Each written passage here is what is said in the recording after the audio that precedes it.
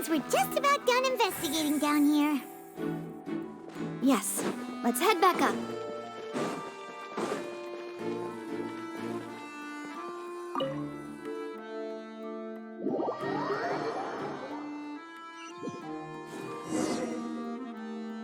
Well, we've ascertained the state of the crime scene. Let's find a place to sort out our findings once Malouse returns. It seems to me that there are several things that don't add up here. Apologies for the wait, demoiselle. So, what did the guards say? Did the criminal escape through the vent? They believe the odds of that are very low, since the vent leads to the Opera House's basement. The guards have checked the area carefully. No one left through the basement during the performance or after the incident, and no one was found hiding there. So the tunnel's become like a secret chamber then. You know, like the kind you usually see in novels. The plot thickens. Halsey's disappearance and Cowell's death are both quite inexplicable. No wonder Farina was so confident in her accusation. All the current evidence points toward Linny and Lynette. In other words, the charges are very likely to be upheld unless we make some considerable progress. Charges and then trial. So if the charges are upheld, they'll announce a sentence? That's right. This is how a trial goes in the Opera House. During the proceedings, the Chief Justice and the Oratrice will hear statements from both sides. That's right. This is how indemnitium is produced. The statements from both sides, the defenses from attorneys, witness testimonies, and even the audience's emotions will all be projected on the Oratrice. To put it simply, it's as if the Oratrice has its own will, and is a judge in its own right. This also precludes any kind of favoritism on the part of the Chief Justice. Not that this has ever happened anyway. Once both sides have finished speaking, the Chief Justice will make his final decision. This, too, will be used by the Oratrice as a reference. Then, finally, the Oratrice will be consulted by officials. The result it returns is the will of justice itself. Huh? So that machine is the one that actually decides? Paimon thought Novelette called the shots. In practice, there is very little difference. Both have always come to the same judgment, which is why people have great faith in the Chief Justice. Ah, yes, the guards also asked me to convey that none of us will be allowed to leave this place before the trial. Huh? Why? Because we've chosen to act as the twins' proxies. That makes us persons related to the case.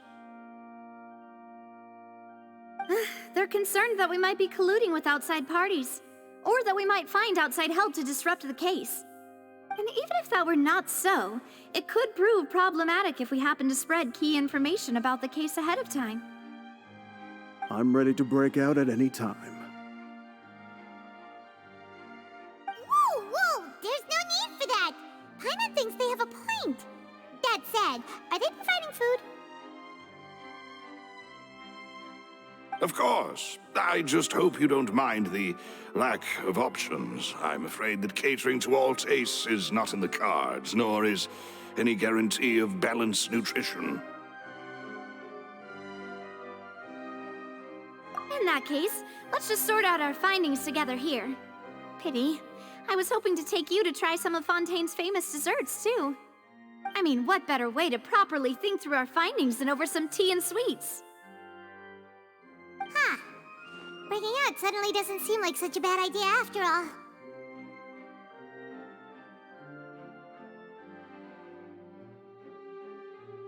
Just kidding. Paimon will still do her best, even if there are no snacks. What do you mean, no snacks? Of course we'll have snacks. If we cannot buy some, then we'll simply make some. Huh? Here? But how? Understood, demoiselle. Everyone, please come with me.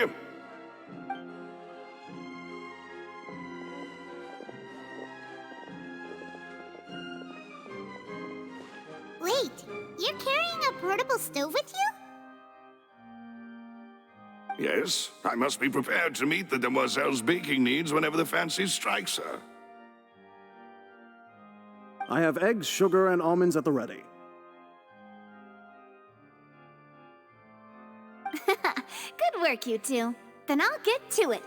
Please sit tight for a moment. You'll get to taste my awesome snacks soon enough. These three are quite the interesting group.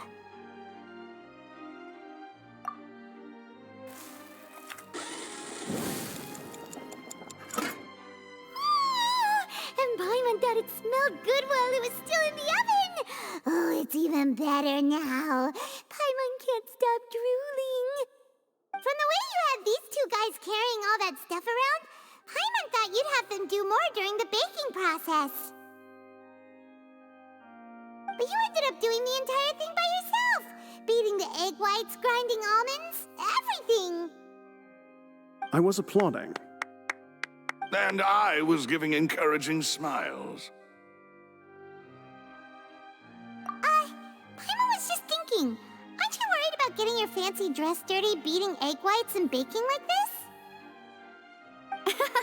Well, I don't think it's carved in stone anywhere that fancy ladies can only read books, sip tea, ride horses, and play the piano. I just really enjoy making snacks. Don't underestimate beating egg whites, by the way. It's a real arm workout. You also need to beat them to just the right consistency, or your macarons will crack. Anyway, give these a try, fresh out of the oven. There's 3 for each of us. Only 3? Well, eating too many sweet treats might send all that sugar to your head. You wouldn't be able to think clearly about the case on a sugar rush, would you?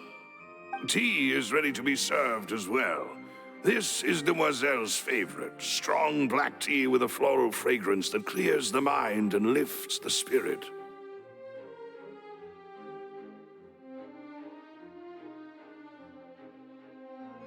No need for concern. I'm merely doing as I should.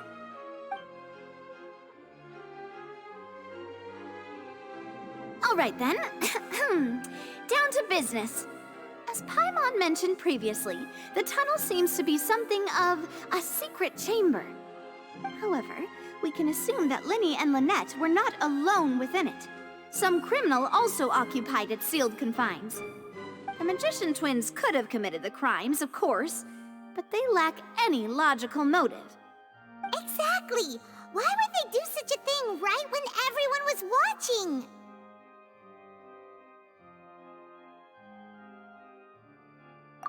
The flower vase and the thud we heard during the performance could indicate some altercation between Halsey and the criminal in the tunnel, resulting in the shattering of the vase, the discarding of her clothes, and her abduction.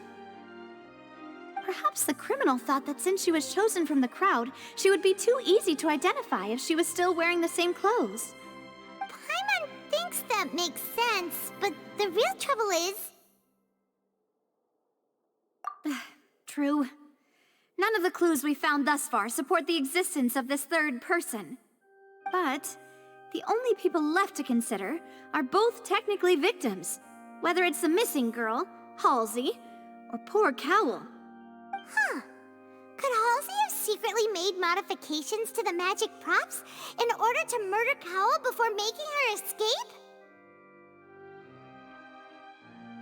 That's right.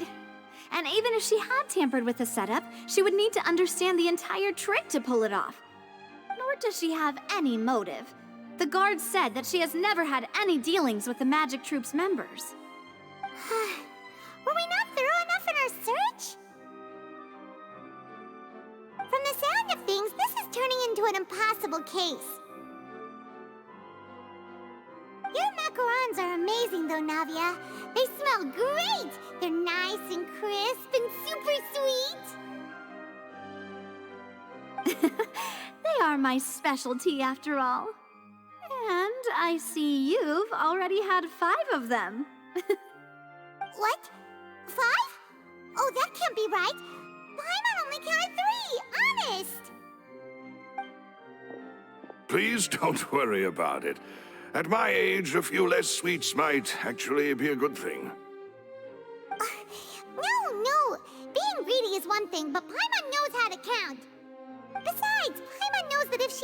many, then others wouldn't have enough.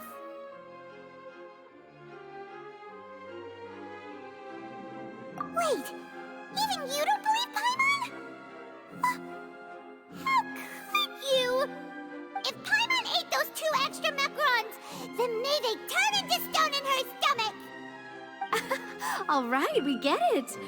Well, I suppose one of us might have gotten too engrossed in our chat and eaten them by mistake. No big deal. Malus, set up the stove again, if you would. Huh? What are you doing? Making sure everyone gets 3 macarons, of course. Exactly. We don't want to trouble you. As you wish, demoiselle. And I have the egg, sugar, and almonds. Well, this really is your hobby, huh?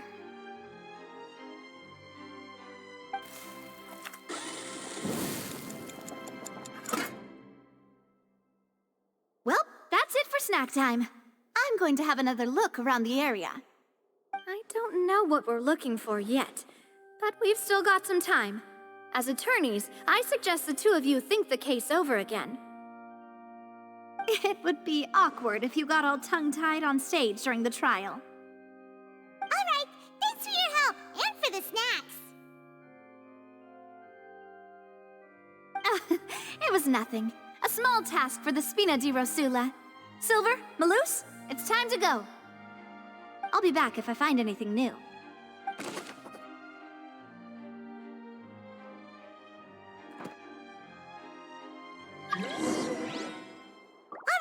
It's time to put our heads together. We've got to get our defense ready for the trial. Oh, it's well...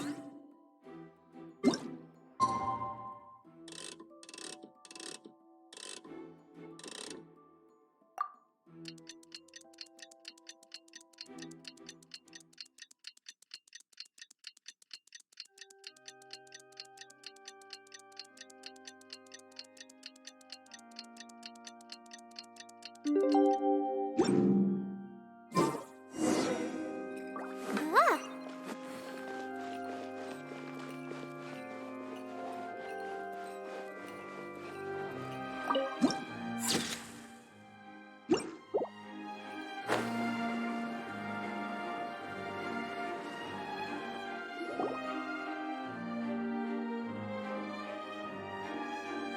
What do we do? The whole situation is so confusing.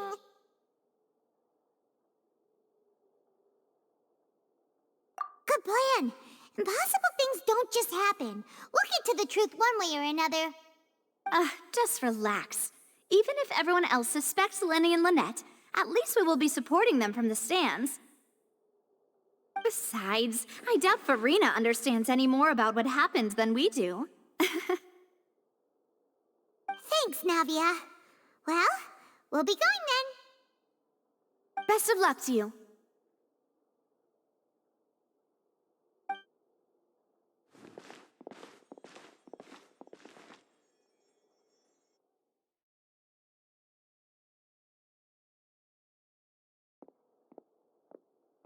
Ah, finally, you're back. Well, how did your investigation go? To be honest, you might be disappointed. No. We're already very grateful that you were willing to help. Well now, don't you all look disappointed? Don't tell me that your investigation came up empty-handed. That was to be expected, of course. The guilty can never produce proof of their innocence. But don't let that stop you. I shall be terribly disappointed should you, my most anticipated foe, concede so easily. Since both parties are present, I declare that the trial regarding the magic show incident is now in session. Firstly, in order for the audience to understand the causes and results of the incident, could we please have Mr. Linney explain the trick? Yes, of course. I will explain while Lynette demonstrates on stage. All the necessary items have been prepared.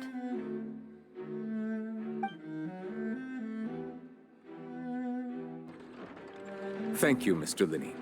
In that case, I take your statement to be that you ran to and remained hidden within the magic box in the audience stands once the trick began, and thus could not have committed the crime. Is this correct? Yes, that's correct, Your Honor.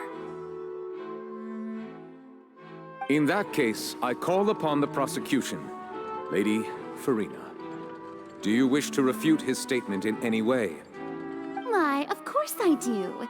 Allow me to take the first shot and break this case wide open. Mr. Linney is clearly lying.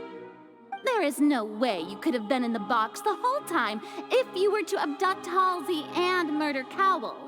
In fact, I'd say you were hardly in that tunnel at all. That is simply your hypothesis based on the presumption that I'm guilty. Oh, is that so? And if I may ask, what did you hear while you were inside your box? The roaring countdown of the crowd, of course. That's how I kept track of the time and built anticipation for the finale. And you didn't hear anything else at all? Nothing that might leave an impression of any kind? No, nothing. I see. But when the count reached 30 seconds or so, there was a thud. One so loud that I believe practically everyone heard it. Huh? Hey, hang on! Something's not right here.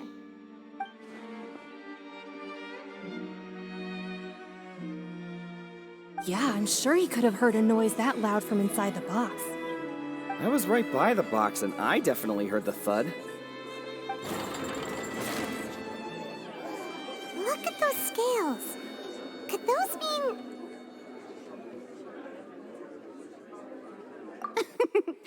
Well then, ladies and gentlemen, allow me to use the words of the magician himself. You never know what can happen in the blink of an eye.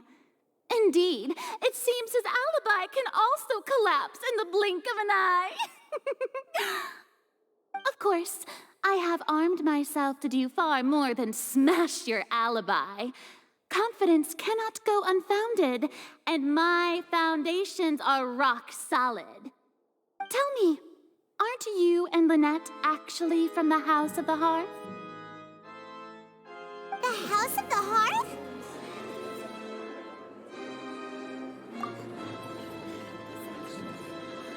No wonder they did something like this. So the serial disappearances were the Fatsui's doing. Now it all makes sense. I've got a feeling that what happened on stage probably wasn't just an accident. That's irrelevant. Our identities have nothing to do with what happened. Indeed. Then perhaps you could tell us everything that happened during that 1 minute. Your first priority is to prove yourself innocent, after all. I'm sure there is little that needs to be kept secret now, unless your script already has holes in it. The Outlander is speechless. My, oh my, don't they look flabbergasted? Now comes the infighting and discord, I suppose. This was almost too easy. Good thing I made all those preparations. Seems the all-nighter I pulled last night is really paying off. Hey, Linny, why didn't you tell us this before?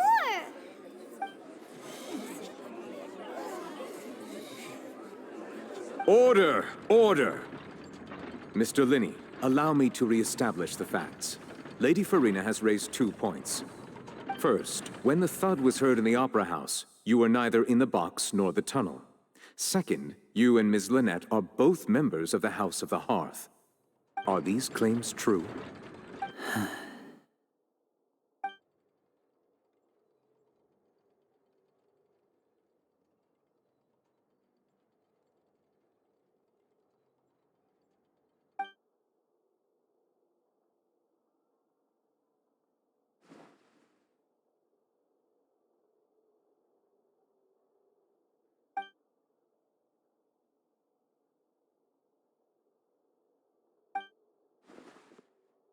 Please answer my question, Mr. Linney. I'm sorry. Yes, they're true, Your Honor.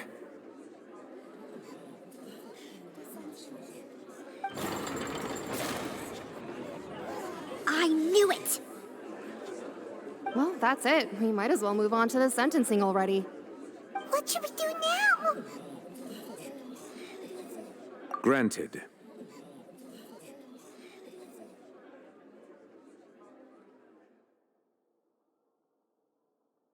In that case, what is your request? Is that really necessary? They're already as good as guilty. The defendant deceived their own attorneys. What is there left to discuss? Order! Order, I say!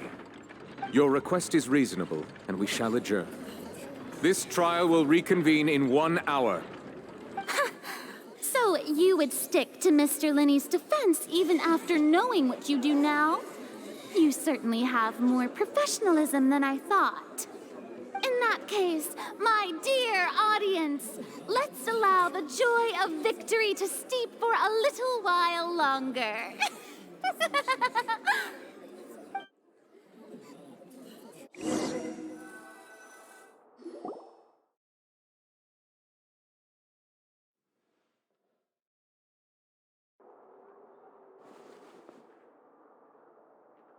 Well, this is awkward.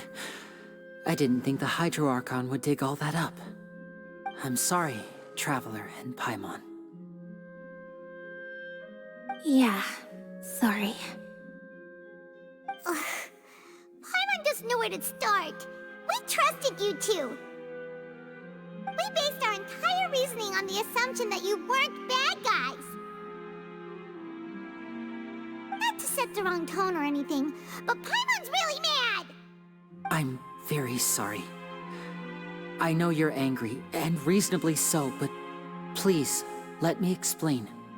I know you've clashed with the Fatui several times before. I wouldn't be surprised if just hearing the word is enough to make you upset. But our organization is very, very large, and the Harbingers have very different personalities and goals. Right now, we want to save people. As many as we can. That's right. I'm sure we're on the same page when it comes to this nation and the disaster that its people might face. I knew if it weren't for our respective identities, we could become good friends.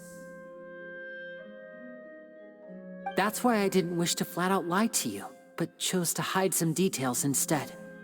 The truth is very important, but being completely transparent about everything would see us spending more effort than we need to. Right. So, you be the judge. Heck, if I were you, I fear that I'd even struggle to trust me at this point. You met a Fatus who works as a magician, a trickster by trade. All by coincidence, too. But still, I'm asking you to trust me. I am no criminal. At least, not in this case. Sorry. Please forgive us. Well, you both say that, but... Right, let's hear your answer first, and no lies now! Of course. I'll answer any question you ask. We've been trying to find out how the Oratrice operates. We want to know why it has a consciousness. Why can it deliver sentences accurately? During our investigations, we learned that the machine's core is beneath it. From that moment on, Lynette and I have been designing this box swap trick, with the objective of getting close to the core. Is that why you needed a whole minute? That's right. In truth, the audience would take about 75 seconds to count down from 60, while I would only need 15 to get to the opposite box. So, after jumping into the tunnel, I accessed the Opera House basement via the vent, and went to investigate the room in which the core is stored. That air vent was created during the construction of the tunnel specifically to execute this step.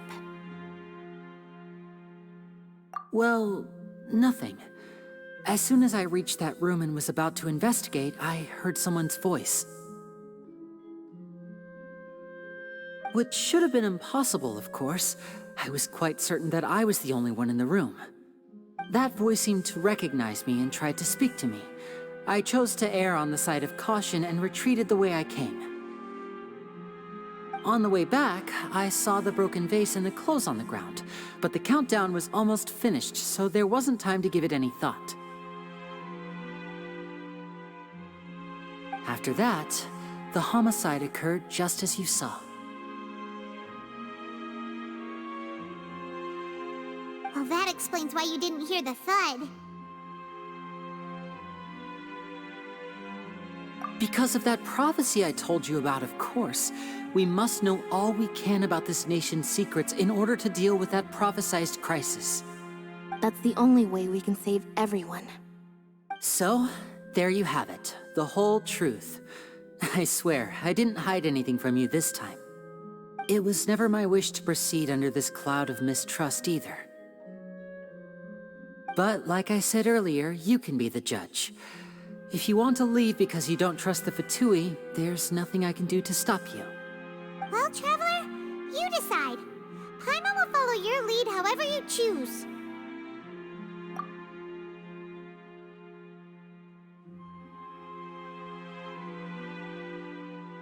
Okay, thank you. Thanks for giving us a chance. The current problem is that the scales are tipped pretty badly against you two. If we want to refute the Hydro Archon's accusations, we're gonna need a seriously watertight defense. Huh? Oh, Paimon thinks she gets what you mean.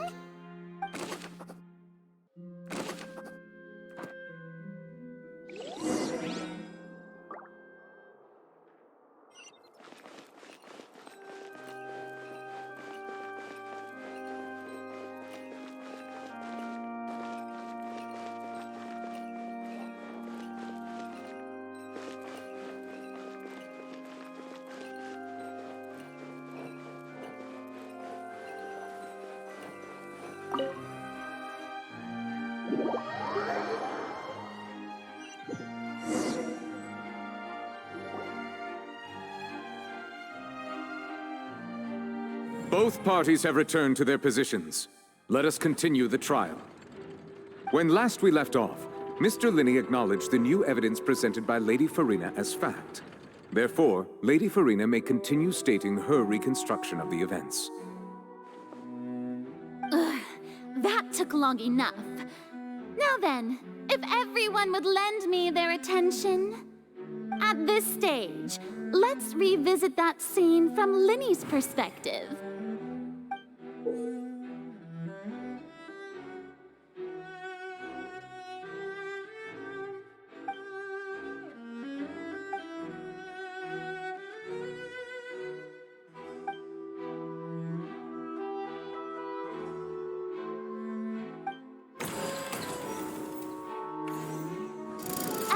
Countdown began, he entered the tunnel. When the flatbed trolley passed, he opened the box and got into an altercation with Halsey, which caused the loud thud.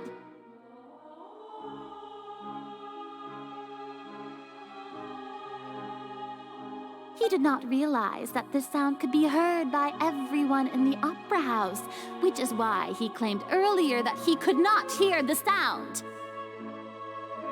Finally, he used the vase to knock her out, before making her change clothes to prevent others from recognizing her. At this time, Cowell arrived in the tunnel, having heard that strange noise, and caught Linney red-handed. So Linney proceeded to knock him out too before stuffing him into that box. Afterward, Linney passed the unconscious Halsey to his accomplice through the magic box in the audience stands, before operating the devices such that Cowell's death would be ruled an accident. And there you have it. That's the truth behind what happened. Does the defendant's side have any objections to Lady Farina's description of the events? the key to refuting Lady Farina is the order of events, what Linny experienced, and what he saw.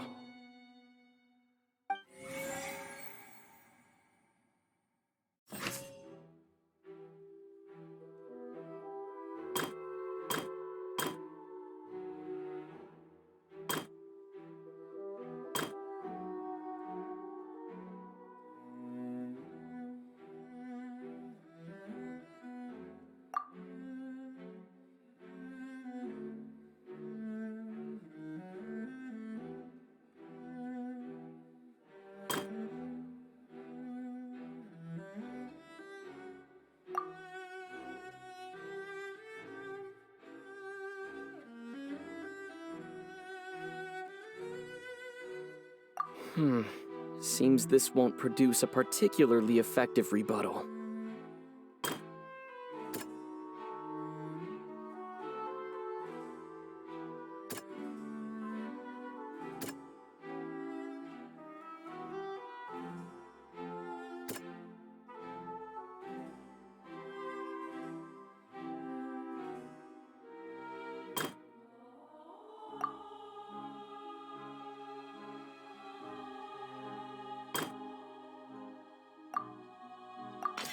According to Linny, he left via the vent after entering the tunnel. He couldn't have had that altercation with Halsey.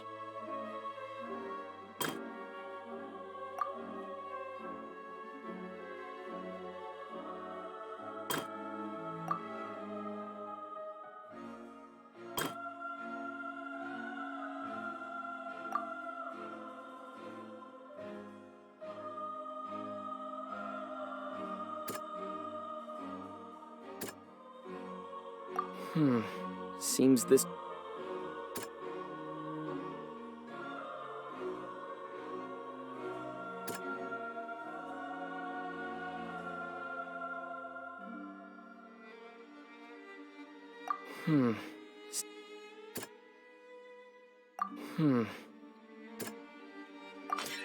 Linny went to the room that contains the Oratrice's core. This is the actual truth.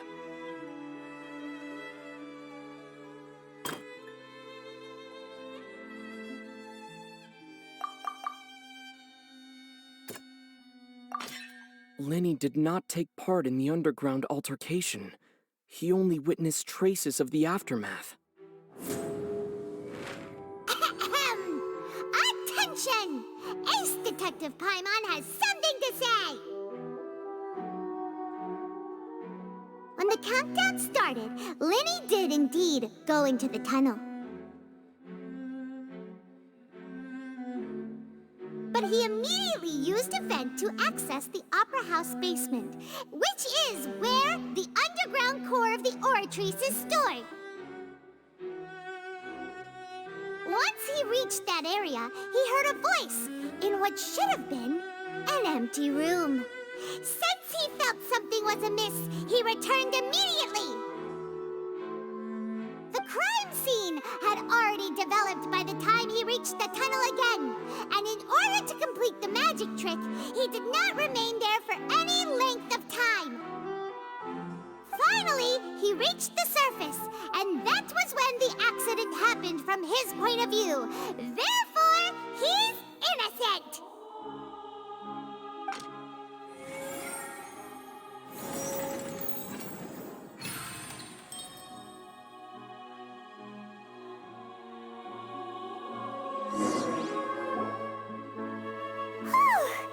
Paimon did it! Paimon actually managed to say all that! Wasn't it awesome? In other words, you believe that he knew nothing of the incident? That's right!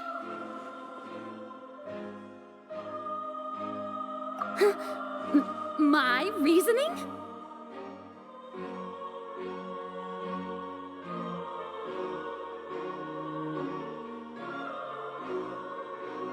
If that's the case, then if Carol hadn't entered the tunnel, who was the entire setup meant to kill?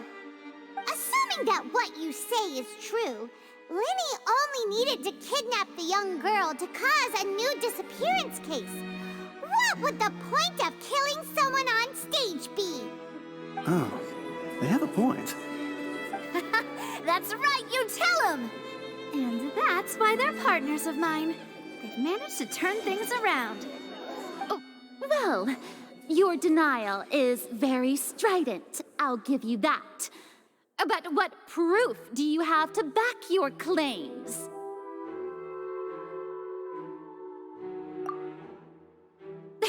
Of course I do. If he had been in the magic box the whole time, how could he have not heard that sound? Why do you ask? You're saying that he wasn't?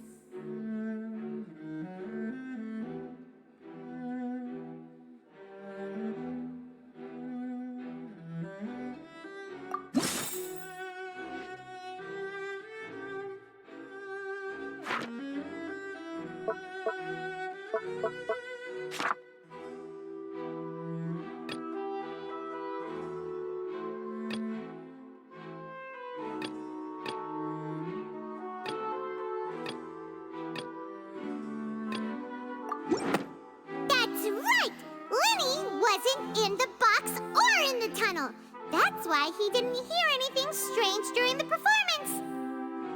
This means that when the crime happened, Lenny had already entered the basement via the vent. The same clue you used to disprove his alibi has now become the best proof! How do you like that? Well played. To think you'd use such logic. Well then, if it wasn't Lenny who committed the crimes, then who was it?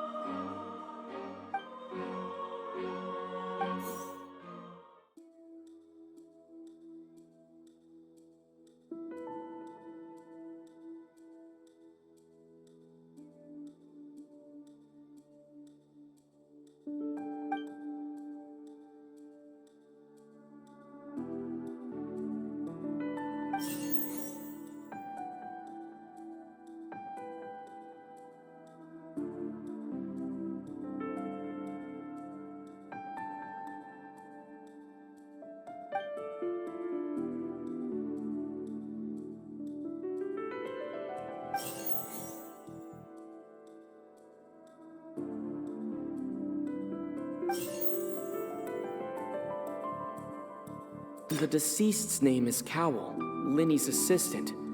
He would have been able to tamper with the equipment. Halsey is the missing person and an ordinary audience member. Or did she have her own scheme all along? Could there have been a third person involved? Halsey is the missing person. Could there have been a third person involved?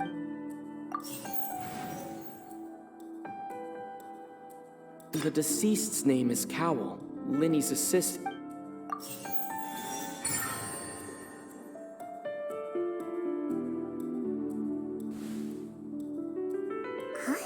Huh?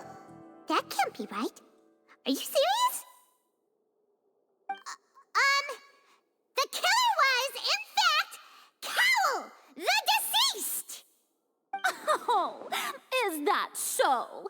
How interesting! Let's hear your reasoning then. What I must do next is recreate the truth. What Cowell did, and how he went from would-be perpetrator to victim.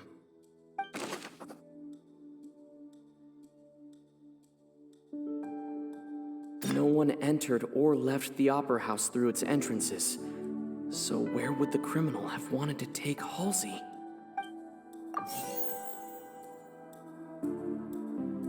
No one entered or left the Opera House through its entrances. So where would the criminal have wanted to take Halsey? Lenny was not in the tunnel at that moment.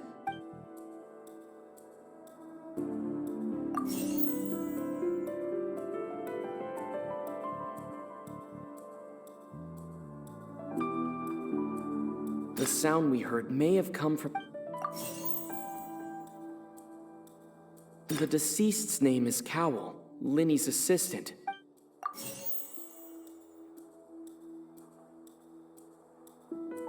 It would have been tough for both people to fit into that vent. They would likely have bumped into Linny as well.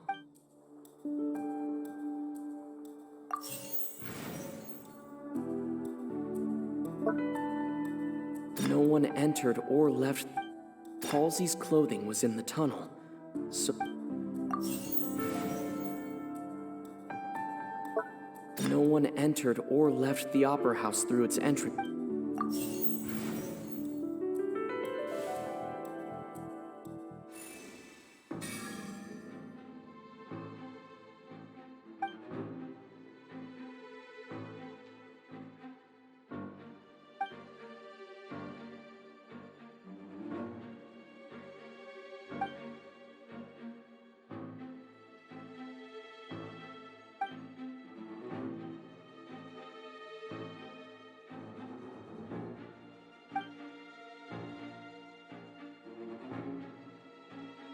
What's wrong, Traveler?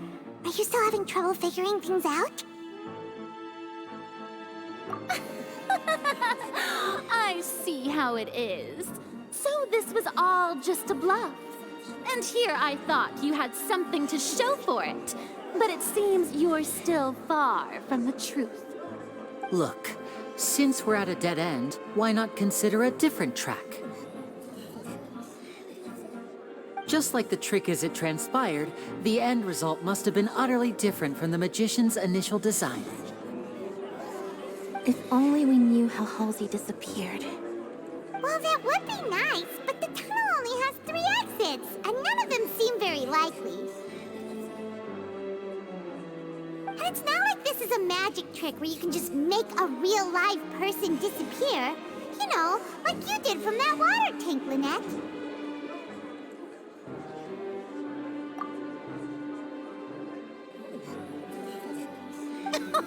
Excuse my interruption, dear opponents, but do you not see that the crowd is growing impatient? There is no greater sin in this opera house than an awkward delay in the performance.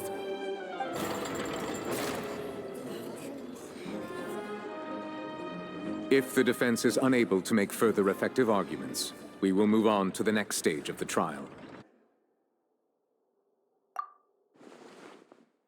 Linny was not in the tunnel at that moment, which gave our criminal ample time. The sound we heard may have come from a clash between the missing Halsey and the criminal. The deceased's name is Cowell, Linny's assistant. He would have been able to tamper with the equipment. The vase was not broken by chance.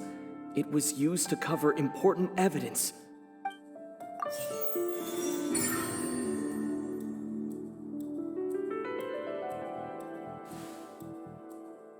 Oh, Paimon gets it! It all comes together if Halsey disappeared instead of being kidnapped. Lynette escaped from the water tank, vanishing gradually and leaving only clothes behind. If there's a similar method where a person could be transformed into water... Just a moment, please. I do hope you know how preposterous you sound at the moment. How could a person ever be transformed into water? This is reality we're talking about here, not some magic trick. Must we really? I should think that of anyone. Your friend Linny already knows this truth very well. Magic tricks are ultimately just illusions and misdirection. But Halsey's disappearance is very real. We're talking about 2 completely different things. Even so, I trust the Traveler's judgment. The truth must be out there somewhere. Perhaps some new line of reasoning may open if we try to gather all the focal points that don't make sense. Since Cal was the deceased, we haven't placed much attention on him. But given that we aren't making much progress with the case, it wouldn't hurt to have a look at his belongings, would it? People really do come up with all sorts of harebrained schemes when at the end of their rope.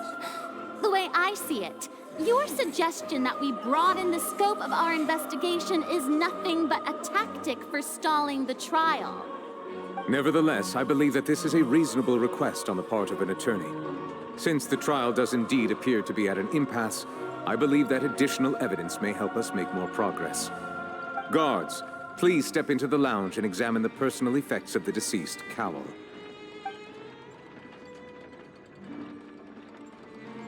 We are still examining the items, but we have already made critical progress that we feel must be shared with everyone post-haste.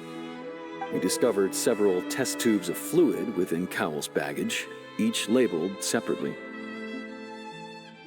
The notebook in his backpack claims that these fluids are water from the primordial sea.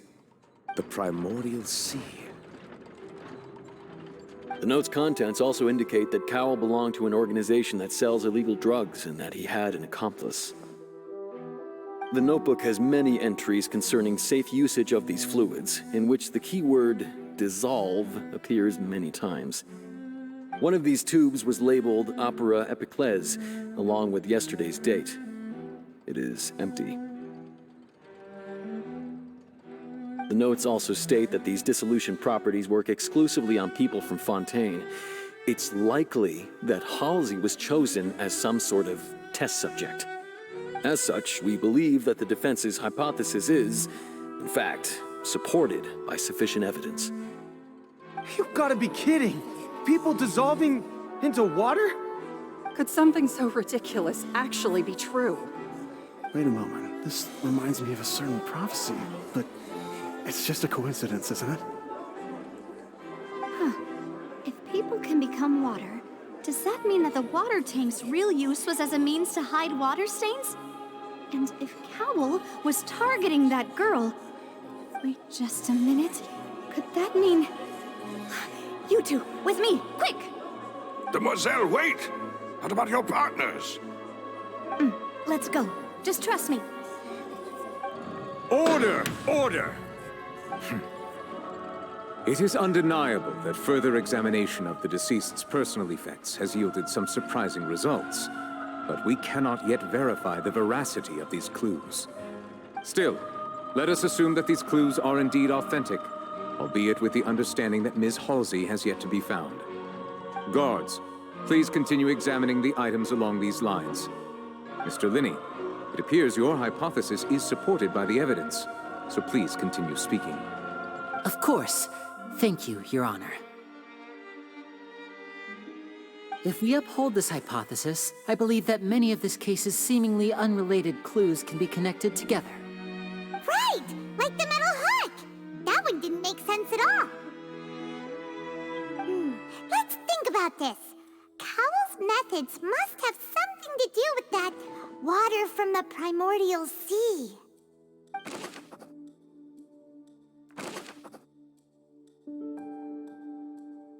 The deceased's name is Cowell.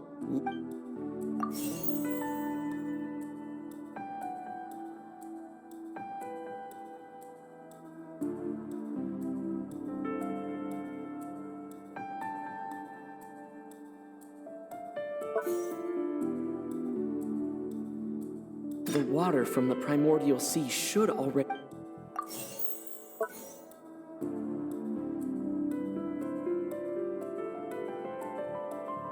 I remember there was something else within the inner layer of that box. Lynette was in the magic box on stage the entire time. Now it seems like the hook rope was not meant for another magic trick, but was instead some form of triggering...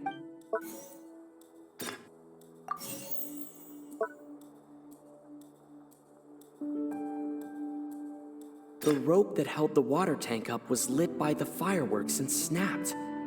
As such, the focus here is on the water and not the tank.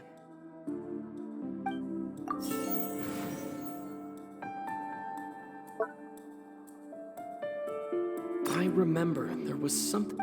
Lynette was in the magic box on stage the entire time. Did she have something to do with this? I remember there was something else within the inner...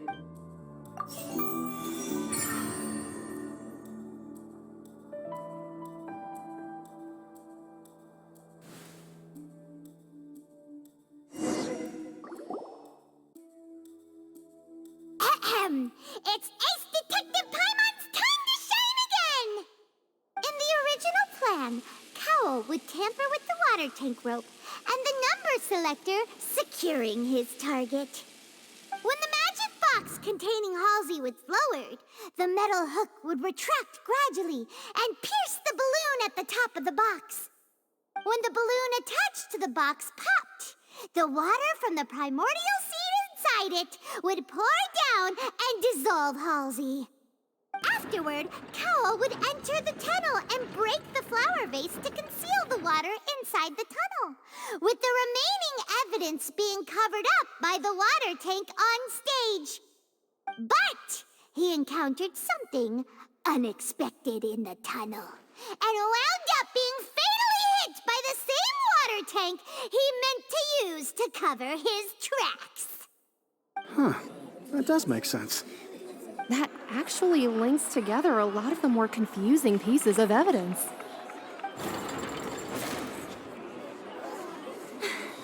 Oh dear, what do I do? Even I think they sound convincing now. Have I falsely accused an innocent person? What a humiliation. Now, it seems like the only point of contention remaining is the exact circumstances that led to Cowl's death. His notes mentioned he had an accomplice who could be related to the situation. On that note, the guards have just contacted me indicating that they uncovered new evidence. I shall now invite him on stage to share it with us. Thank you, Your Honor. We were just inspecting the luggage of the other people involved in this case.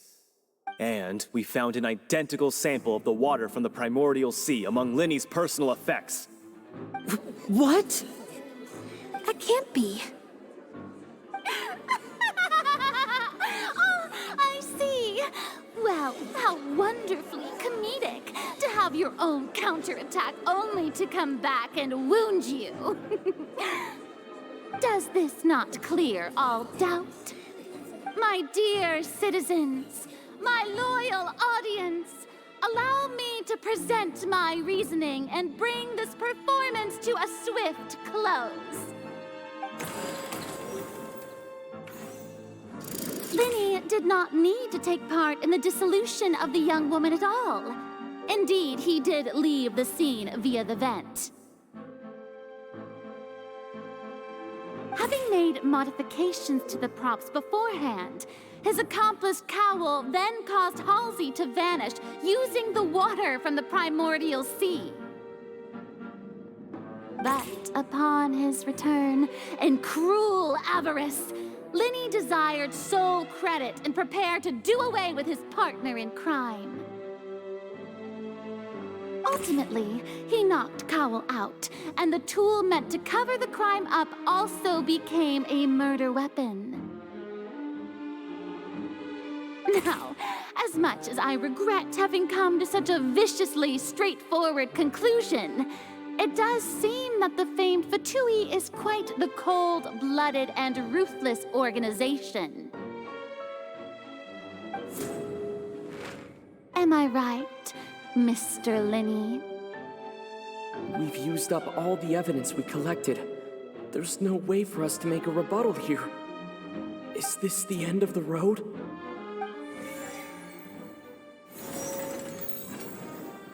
Oh no! Paimon can't think of anything either. It doesn't look like there's any way around this.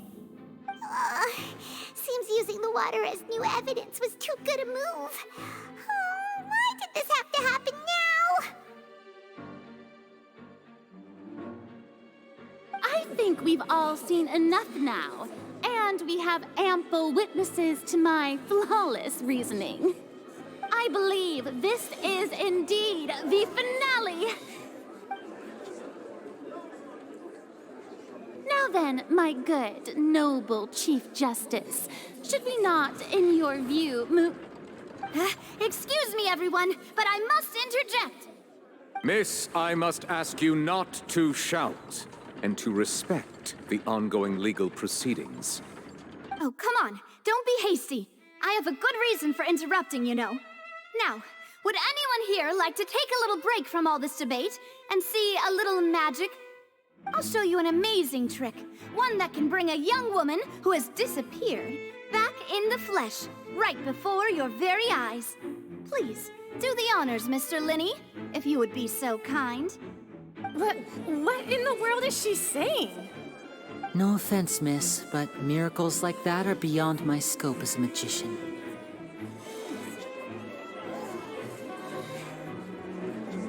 Come on now, don't be silly.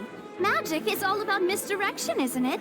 It often conceals the truth while presenting a fascinating illusion. But once everyone believes the illusion, can't magic reveal the truth to them once again? And wouldn't such a trick be the most marvelous finale to today's performance? Come on, Lenny and Lynette. Give it another go. Don't worry. Spina di Rasula has made the necessary arrangements on your behalf. But, as the magic makers and stars of the show, I think I should leave the final performance to you. I understand.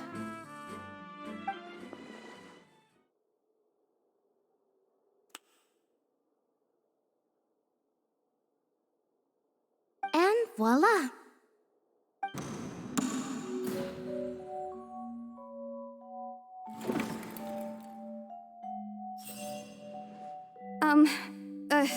Sorry for the interruption.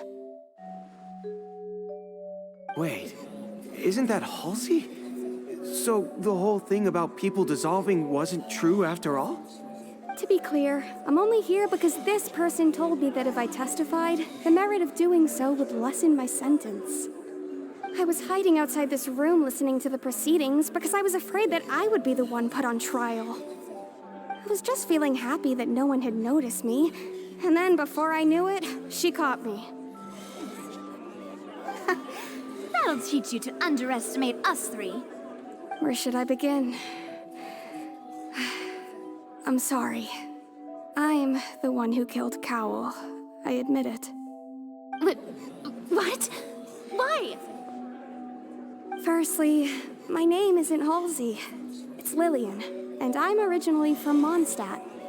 I heard that Linny's show was gonna be a real thriller, but I missed the chance to buy a ticket, so I stole one.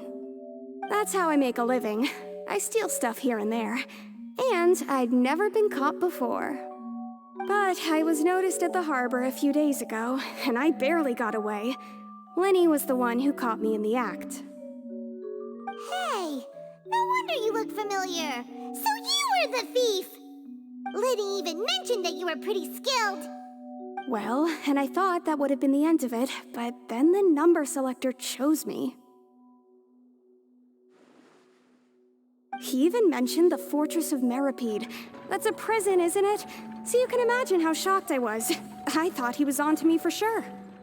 So I played along with the show while looking for an opening to flee, but then I got water poured on me for no reason, and then someone jumped into the tunnel to nab me. I wasn't going to take that lying down, so I knocked him out and stuffed him into the box. There was nowhere to run from there, though, so I had to change my clothes and hide in a box containing performance costumes. I slipped out after the first guard arrived at the scene and continued hiding inside the opera house. Can a person even hide in there? But I swear I didn't know that the water tank would fall down. Really, I swear it. Had I known that, I wouldn't have put him in the magic box. I may be a thief, but I'm no killer. Well, that makes everything pretty clear now, doesn't it? This time, we need to tell the entire story from Lily-Ann's perspective.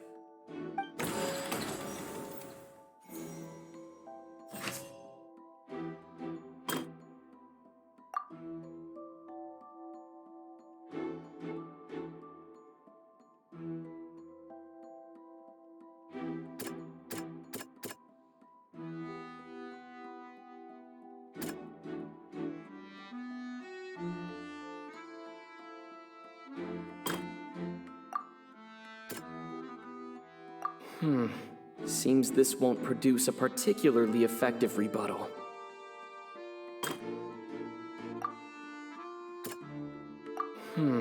Seems this won't produce a...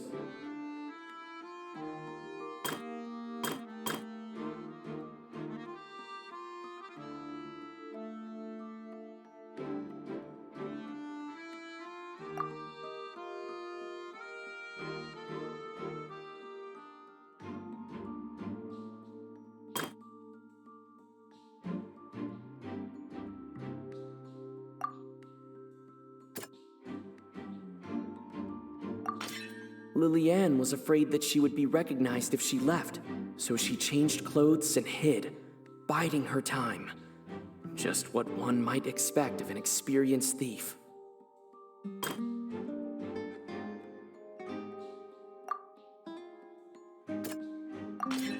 The flower vase was not broken to cover anything up, but was smashed during the struggle between Lillian and Cowell.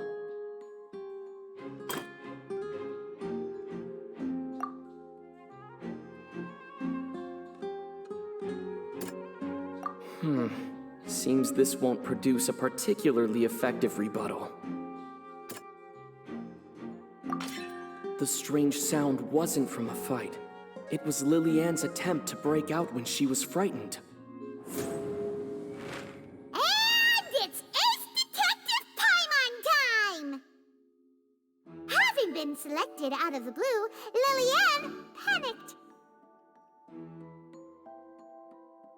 Her panic only intensified after she entered the tunnel and had water poured on her head.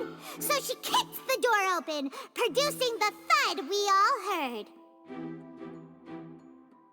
Hearing the commotion, Cowell leapt into the tunnel, only to discover that Lillian had not dissolved. He did not know that Lillian was not from Fontaine, but was a thief who made her way in by stealing a ticket. Mistakenly believing that the water from the primordial sea needed time to take effect, he tried to force Lillian back into the box. The two broke the flower vase during the struggle, but Lillian came out on top, knocking Cowell out and putting him in the box. With no way of escaping, she changed her clothes and hid in the costume trunk until the performance ended.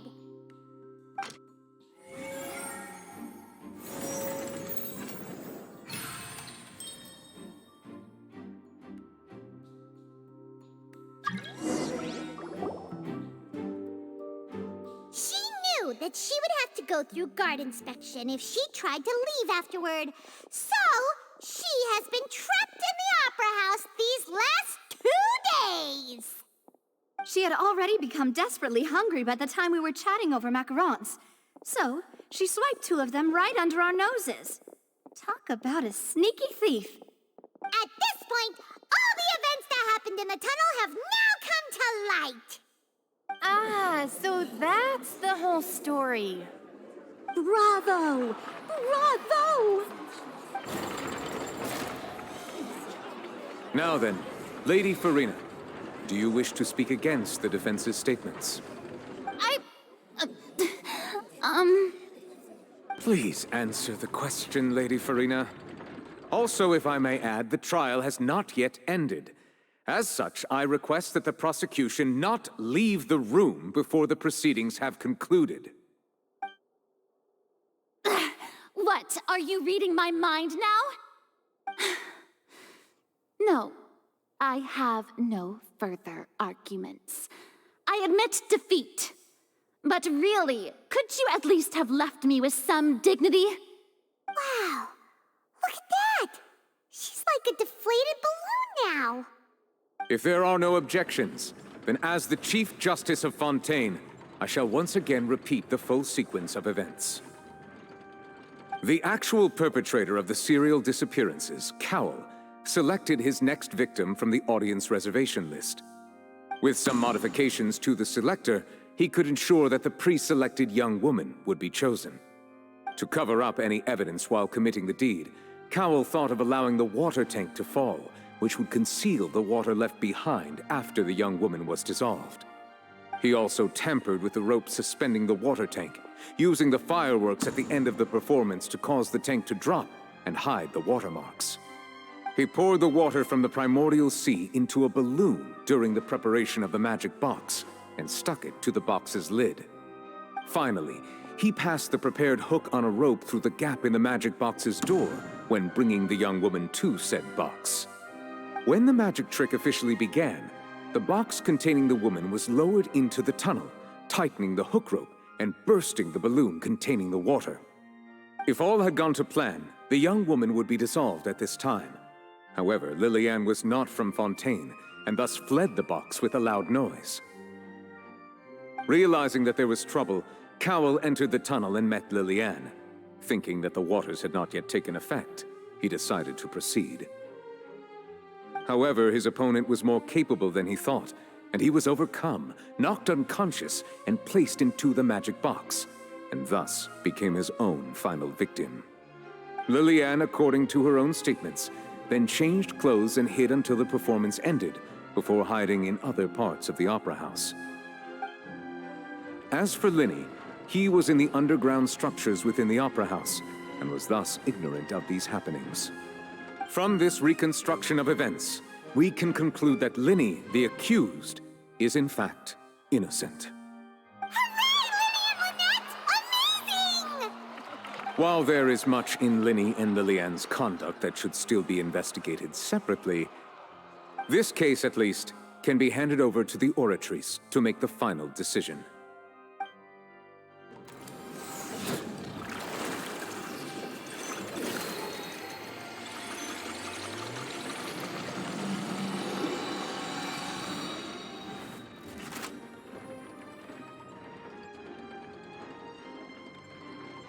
As such, Linny and Lynette are officially declared not guilty.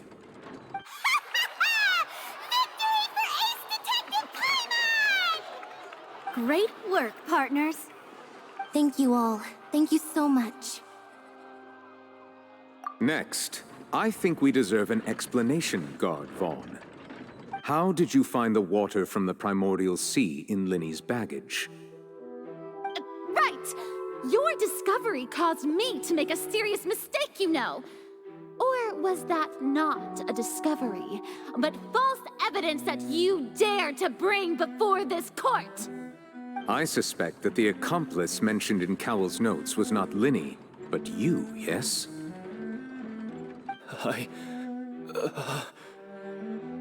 I'm sure you know what you must do to lessen your sentence. Speak quickly! Unless you want to earn yourself a one-way ticket to Coupon Town. I was just following orders. We were supposed to place blame for the serial disappearances onto Linny, and thus cause suspicion to fall on the Fatui. The higher-ups said this was the best opportunity to do so. And now that your plan has fallen through, and the secrets of the water have been revealed, you have become a liability to said higher-ups, yes? Therefore, you would be wise to tell everything you know, and seek the protection of the guards. Yes, I'll tell you everything I know. Our boss discovered that the water can cause people to dissolve. It can also be made into a potion, which when extremely diluted, can cause people to experience unforgettable exhilaration. We've been in this business for a while now, and have made decent mora off it. The disappearances were also the boss's idea. I mean, this is the boss we're talking about.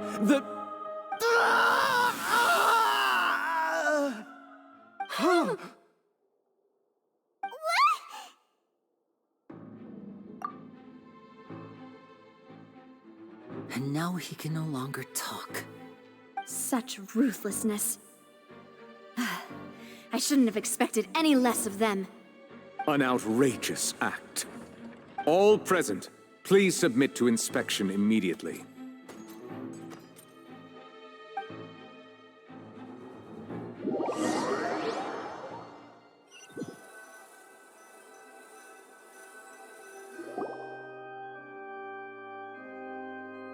So, we're just going back now?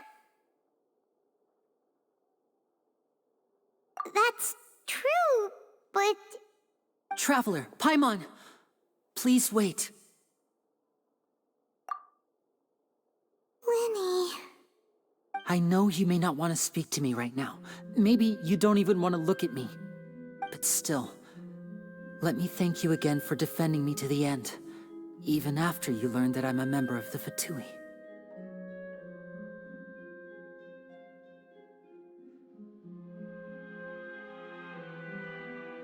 I guess. But regardless, I'd like the opportunity to set things straight. I didn't approach you with any ulterior motives or ill intent. I've spoken to you as myself, just plain Linny this entire time. As for why I'm a Fatus, it's because the goals of the House of the Hearth align with those of an orphan like me. That's all. That was how Father, who you might know as the Knave, approached recruiting us back then too. The Knave? The one who controls the House of the Hearth? She's your father? That's right. And since we're here, I was wondering, would you mind hearing a story? It's about my past. Back when our parents first died, Lynette and I were left wandering the streets. To survive, I took to surreptitiously observing an older street performer who did magic. It took me several days to figure out how he pulled off his amazing tricks. I took my sister through several streets until we found a crowded corner, and we began to perform magic tricks there. To my surprise, we proved to be pretty popular, and we could at least stop worrying about where our next meal would come from for a time. But I didn't want my sister to remain a street rat together with me forever. Before long, an aristocrat came to me and claimed that he wished to take us in after watching my performances. So you went from orphans to nobility just like that? That was how we felt at first too. As if fate was on our side and we could say goodbye to those painful days. But I gradually discovered that while we were called foster children, he was really after my talent for magic tricks. He would constantly take me to all sorts of banquets to garner attention, which he would then use to expand his social circles. That doesn't seem too bad either. Better than roaming the streets at any rate. It took a while for me to realize just how dark his heart really was. After one particular performance at a banquet, I discovered that Lynette was not on the same return vehicle as me. I waited a long time after we returned home, but she did not come back. I went to that noble's bedroom and asked him about her whereabouts. The answer he gave me was, she caught the eye of the most eminent person at the banquet, so I sent her over as a gift. I mean, you'll be able to perform your magic regardless of who your assistant is, yes? Oh no. So he was gonna... But wouldn't Fontaine's laws deal with such people? As far as outsiders are concerned, this is a relationship akin to adoption or foster care, and they have their ways of escaping the eye of the law. I managed to ferret out the location of the mansion of that so-called eminent person and hurried through the night.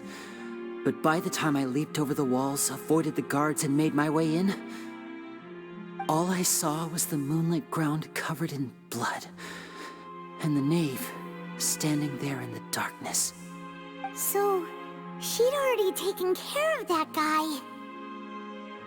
That's right. She had rescued my sister before she could come to any harm, and had even discovered several girls hidden in a basement, all of them orphans. Father, I mean, the knave, might have seen something in me, and so she made me an offer. The House of the Hearth welcomes you, for your interests align with ours. Here, none will ever betray you. Indeed, betrayal shall never be permitted here. I was hesitant to trust her. I mean, I had just been betrayed by nobles. But she was also quick to destroy the noble who had taken us in at first, giving us back our freedom. Oh, so that's how the two of you joined the House of the Hearth.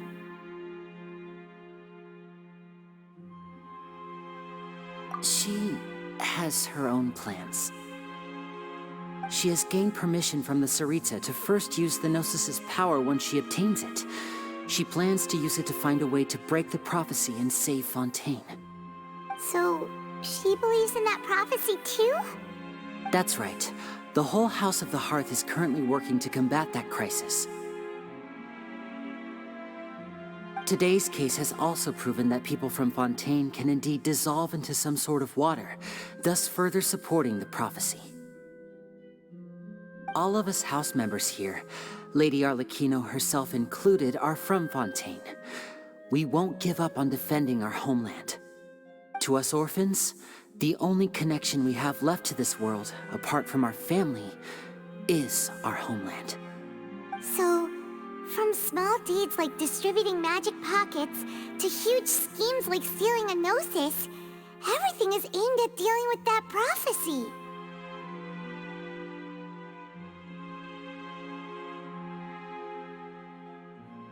It's all right.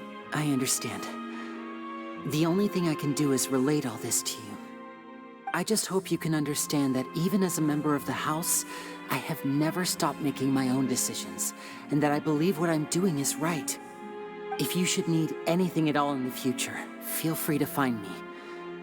I will do my best to help you, as plain Linny.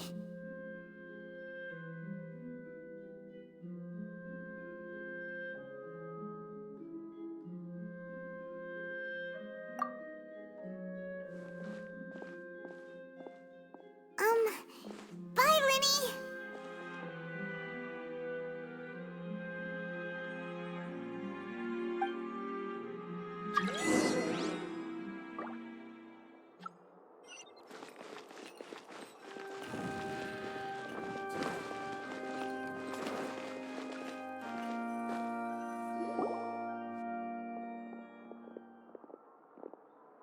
Hey there. What was with the disappearing act you pulled right as the trial ended? Were you looking for us, Navia? Well, this whole thing isn't exactly over, is it? I do feel that we're getting closer to solving the serial disappearances case, though. Don't you think so, too? Huh? What's wrong, my dear partner? Besides, are you sure we're the ones who can crack a case that's been cold for decades now? And given that there's new evidence from the trial, there should be a trail of breadcrumbs for the Hydro Archon's people to follow now, right? Huh. I see. Well, I won't lie. I'm a little shocked to hear that from you. But I suppose you are just travelers who have only arrived in Fontaine after all. Sorry. I might have been too presumptuous. Don't say that, Navia. Ah, and we were having so much fun investigating with you, too. It was like having new waters flowing into a stagnant mire, causing new hope to spring forth, and the reflection in the murk to become clearer. Sorry about that. I'm a bit prone to nostalgia. Don't mind me. Wait, shall we have a farewell meal? You know, to commemorate our time as partners? Huh?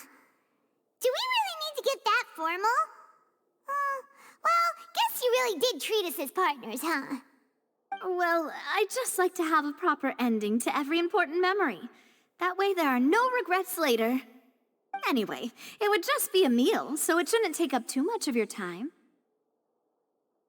You don't have to twist Paimon's arm. If Boss Navia's treating, count Paimon in!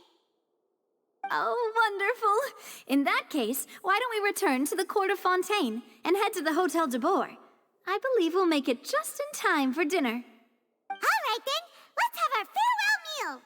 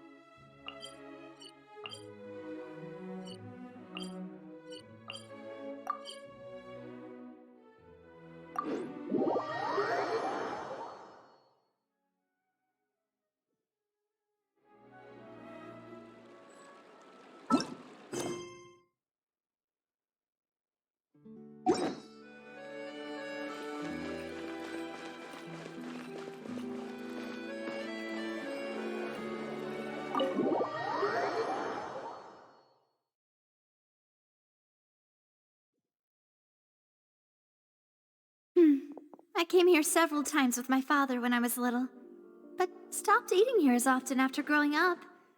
I hope the food here will be to your taste. Oh, don't worry. We haven't eaten at a hotel like this in a while. Paimon's getting excited already. In that case, I'll go order for us first. Please wait here a moment.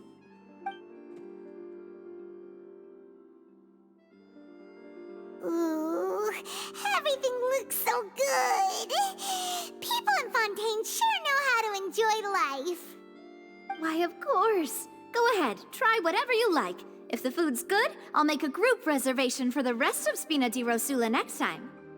And if it's not? Well, then I'll still bring everyone. Albeit with only one dish per table. You, sure have your own way of doing things. Oh, we called this a farewell meal, but we could also treat it like a victory feast, right? We did just win that case after all. Oh, true. Very true. In that case, boss, we'll have another 2 dishes. Huh? Paimon didn't mean that you had to order even more food.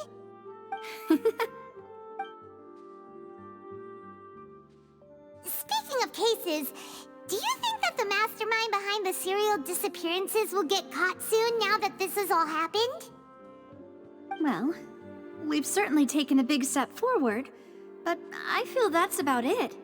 We know that there's an organization that means to dissolve these young women, but we still don't know what they are really after. If it hadn't happened right in front of us, Paimon wouldn't have ever believed that a person could be dissolved like that. Right? Yet it was because this was such a preposterous notion that the investigation could never really move forward before. Ugh. If only that guy could have finished speaking! We were so close to hearing who was behind it. In such investigations, even the smallest step can seem like a yawning chasm if the trail of clues is cut off. To be honest, I don't have high hopes for any follow-up that the authorities might conduct. It's not that I don't have faith in their ability, it's just that a different perspective is required in some matters. It's easy to guard against and deceive a single narrow perspective. A shift in thinking is required at such times in order to produce a breakthrough. Which is exactly why the Spina di Rosula exist. Those highfalutin folk are not all-knowing. That's why we exist. To seep into the cracks where filth falls through, where their watch fails them. That's the kind of problems we solve. Seems Paimon thought things were simpler than they actually are. It's all right. Well, this was supposed to be a farewell meal, so I doubt you have further interest in this business, right? Let's talk about something else. Like, what are your future plans?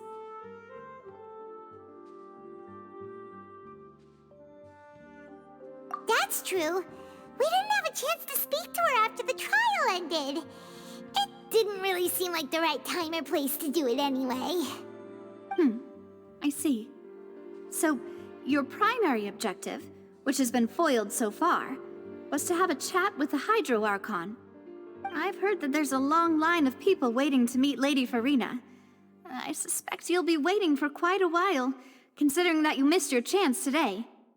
Yeah, we've heard that she's super popular here in Fontaine, and that it'll be tough getting any of her time. Well, would you consider some more, unique ways? Perhaps even methods of, let's say, questionable legality? Guess that's Spina di Rosula's boss for you. Chock full of sketchy ideas. Well, what did you have in mind? Well, one way would be to infiltrate a performance troupe at the Opera House, only to abandon your act at the play's climax and ask to speak to her after the performance. I'm sure Lady Farina would be eager to see the ending, and would agree in order to finish watching the play, don't you think? Could you suggest something a little more practical? This plan seems pretty hard to pull off. We'd have to go learn how to act, and acting's really hard.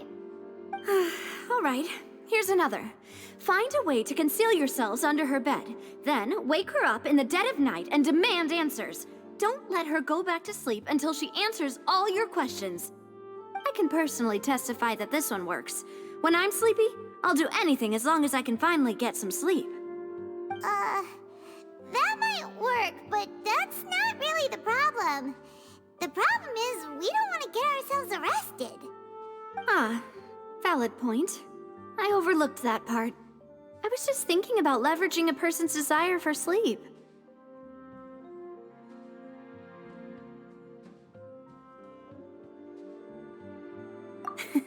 All right, no more joking around. Perhaps you could... Oh, I don't know. Cut the line when she's on a break. You did defeat her in court, clearing citizens of hers from false accusations. False accusations she had nearly upheld personally. I imagine that she feels quite ashamed about the whole thing. You mean that if we catch her while she's on a break, she might be too embarrassed to refuse? Oh, that does make some sense.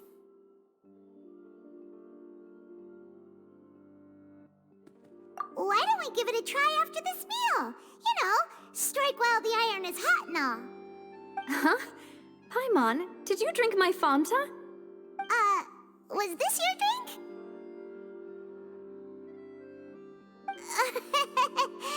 Sorry about that.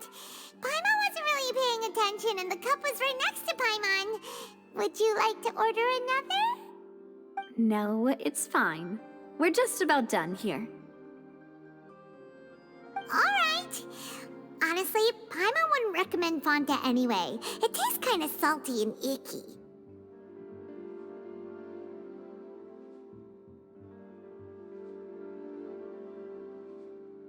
Is that so? Huh. Well, in that case, we'll have to blacklist the Fonta here then. If we're all finished eating, then I'll go pay. Yeah, we're stuffed. Thanks for the treat, Navia.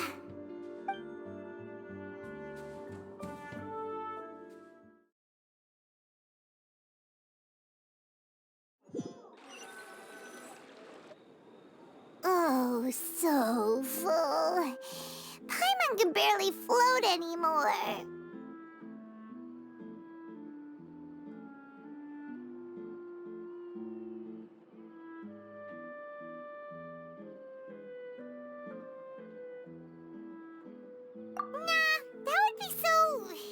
Normal. You know, like you. Okay. As for expenses this month, we're left with... Hey, Navia! What are you doing over there? Oh, nothing. It was just a meal, you know? Nothing the Spina di Rosula can't cover.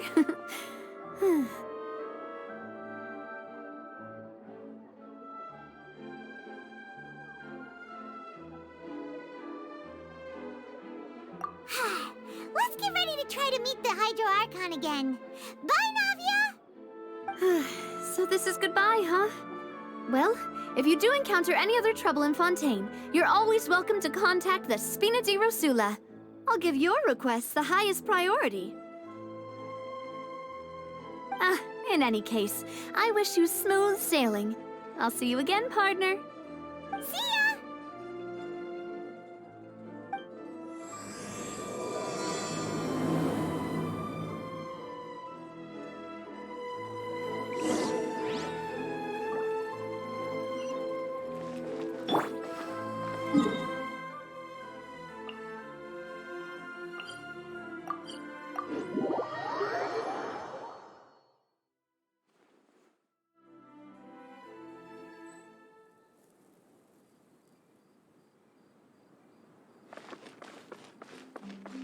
The wind rises.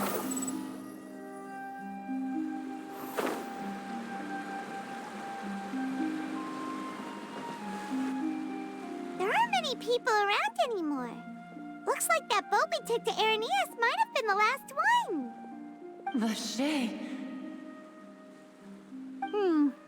Looks like we're back here again. Huh? Traveler? Are you hearing voices again?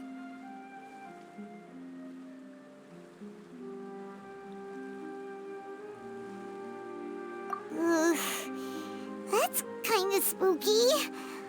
Are you sure we don't want to come back in the morning? Vache? Vache? Hey, why are you still walking towards it? There might be something nasty in the water.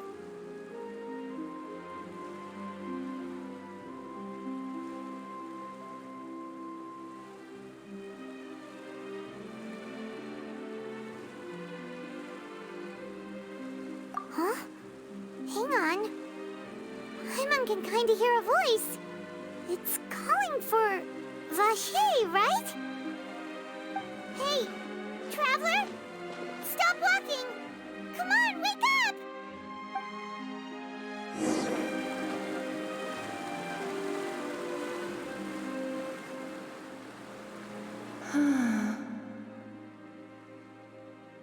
Vache, are you my dear Vache? No, wait. You seem to be someone else. Do you know Vache? Do you know where my love is? Wait. Who am I? I'm very sorry. I fear I do not know. My memories feel like they have been washed away like a flood. So many fragments dissolved amidst the tide, never to be recovered. How much have I lost? How many things that I once held dear while on land have I since forgotten?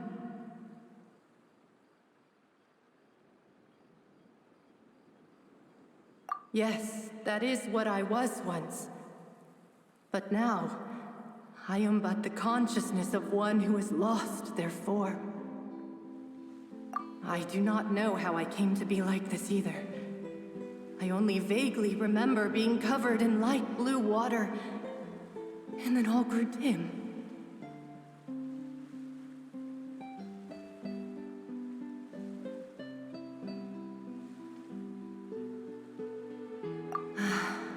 I also remember going to many places. I loved adventure, loved exploring places of peril. No matter where I went, Vache would go with me.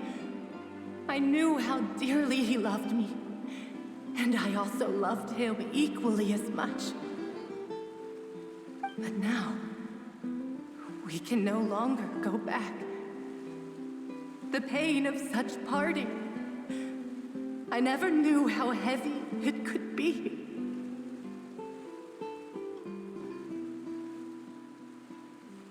No, our reunion no longer has any meaning. There is no way for us to create any new memories.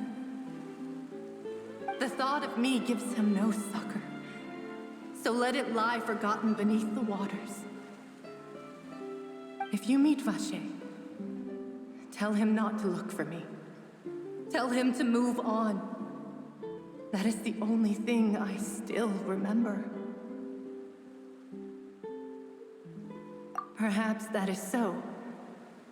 As I was submerged in the waters, losing consciousness, I saw Vache above the surface. His eyes were filled with such sorrow, such longing. If only I could have comforted him, told him that I did not suffer.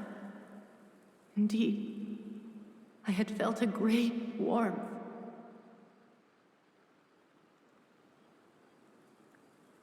Is that what you call it? Dissolving? If anything, I consider it a form of release. It was a state of neither fear nor frenzy, with only an endless peace, like the water's still surface. I could also liken it to being a thirsty person who drinks water for the first time, and only then sees how they have lived for so long in a world of endless want and anxiety.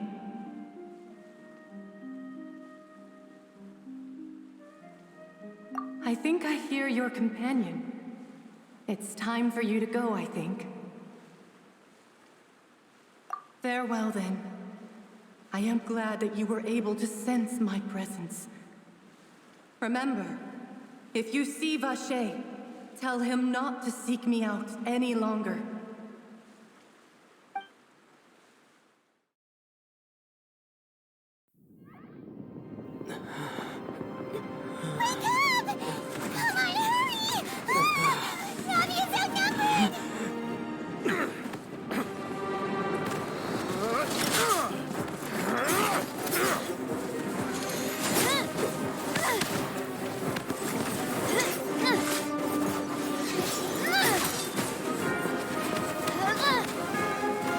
Demoiselle, look out!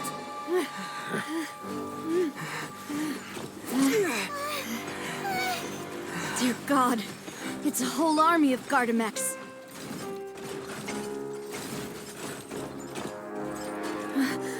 Chlorand?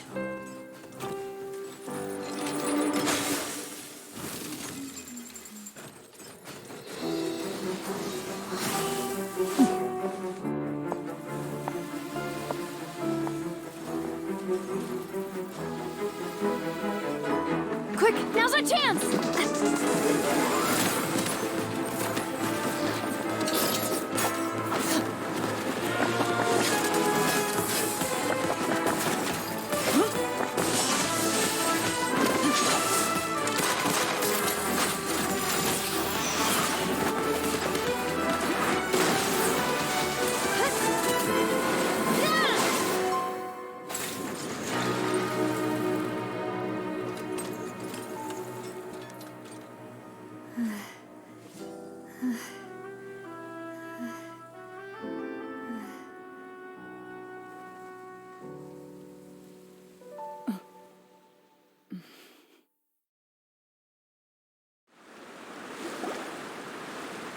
I should thank you for lending us your sword there, Chlorand.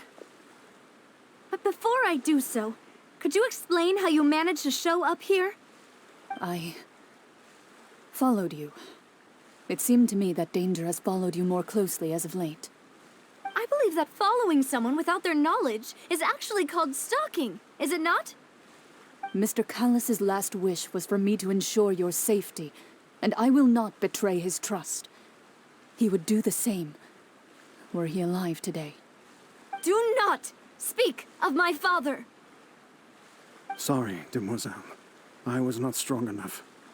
Thank you for your aid, Miss Chlorand, but do keep an eye out for your manner of speech. I believe we all wish to avoid unnecessary emotional harm. Sorry, I did not consider your feelings. Whatever. What else do you know? How did you come to the conclusion that I'd be in grave danger?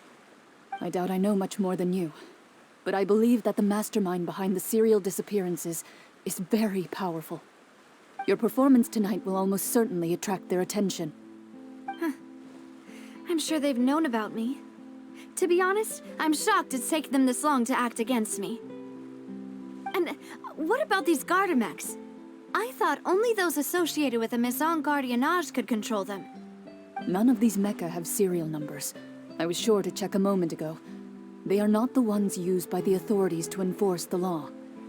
I can only conclude that some powerful or wealthy party must have obtained them via illegal means, deploying them as a private force of sorts. What? Your point being that they're out of Spina di Rosula's league, then? Yes. Be careful, and do not act rashly. I will continue investigating no matter what.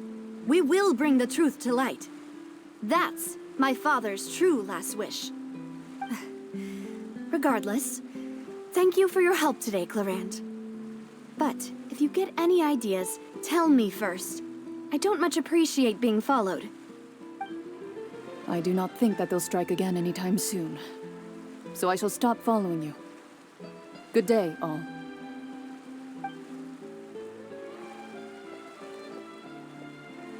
Right. I suppose that's the best news we've gotten today. Demoiselle, I believe that Miss Chlorand was being sincere with you. If we tried, we could attempt to thaw relations a little.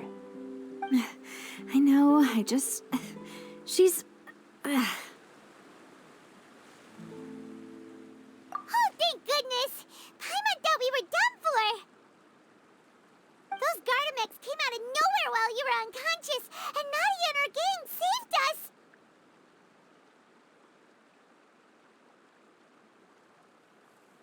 and there was that champion duelist named Chlorant who came out to save us too! We got lucky there. Paimon probably couldn't have fought them off otherwise. Oh, come now. Forget all that polite talk. That wasn't really a farewell meal we had back there. Not for me, anyway. In truth, I hope that every meal we have together shall be a victory feast. As such, we're still partners. There's no need to thank me. It will take 50 years for me to match Demoiselle's magnanimity. If it were me, I would have joined the Spina di Rosula on account of her goodwill long ago. All right, you two. That's enough. Actually, Navia, how did you know that we were in danger? You sure did show up in the nick of time. Well, to be honest, you're the one who tipped us off, Paimon. Huh? Really? Paimon contributed somehow? Ooh, Paimon's even more amazing than she thought! Yes, all thanks to you grabbing my drink by mistake. How did that help? After we parted ways, I was on the way back to one of our bases when I suddenly thought of what you said. That the Fonta tasted kind of salty and icky. Fonta only comes in sweet flavors, so how could it have tasted salty? The color of the drink, if I recall, had also been a bit off. So the Fonta had been spiked with water from the primordial sea? Yes. So, if you hadn't drunk that cup for me... Spina di Rosula is preparing the grandest of awards for you as we speak for saving the boss. Huh? Really?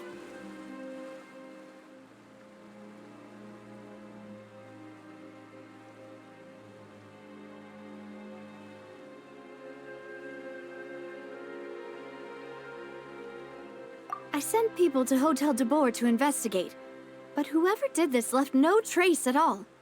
That's when I figured out that you might be in danger, and hurried here as quickly as I could. But why would they go after us too? All we did was defend Linny in court and help clear his name. Ugh, now we're caught up in this mess too, aren't we? Well, you did foil a plan that they were probably pretty proud of, and almost got their name in the process. Speaking of which, did anything strange happen when you drank the primordial seawater? Well, it can't be a coincidence that the traveler fainted just now. He said that he heard that voice calling for Vache again. Oh, and this time Paimon heard it too, but it was real faint. Does this situation have to do with the primordial seawater then? Does that mean the primordial seawater raises someone's sensitivity to hydro when it's used on people who are not from Fontaine? That doesn't sound like too much of a bad thing, to be honest. New intel? While you were out cold? Well, let's hear it, shall we?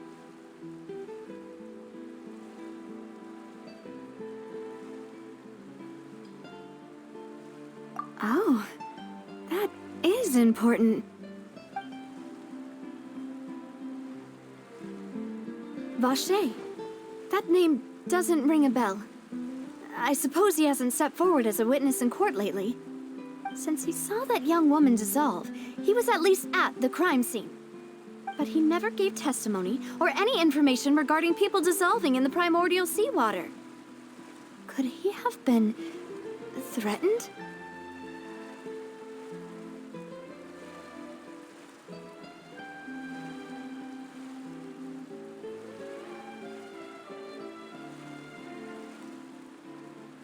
Yes, thank you. This is very important information indeed. We will continue to investigate.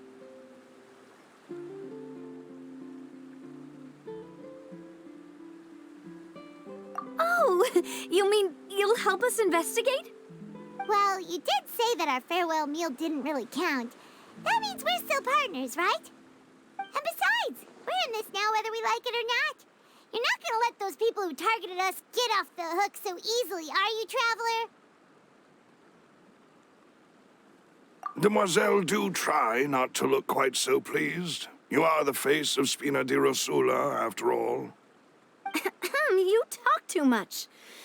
Well, in that case, let's head back to one of our bases, shall we? I'll arrange accommodations for you.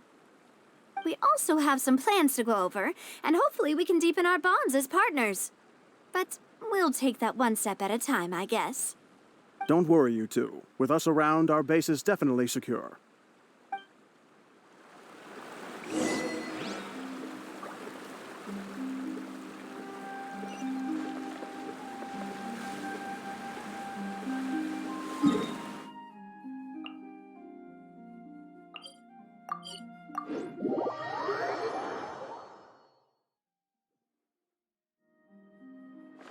Squall Fury!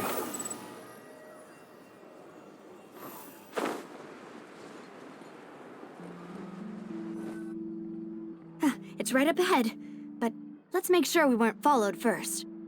I've been keeping watch, Demoiselle. I haven't spotted anyone suspicious thus far. Very good. But let's not let our guard down for now. I shall find rooms for our respected guests. Thank you, Malus. Now, let's continue, traveler.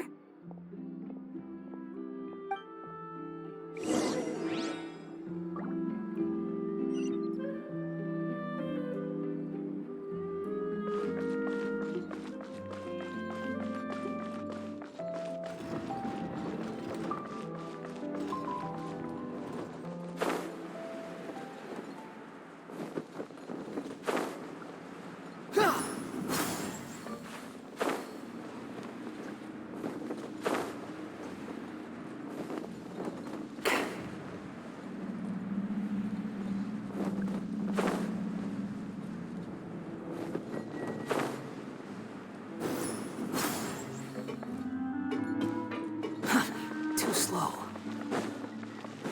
Behold!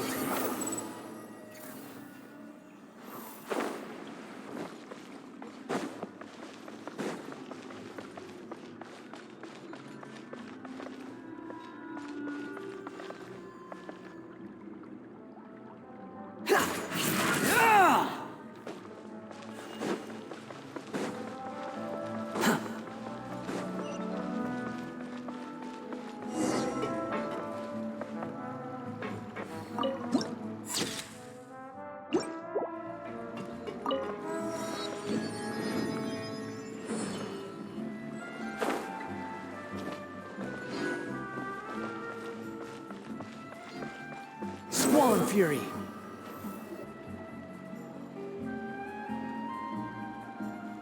So, this is your base? It's not quite what Paimon imagined.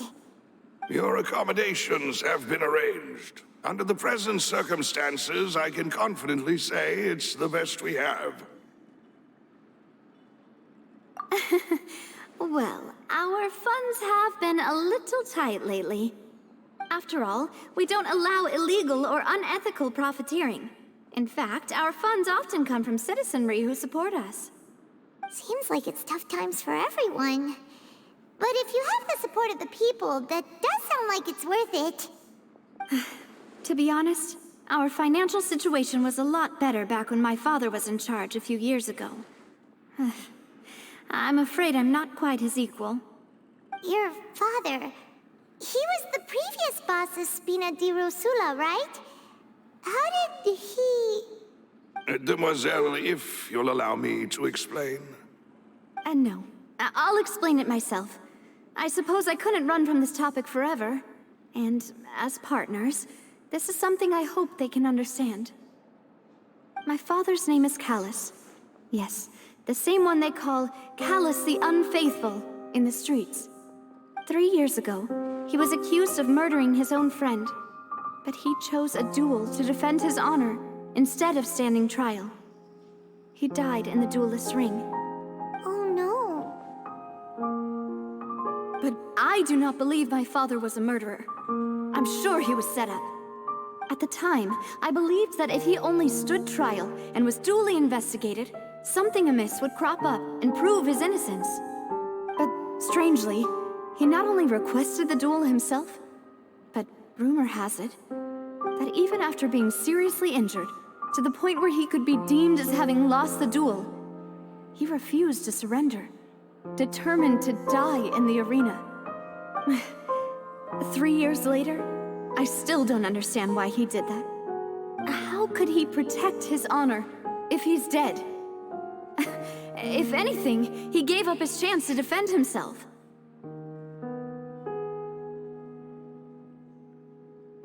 The closest piece of info I have is that my father had been investigating the serial disappearances case at the time of his death. Ah, so that's why you're so determined to get to the bottom of that case.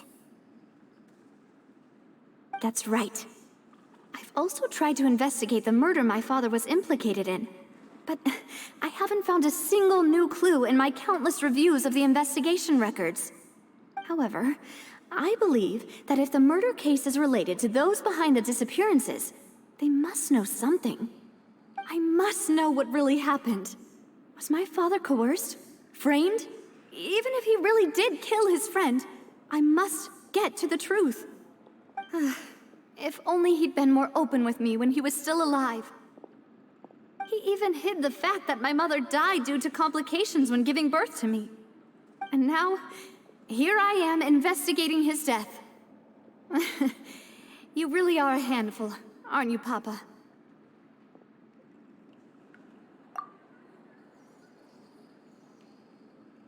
Demoiselle, please, if there is anything I can do, anything at all. I also will never believe that Master Callus murdered anyone. There are none whom I respect more than the two of you, Demoiselle. Master Callus did so much good in life, yet all it took was one murder case for him to be dubbed Callus the Unfaithful. Even our supporters decreased greatly due to that incident, hence our strained finances at present. Wait, if Callus was such a good man, wouldn't people at least be a little suspicious when he was accused? No. Perhaps people just revel in that kind of drama. It's not something exclusive to people from Fontaine, really. Everyone's like that. People love watching the evil turn over a new leaf, but they also enjoy watching good people fall into an abyss from one slip-up just as much. But how could... never mind. If Callus was really falsely accused, we have to find the truth. He didn't deserve to have that happen to him. There is one other thing. Master Callus's opponent in the duel was Ms. Clorand. Oh, her? Well, then, isn't that as good as saying that she was the one who killed him?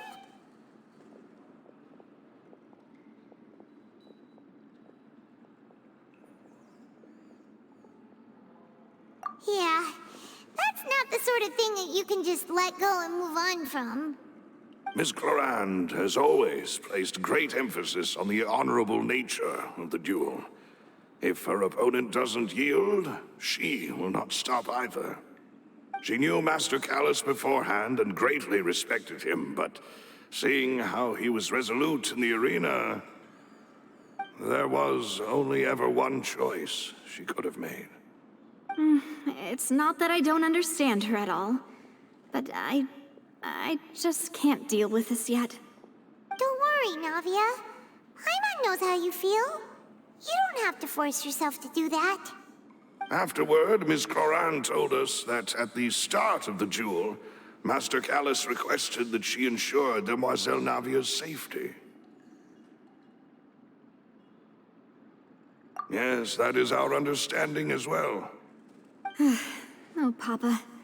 What madness drove you to ask the person who killed you to take care of me? All right, anyway, that's the information I wanted to share with you. Even if it did sound like I was just complaining towards the end.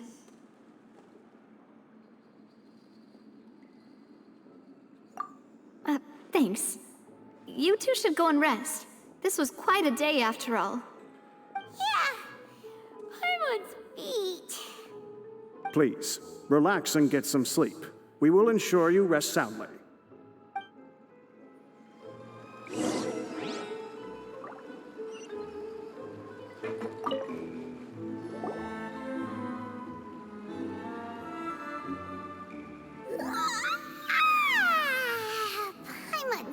so well. This place feels almost too safe. Huh? Navia? Where did the other two go?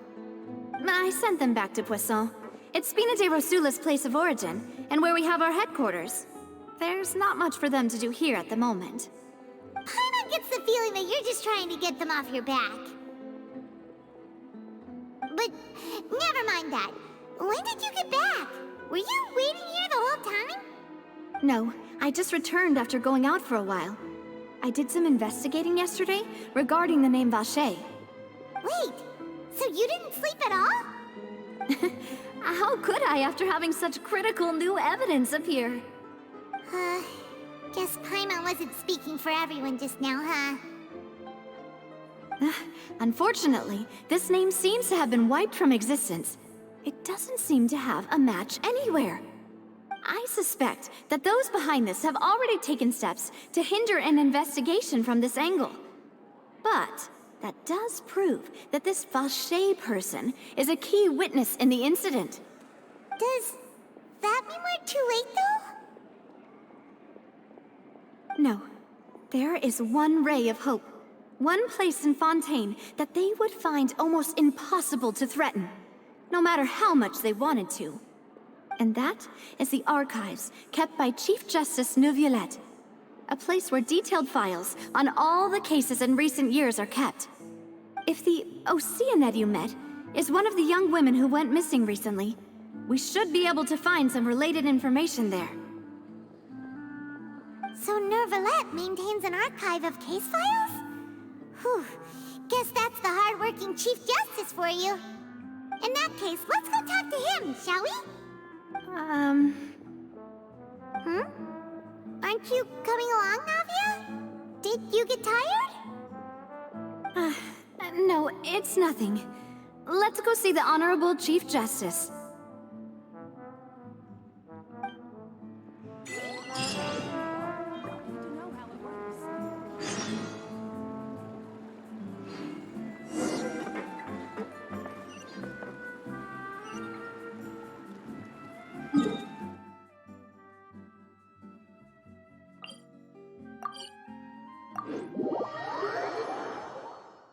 The Palais is right up ahead. Come on.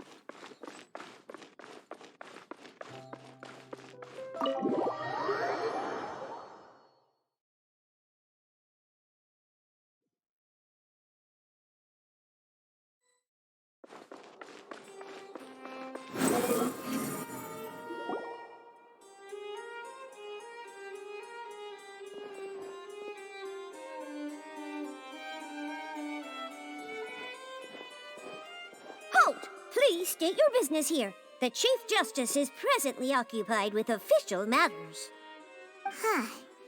This place does look pretty heavily guarded. Guess that proves that Neuvillette's files are really secure. Hey, don't you recognize us? Huh? Who are you? Just to be clear, I don't care who you are or who you might be related to. Our rules make no exceptions. See? They've got great discipline, too. Yep. Paimon can tell. If you're here just to crack jokes, I can point you towards the exit. Unlike some, we're busy, so please leave if you don't have a reason to be here. No. What I meant to say is, shouldn't you remember us from a few days ago? We were at the trial of the great magician Linny. Oh, yes, I remember. I read about it in the Steambird. You must be Linny's attorneys. It's all coming back to me now. We're here today to report and archive some information on a follow-up case. Is that even a thing? Of course. Don't worry. We're here on official business. You can trust us. All right then, I'll let you through. The Chief Justice is just inside. Thanks so much.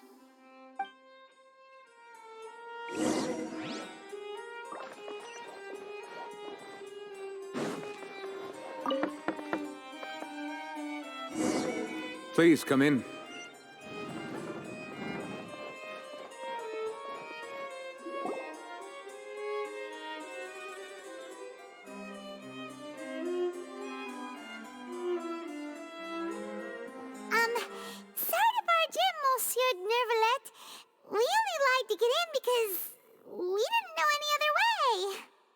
It's all right.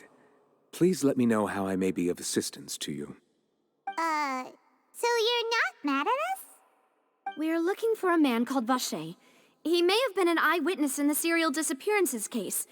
If we can find him, we may be able to unearth some key information on the case. Ah, I see. In that case, please wait here a moment while I browse through the files.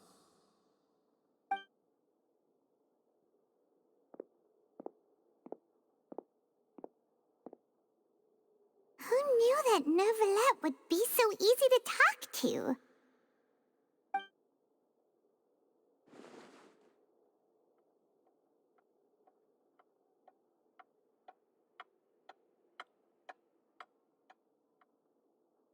Unfortunately, I'm quite certain that no one by the name of Vache has been involved in any case, criminal or civil, in the past several years.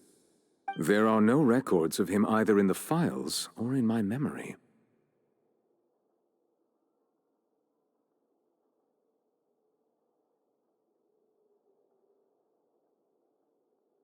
Traveler, what if it was really just a dream? Is that so? All right then. Thank you so much, Monsieur Neuvillette. We'll take our leave now.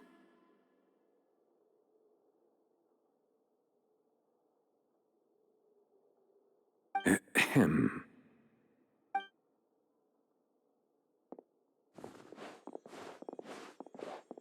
Miss Navia, I can understand how you feel.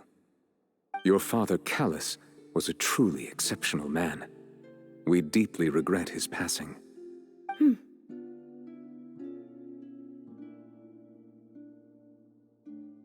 And what are you trying to say, Monsieur Neuvillette? Are you trying to console me? Extend your sympathy? Or just express some tendril of regret? No. You are not trying to do any of that. I can hear it in your voice. There's no emotion behind your words. You only said those things because you felt like you should.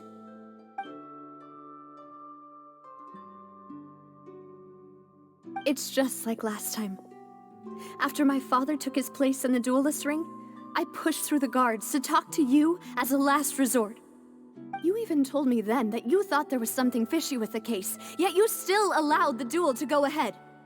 In your eyes, the value of a human life is nothing compared to those cold laws you hold so dear.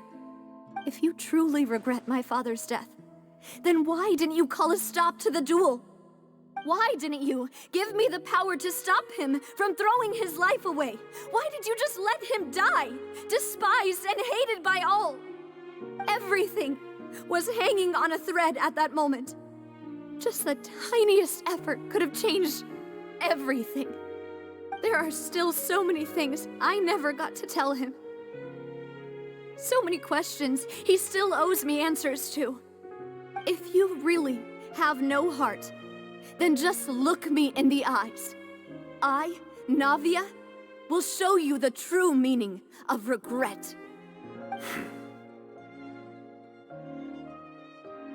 I'm sorry, Miss Navia. You and my father are truly alike. You keep all kinds of things in your heart and never say a word to anyone. It's not so much that you can't feel, but that you would never express anything. Oh well. In any case, everyone already knows full well the apathy of the Chief Justice.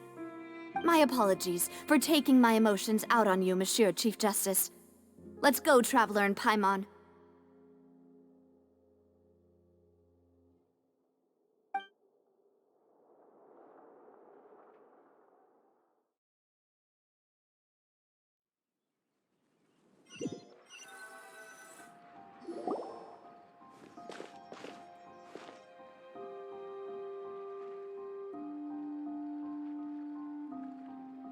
Navia, are you okay?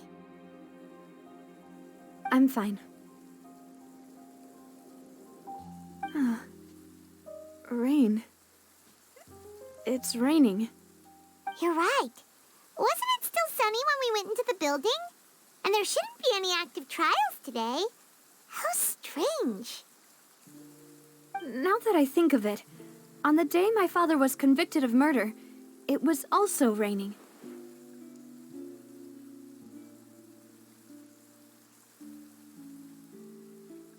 What is it? Did you think of something?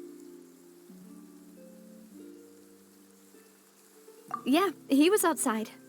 It was uncovered and the rain could fall there. Why? Do you think the rain could have affected the crime scene?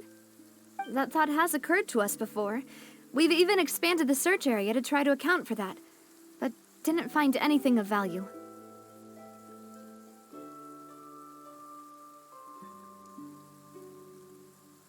Oh? Wait. You don't mean... So you're saying that the true murderer could have been turned into water and then got washed away with the rain? Yeah, and if that's what had happened, then no one would have believed your dad, even if he explained what he saw to the authorities.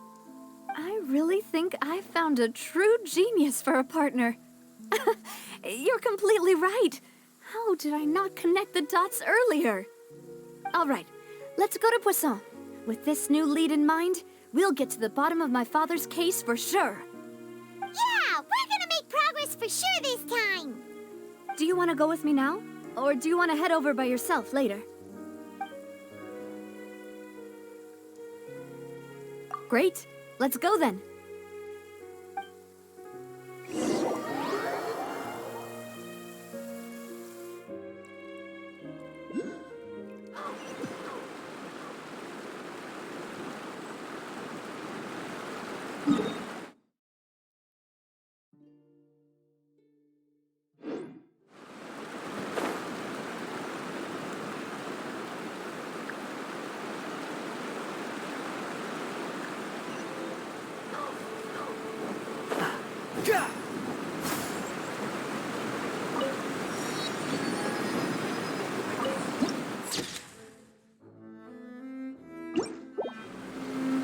Behold!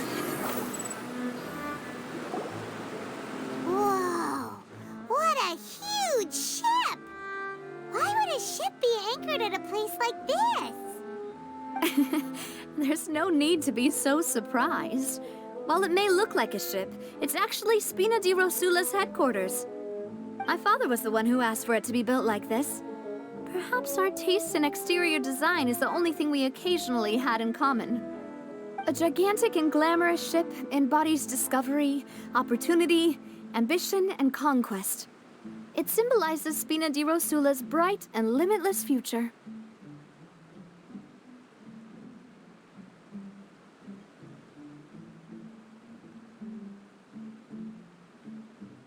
And Paimon thought you were bluffing when you said Spina di Rosula had a glorious past.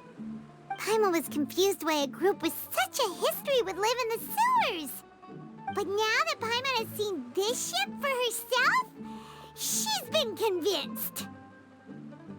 Well, Poisson is where Spina di Rosula began, after all. It's our main base, our home.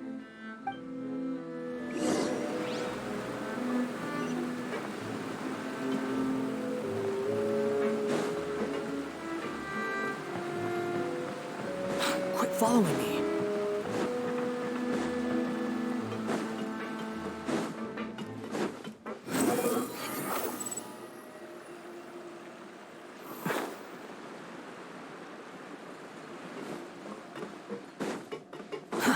Too slow. Quit following me.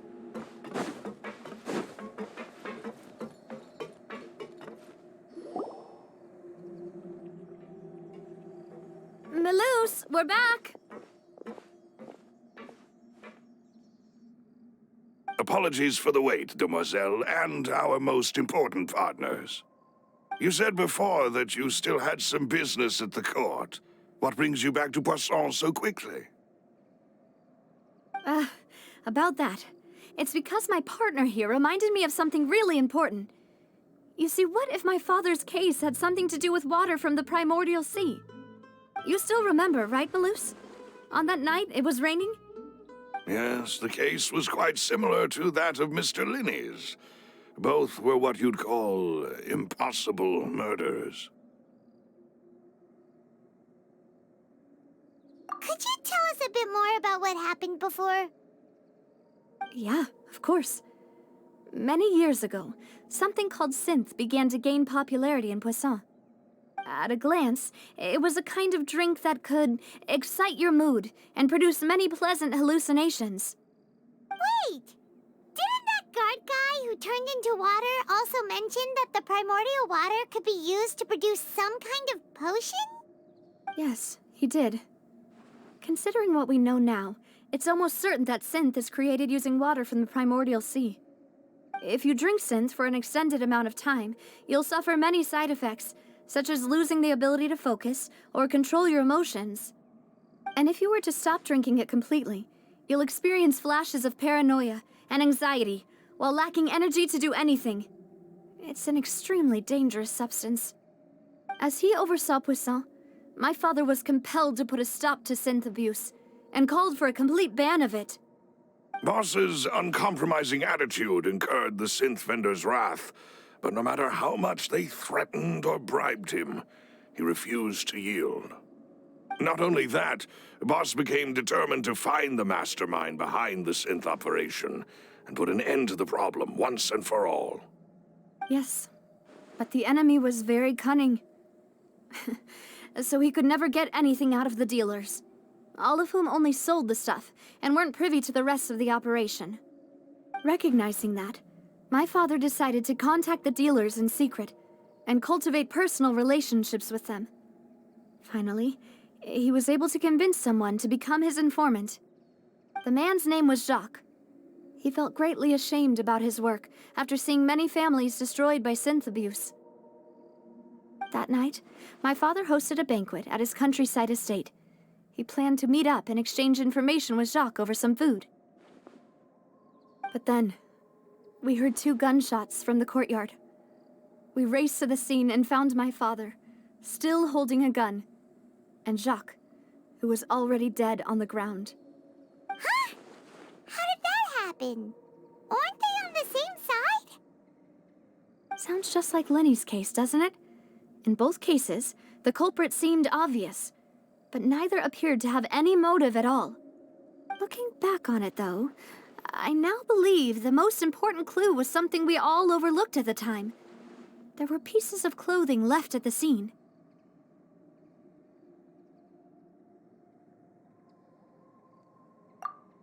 Precisely. It's all thanks to you that I made the connection now. Back then, we all just thought they were some costumes that Jacques used to disguise himself at the banquet. But, considering it now, it's almost certain that they belong to a third person at the scene. With one extra person, we'll also need to reconsider why the 2 shots were fired.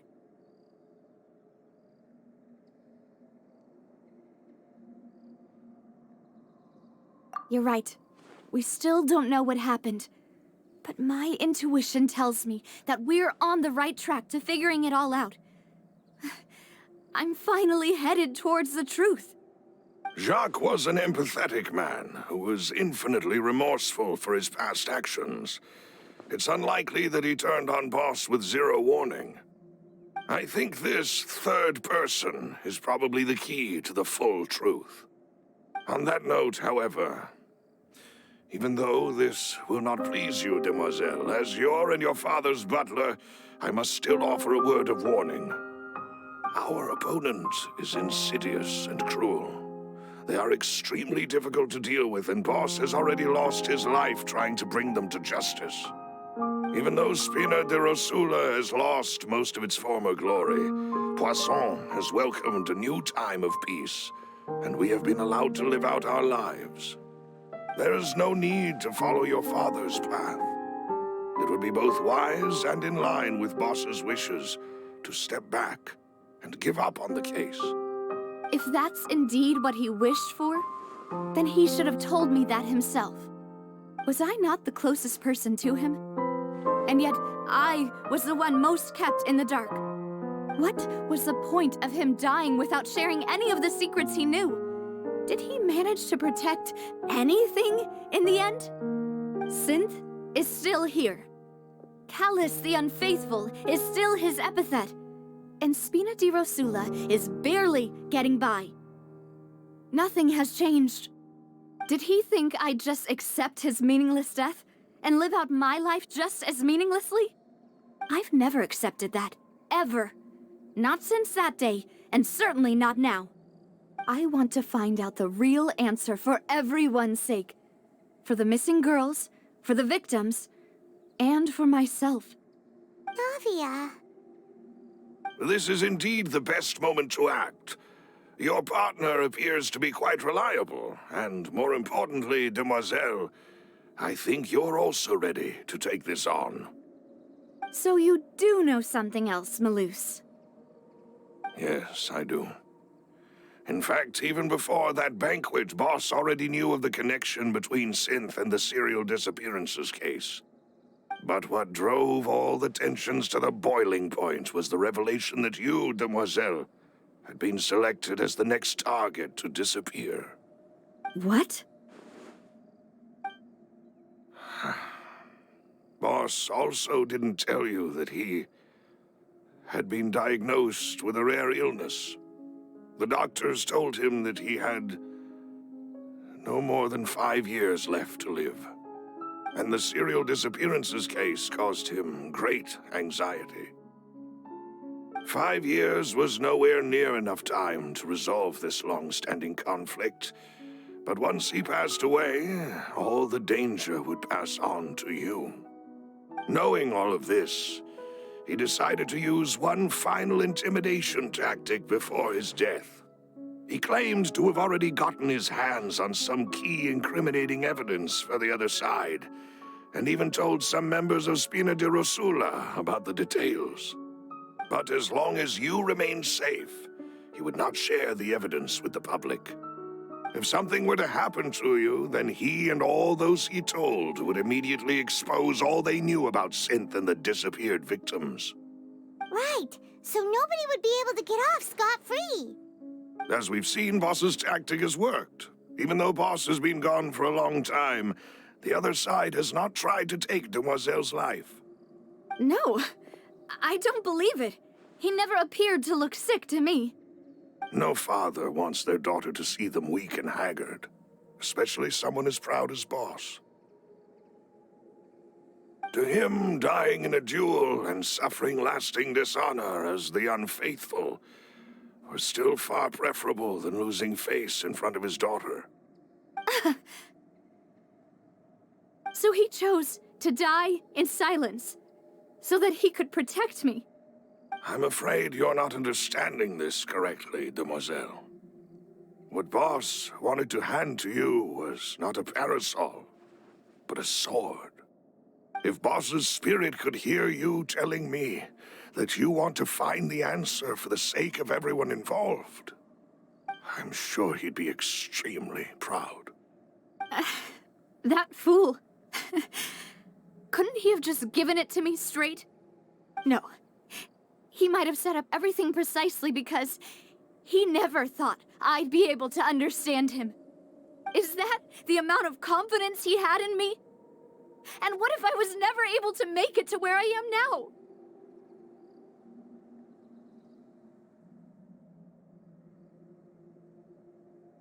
Yeah. I suppose that's true. With the way he'd set things up, if I had wanted, I could have just lived out my life without a care in the world. But thankfully, he rarely talked to me about complex matters, and thus understood little of me as a person. In this case, he really didn't need to give me an easy way out. Malus, what was the key evidence that he shared with you? It's the location where Synth is produced. Essentially, it's the enemy's headquarters. When he was threatening the enemy, Boss didn't share the specifics of the incriminating evidence he found. But if you want to use it against the enemy, you'll still have to take several things into consideration. Why? If we know where the place is, can't we just go storming in? You mustn't forget that we're fighting against a mysterious and dangerous organization that's been in operation for decades. There's no telling what might be lying in wait at their headquarters. We also have no idea what kind of evidence we may be able to find inside, nor what people we may be able to capture. But a single visit to their headquarters would be tantamount to a formal declaration of war. The worst case would be that we leave empty-handed, but also open ourselves up to full retaliation. Then, in that case, why not work with the Fontaine authorities? Well, you saw one of them dissolve during Mr. Linney's case. We have no idea just how thoroughly they may have been infiltrated. Huh. That's true. Seems my father really had no choice. But things are different now. It should be a lot easier to prove the other side's guilt, now that we've connected Synth with the disappearances case. You sound like you've put a lot of thought into this, Maloose. I am the butler, after all. I live but to serve the boss and Demoiselle's will. I've always been willing to take on any kind of risk for your sake. But considering my relative lack of ability, I've spent my time keeping secrets, performing basic investigations, and waiting for the right time to come. Thank you for all of that, Maloose. Have you discovered anything new in the past few years? Let me think. One conclusion I came to was that the enemy must be quite familiar with Spina di Rosula, or at least have an informant planted here. When I announced orders to the organization's members on Demoiselle's behalf, I used to deliberately keep a few people in the dark and observe the reactions of the synth vendors. If the vendors didn't change their plans, then the individuals informed of our orders must be innocent. If the vendors packed up and fled, however, then someone must have given them the news. After several rounds of testing and investigative tracing, I've narrowed the suspect list down to 3 people. The first is Florent, Spina di Rosula's senior advisor. Huh? Florent? Yes, surprising, isn't it? He was one of the people Boss trusted the most, which also means that he was someone who understood Boss really well. Thanks to his position within Boss's innermost circle, he always knew our upcoming plans and could thus avoid capture this whole time. There's someone else like him too. Marcel, the head of Confrérie of Cabrières. Uncle Marcel. It's a guild in Poisson. Boss helped it to grow to its current size and prominence. In the beginning, they were only reselling some daily goods, but now they're one of the richest guilds around with a lot of business connections in the city. So, they're like a sister organization of Spina di Rosula? Yes, you can say that. When we were fighting against the synth dealers, they provided us with plenty of support. It's a bit difficult to imagine someone using their own money to hunt down themselves. The final suspect is Thierry, the man responsible for coordinating information between Spina di Rosula and the guards. Although the guards mostly leave us to our own devices, there are still many activities we have to report to the local authorities. Since Thierry is always in the know about our current activities, he could theoretically always plan one step ahead. I see. These are all people who I communicate with quite regularly. To think that the enemy we've been fighting against has been right next to me all along, among those I trust the most. It's almost too hard to believe. If you want to investigate them, please take every precaution to not alert the quarry. Judging from our experience, the enemy is extremely cautious. Of course. And thank you, Maloose. You've provided us with a lot of great information. You're too kind, my lady. I'm just doing my duty. And before I forget, proving Boss's innocence would also mean clearing him of blame in Jacques' death. After that incident, Jacques' wife and daughter were taken into the Spina's care. They still live in Poisson today. If it might help, you could also pay them a visit. I can make the necessary arrangements. Aw, thank you so much, Maloose. You really are the best! A new case awaits, my dear partner.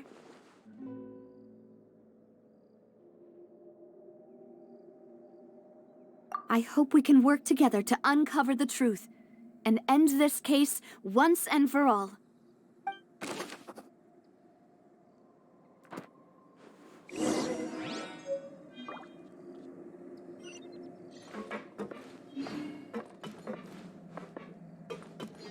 Squall and Fury!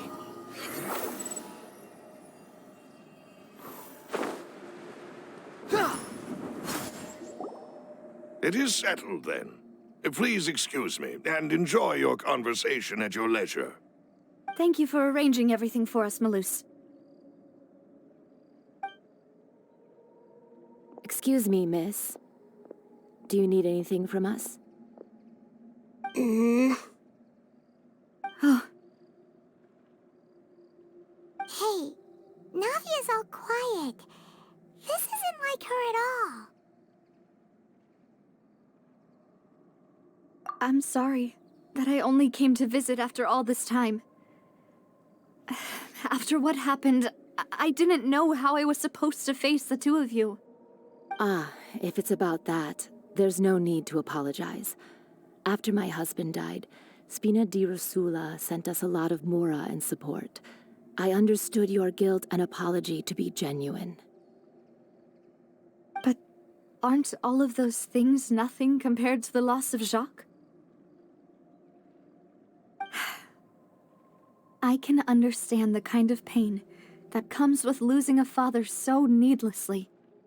You don't understand at all. I didn't know how to face you, because I didn't know what I could possibly bring as a consolation gift. I know only the full truth could bring closure to you, and to all of us.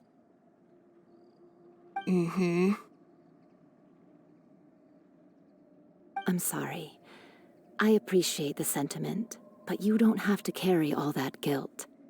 On the matter regarding my husband, my daughter and I have more or less found our answer already. Would you mind sharing it with me? I really can't believe that my father could ever bring himself to shoot Jacques. I always knew that my husband's money was earned through others' suffering. He told me countless times that if he could turn back the clock, he would never go into the synth business again. He had many regrets, and felt that he took the idea of providing for his family too literally. For the longest time, he thought Mora was everything. So when Mr. Callis came to him with a proposal, he accepted it almost immediately. He tried to be as careful as he could, but even so, he was still found out by the higher-ups. They found out about his betrayal? Papa didn't say that exactly, but Papa did tell me that I should never be ungrateful. Before he left that day, he told me that he had no choice. It was only later that I realized it was his final farewell to the two of us. I don't know that for sure, but you could say that's the conclusion I eventually came to. Which is why I'm the one who should feel guilty. Callis had always taken great care of us, both when he was still alive and after he passed away. Even if he fired the shot that killed my husband, it was likely in self-defense. It is impossible for me to hate him for what he had done. But Mama, why is Papa still the bad guy if he did the right thing? Papa always wanted to be a good man, so why did he have to do a bad thing in the end? Well, things aren't always as they seem. You still feel like your papa was a good man, right? Yeah, Papa was a really good man. The best in the whole world. Then you should hold on to that. If a good man had to do a bad thing, then he must have had his reasons. Regardless of whether he left you a parasol or a sword. He must have done so to give you a better life. Oh. Thank you for everything you've told me. I will definitely find the truth. The current state of things is not something I'm willing to just sit back and accept. Thank you.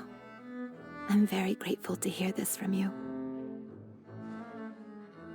Even though your personality is quite different from your father's, your determination when you speak is really similar. You really think so? That's the first time anyone said that to me.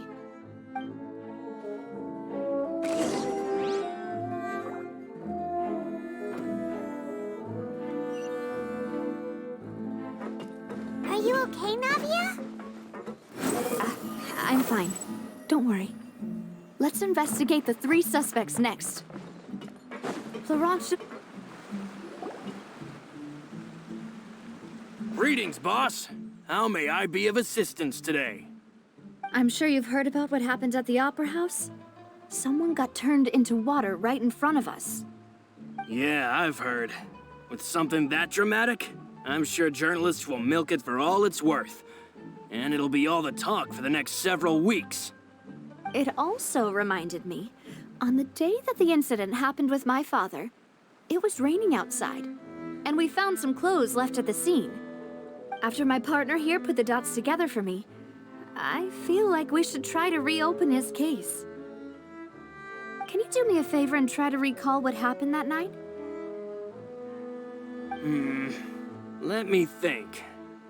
Mr. Callis was feeling pretty upbeat that day. So he was drinking and bantering away with us at the table. After that, he told us that he wanted to go get some fresh air. So we let him go without thinking much of it. Who knew that we would hear 2 gunshots ring out right after? My first reaction was that Mr. Callis's life was in danger. So I grabbed my holster and made a mad dash toward the scene. But when I got there, it was already too late. Mr. Callis was standing over a dead body with a gun in his hands. All we could do was look back and forth at each other, not knowing what to say. So you also remember 2 gunshots then? Indeed. The guard said that the first shot didn't hit anyone, while the second killed Jacques. But I've never really bought that explanation. Reason being, Mr. Callis had left his gun on the table. I even made sure to confirm that before running to the scene. But according to the guards, that doesn't mean he couldn't have had other guns on his person. About the clothes left at the scene that you mentioned, do you think there was a 3rd person there who was turned into water?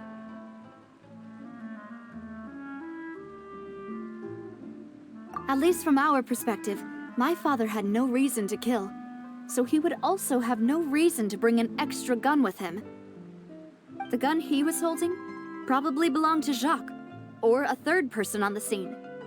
Yeah, that makes a lot of sense. So you're saying Mr. Callis ended up with the gun because he seized it from one of the other guys? But hold on. If that's what had happened, then why didn't he share the truth with any of us? He didn't even want to face the Oratrice machine, and chose instead to prove his honor in a duel. Did he lose all faith in the courts after seeing someone dissolve right in front of his eyes? About that, Malouse told me a thing or two, so I think I can understand why he committed to the duel. I'll tell you everything once the whole truth has been revealed. I understand. Then I'll leave Mr. Callis's honor in your hands, boss. And if I may just say one more thing. The whole Callis the Unfaithful epithet has been a thorn in my side since the day it was invented. Many people have laughed at me for still calling him Mr. Callis, even after so many years have passed. But it was Mr. Callis's trust that allowed me to rise through the ranks of Spina di Rosula and live the life I lead today. No matter what others might say, he'll always be the man I respect the most. And he'll always be my boss. Don't worry. I will definitely find the truth. You and all our other comrades at the Spina deserve to know the truth as well.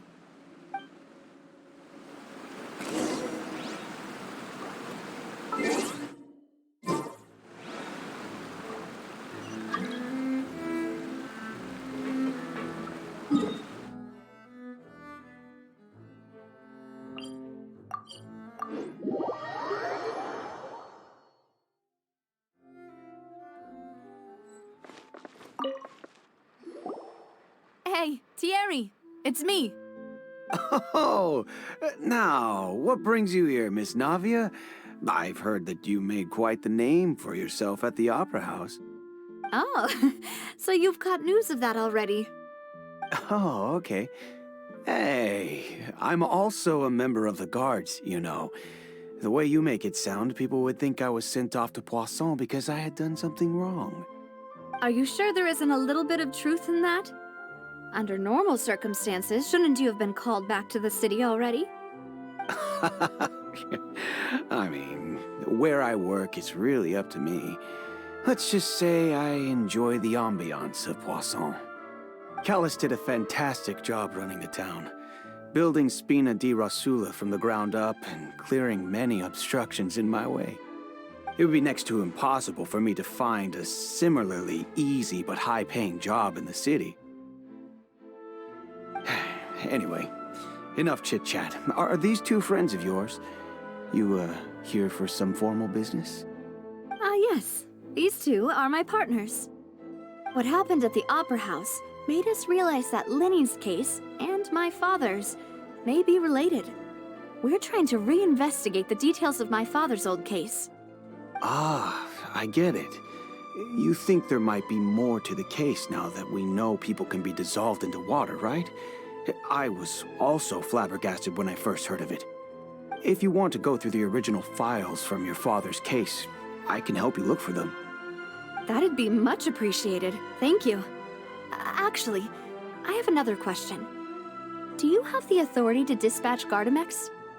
Of course. Without them, I couldn't possibly handle Poisson on my own. Why do you ask? We definitely can't use them to forcefully get more evidence for your father's case. Well, you see, just recently, we were attacked by a horde of unnumbered Gardamex in the city. So, if you hypothetically wanted to do something against me, all you would need to do is get rid of the mecha serial numbers and send them after me. Then you think too highly of my abilities. Dispatching mecha is very different from controlling them. If I had to make an analogy, when you order a dish, the chef will make it for you.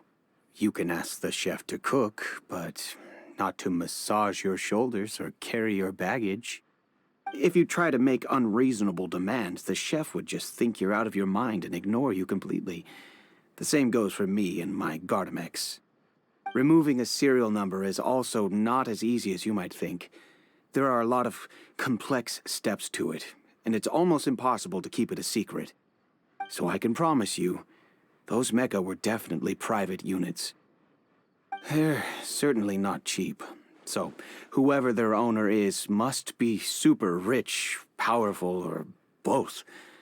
Now that you mention it, though, being in the synth business would definitely be profitable enough to afford this.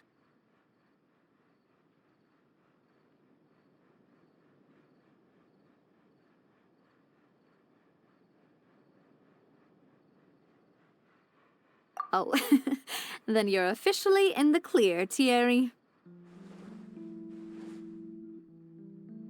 Oh, well, thank you for the vote of confidence, Navia. Jokes aside, I'd like to wish you all the best with your investigation. I'll be staying in the city for a little while, so just come find me if you need any support from the guards.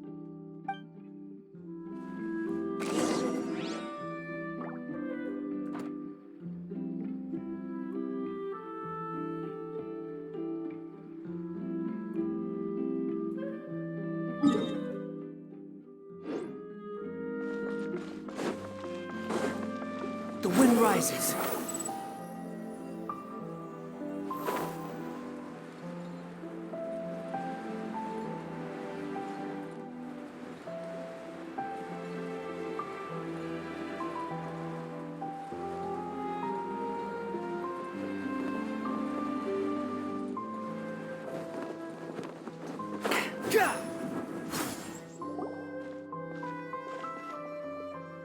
Hello. How may I help you?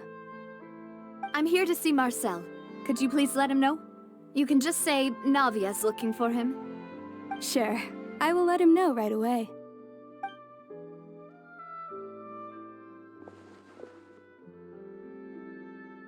Navia, hello.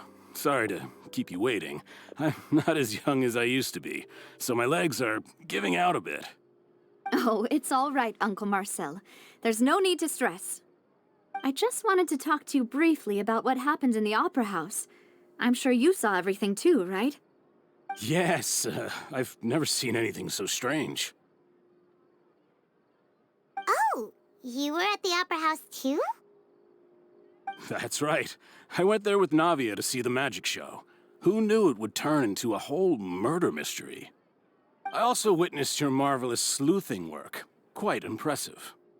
To beat the Hydro Archon at her own game on her own turf, I can already imagine everyone in Fontaine discussing your exploits over a few glasses of wine. Oh, Paimon doesn't want to become the talk of drunkards. Apologies. It's just how Fontaine is as a nation. Everyone loves drama and theatrics. Uncle Marcel, you've also noticed that other thing, right? The fact that humans can dissolve in water? Yes, I was reminded of your father's case right away. Is that what you're investigating now? Exactly. I still don't have much solid proof, but I can sense that the other side has already begun to act. Oh, and what makes you say that? We were attacked on Araneus by some unnumbered Gardamex. And there was also an attempt to get me to drink water from the primordial sea. If not for the vigilance of my partner, I probably wouldn't even be here talking to you right now. Oh, you're giving us too much credit. Wasn't it you who protected us? Alas, it seems things are heating up again. The peace that Callus sought so dearly will soon become a thing of the past. But rest assured, Navia, Poisson will always remain a safe haven for you. If you're scared, you can always return there. If anyone dares to lay their hands on you there, the Confrérie of Cabrières will use its funds to the last Mora to bring them to justice. Thank you, Uncle Marcel. But I don't intend to go into hiding. I'm going to strike while the iron's hot. Do you have any new thoughts on my father's case? About that. Sorry, my age is catching up with me, so it'll take me a while to recall my memory.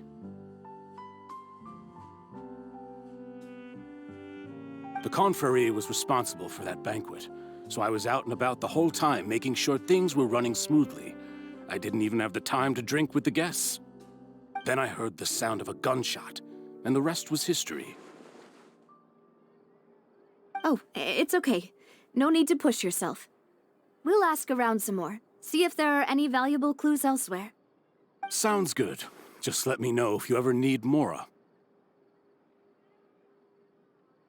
All my wealth comes from Callus's patronage and support.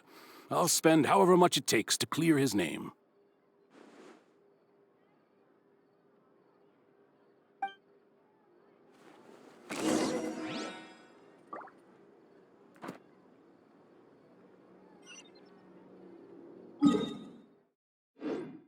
This can work.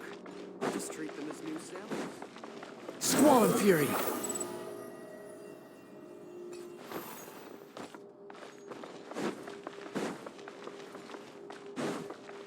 The wind rises. We've talked to all three suspects, purely based on their conversations with me. None of them sounded particularly suspicious.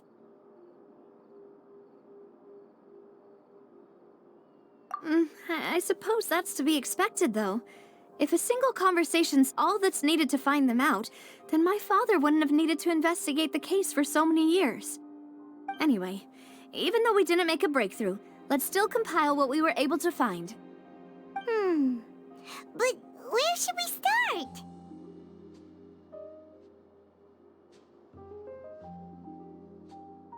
Ah, you're right! Flora mentioned that Callus probably only ended up with the gun because of circumstance. That makes sense. According to Jacques' family members, he already told them that he had been discovered, and that he had no choice before he left home that day. If I had to guess, he probably received an order from the synth boss to kill my father.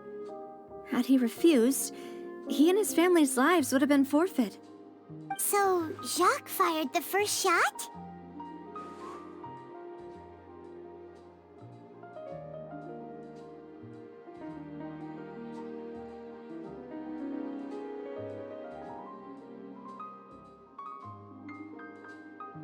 Oh? And why is that?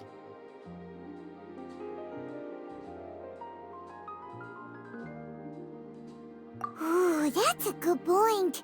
Jacques probably already knew that he was just being used as a tool for murder. And once he had completed his mission, he'd be of no more use to his boss. Huh. So, what would make more sense from his perspective would be to turn his back on the Order and seek protection from my father.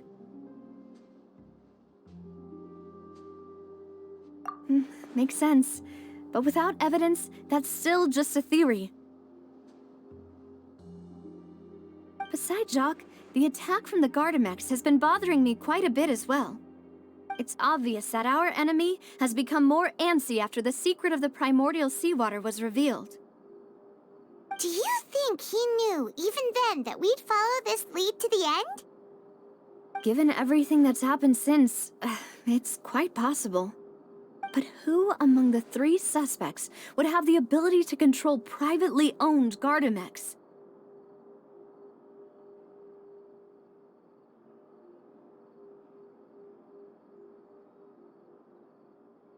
Thierry, you say? Huh. It is possible that he's figured out a way to convert the Gardamex for personal use. But I didn't feel like he was lying when he was talking to us about the mecha. I also don't think he'd be able to keep that kind of tampering under wraps.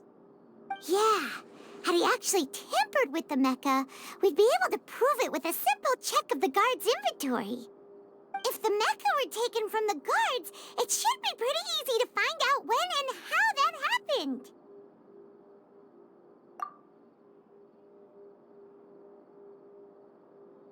Uncle Marcel? My father did really trust him. And they worked together on a large number of projects. Maybe that's how he got to know Jacques. And with funds from the Confrérie, he could also afford a large number of Gardamex. It's still really hard for me to imagine, though. After all, Uncle Marcel has been around since I was just a child. Also, wouldn't this mean he has been spending a whole lot of mora and energy to fight his own synth business?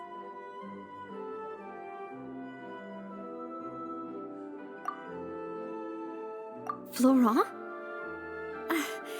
It is true that he was closest to my father, and thus had the best chance of learning about his dealings with Jacques. But as Spina di Rosula's advisor, his work mostly deals with personnel and security, so he shouldn't have much means when it comes to finances. So you're saying he's too broke to afford a mecha army? Exactly. He can't. And even if he could, I don't think he would be able to dispatch a whole group so quickly. Who could it be?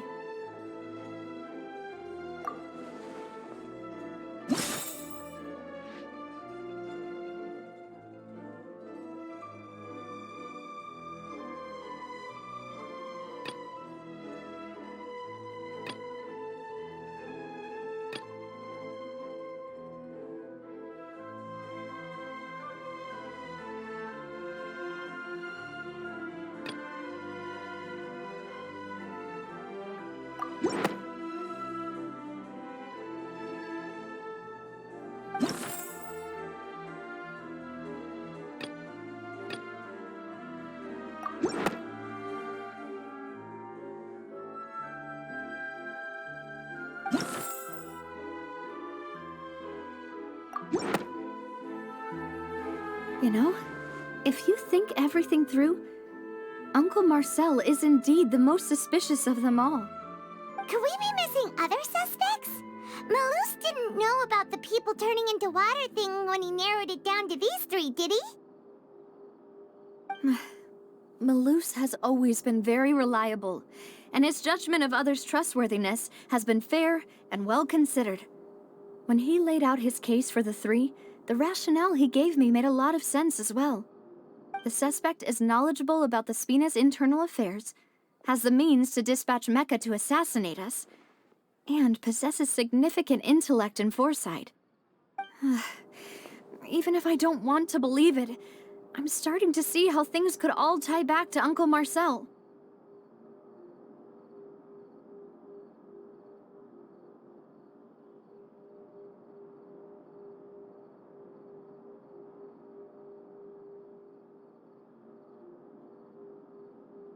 Well, we still have another trump card on top of all the theorizing and speculating. Yes, Malus did say that charging straight in there would be extremely risky, but we don't have any other options right now. We need far more solid proof before we can hope to go charging in on our enemy. Navia, here you are. Oh, I've been looking for you. Huh? Aren't you the guy from the guards? Did something happen? Yeah. News came from Irenaeus just after you left. We've got another trial on our hands. Wasn't that place built specifically for holding trials? What's so newsworthy about this one? I know. But they said the person they're putting on trial is a Fatui harbinger called Tartaglia. What? Is that someone you know? Yeah, we know him. Maybe even a little too well. Well, he's been accused of being the true culprit behind the serial disappearances case. It's absurd, don't you think? Wait, how? None of our investigations have had anything to do with him. That's what I thought was strange about it, so I came to tell you the news right away. If the charge against him stands, then it'll be next to impossible to get the guards to support any of our planned investigations. Right, because they'll think they've already found the culprit. Yeah, and it'll be a lot harder then to clear Mr. Callus's name. I understand. Well, partner, what do you think we should do? We still haven't found any conclusive evidence.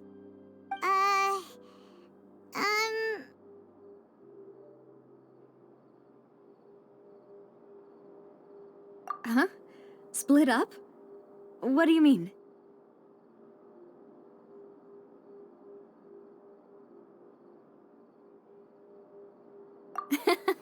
Just as expected of my partner. Since this is a trial about the serial disappearances case, the culprit's attention will be focused on Irenaeus, leaving his home base wide open.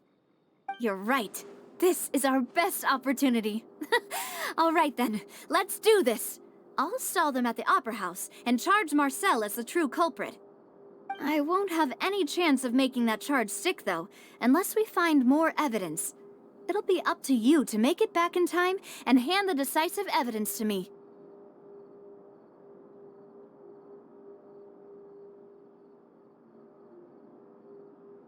We'll help you, just like you helped us in Linny's trial. Demoiselle, please allow us to accompany you. I'm ready. Ah, Malus, Silver. When did you two get here? We heard that you'll be leaving Poisson and figured that you might require our assistance. It's our hope that your confidence will be bolstered with the two of us by your side. Thank you so much. Then, let's make haste for Irenaeus. Paimon, Traveler, I'll see you at the Opera House. See you then!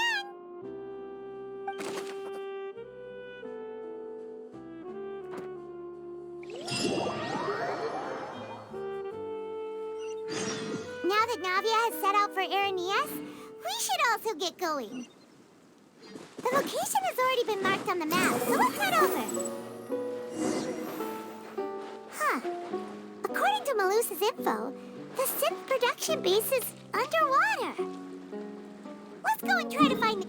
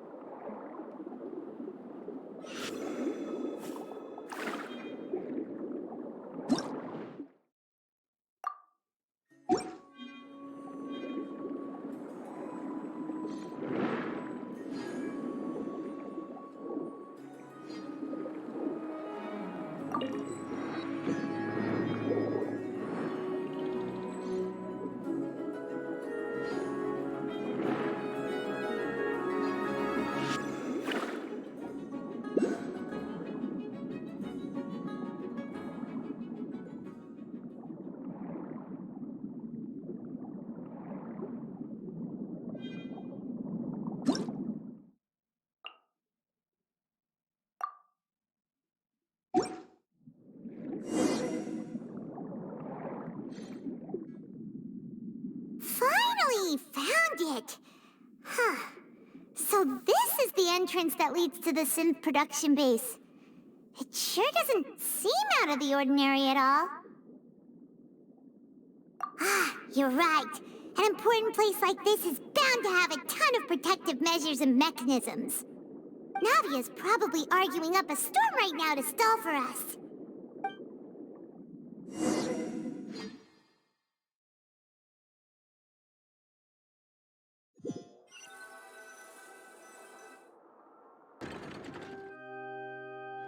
It would appear that I must repeat my question again, Mr. Tartaglia. Do you accept the charge that you are the true culprit behind the serial disappearances case? To be perfectly honest, I don't understand your country's complicated court system, or the reason why I'm being charged with something I've never even heard of. However, I did hear that people who have been charged can choose to participate in a duel to clear their name. Is that right? In which case, as long as I accept the charge, I can have an all-out fight with that champion duelist Clorend, right? I've got to admit, that's one of the most enticing offers I've ever received. When I privately sparred with her last time, she was obviously holding back. Real disappointing. Hey! Don't you understand?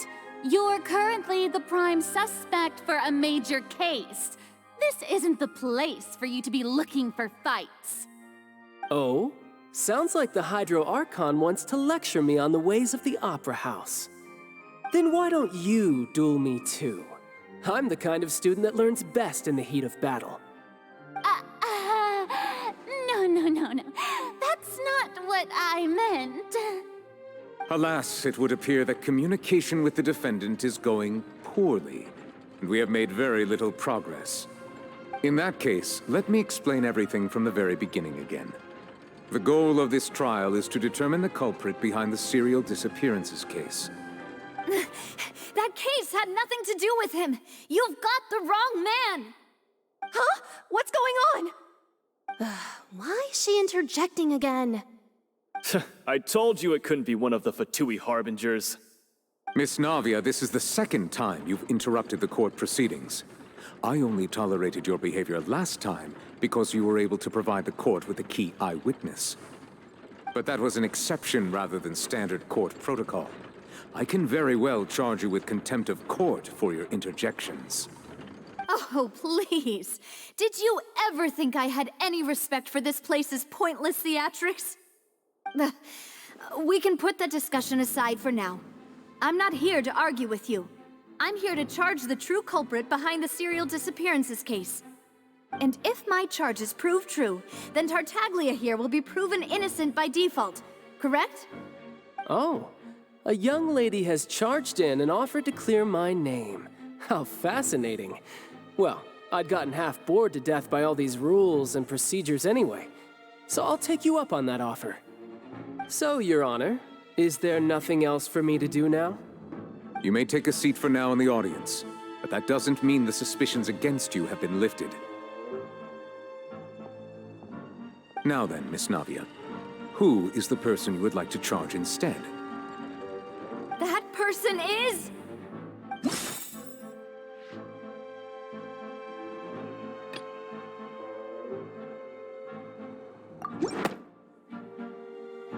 Marcel, the head of Confrérie of Cabrières. Huh? What confrérie? Never heard of them in my life. I've heard of them, but weren't they Spina di Rosula's sister organization? Oh, is this going to be a friends to enemies type situation? Please let me remind you, Miss Navia, that charging someone is an incredibly serious matter. Committing to the charge also means taking on the legal responsibilities associated with it. And if the charge fails, depending on the circumstances, you may also be charged with the crime of making a false accusation. Knowing this, do you still wish to charge this man?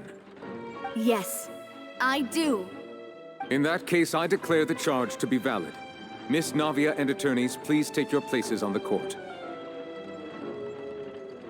Members of the guards, please contact Mr. Marcel right away so that he may stand trial.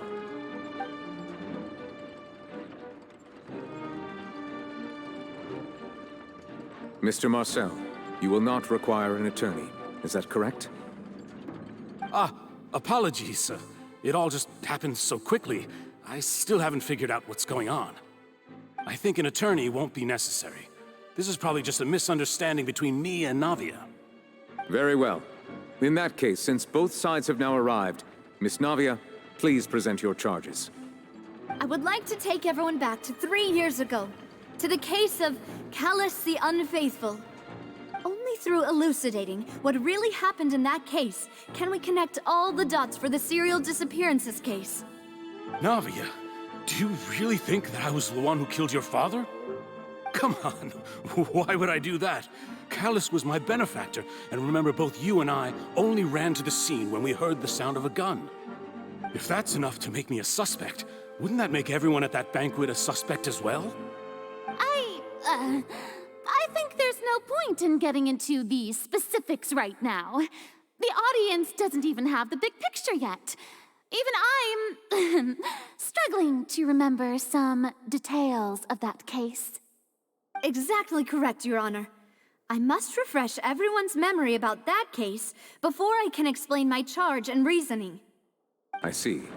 In which case, I will recount the findings about that case as originally recorded by Maison Gardiennage.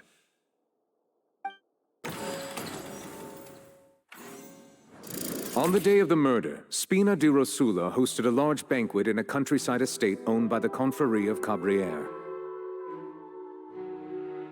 During the banquet, all attending guests heard 2 gunshots from the courtyard. When the guests arrived at the scene, they found the primary suspect, Callus, holding a gun, while his acquaintance, Jacques, lay dead from a gunshot wound. The guards' investigation did not recover any other firearms from the scene. As a result, they concluded that the suspect's first shot must have missed, while the second must have taken Jacques' life. The suspect did not dispute this conclusion, and also declined to defend himself in court. Instead, he chose to prove his innocence through a duel. Callus was defeated by champion duelist Clarand in the ensuing duel, and soon succumbed to the injuries. These are the known facts about the case. The one with the motive to kill was Jacques, not my father. And even so, Jacques still had no reason to pull the trigger. In truth, the third person shot Jacques first, and was shot in turn by my father when my father seized the gun from him. After that, the true culprit turned the third person into water, erasing all traces of him from the scene. Thank you for the summary, Your Honor. Of course, the guard's conclusion appeared quite sensible to us at the time. However, we should revisit the case now that we've gained new information about the abilities of water from the primordial sea.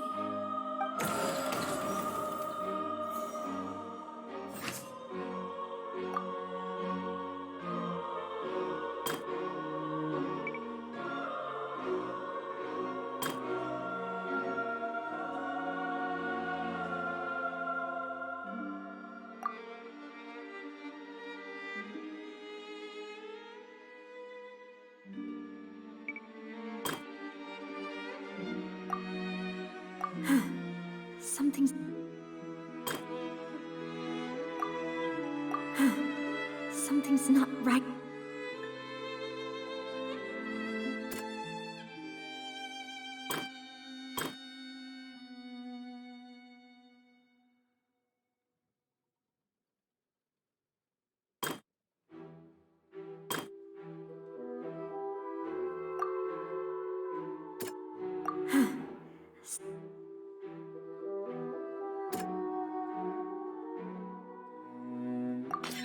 This assassin first shot Jacques, then turned to shoot Callus, only for Callus to wrestle the gun from him and kill him instead.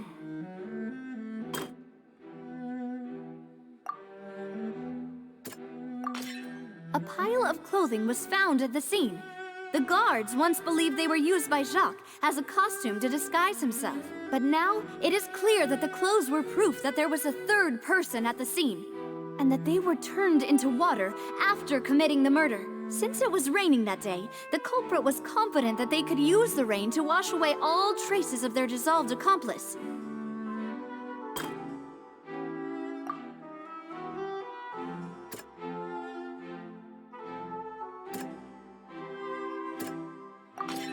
The testimony of the victim's family confirms that Jacques had thoughts of assassinating Callus when he set out for the banquet.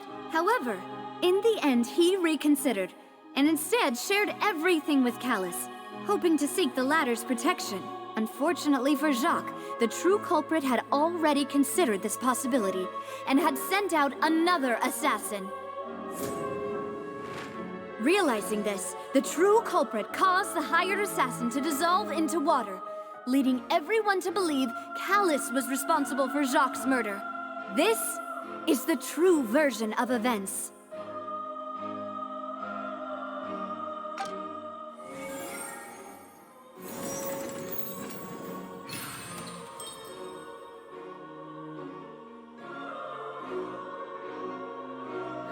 So that's what happened.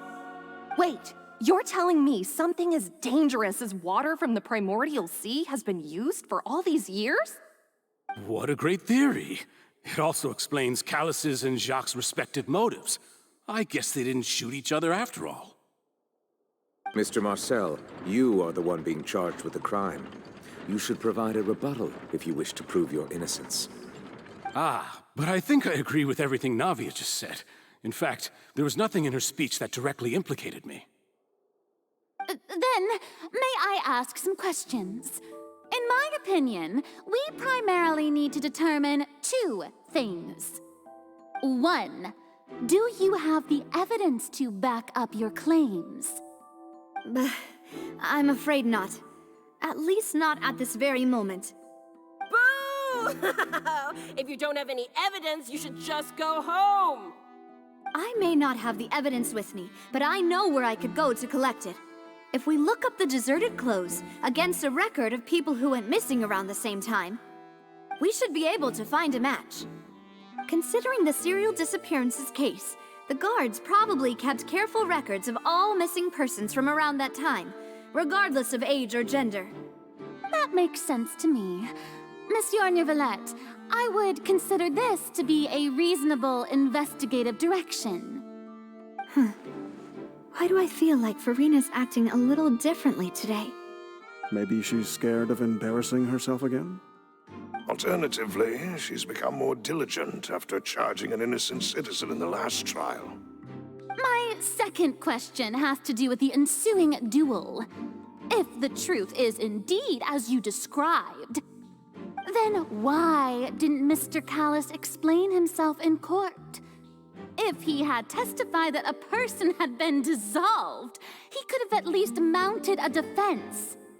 I've thought about this too, and the answer is actually pretty simple. He felt there were things that were more important to him. The dissolving power of water from the primordial sea is an important secret for the true culprit of the serial disappearances case. My father could have exposed it for all to see, but he chose to take it to the grave. At that time, Spina di Rosula was in dire straits, and his reputation had already been shattered. He had no guarantee that going forward with the truth would allow the culprit to be brought to justice. What was certain, however, was that it would paint a gigantic target on my back. Boss once told me that Demoiselle had already been selected as the next target of the serial disappearances case. What? If the secret had gotten out, the culprit would have fought an all-out war with Espina right there and then. I wouldn't have been the only one in danger. All of us would have stood to lose our lives. Of course, the guards might eventually figure out the truth of the matter and determine that we were in the right. But what good would that do? How can a hollow verdict protect anyone? Had this opera house ever given my father any kind of confidence in its brand of justice, Spina di Rosula would have had no reason to exist. But by staying silent, we retained the ability to deter our opponents and continue the stalemate. I was able to become Spina di Rosula's president, which made me harder to target, as well as giving me more time to grow and learn. And once I have figured out the truth and stepped up to the challenge, I will do what this opera house cannot, and restore my father's truth and honor back to him. So, you mean to say, your father intended to die in the duelist's ring? That's right. Do you have any proof? Of course. All you need is to ask his opponent, Clarand. I don't need your apology, your guilt, or your support from the shadows. You don't have to do anything for my sake. But since he entrusted his will to you, Clarand, you should tell us the truth about his sacrifice. So, during the duel, did you believe that Callus was intending to die? Yes, I did. As a champion duelist, I've fought many battles and taken a countless number of dishonored lives. In my line of work, I've seen all kinds of people give their all for the faintest hope to continue living. Some were determined, others passionate, and some even manic and twisted. Just one look and I can tell if a duelist is hoping to live or if they're looking to die.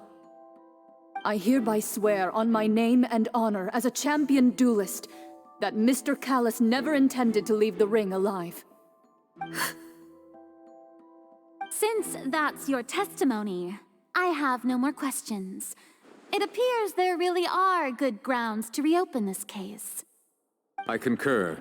However, Miss Navia, you still have not explained the link between your father's case and the serial disappearances case. Right?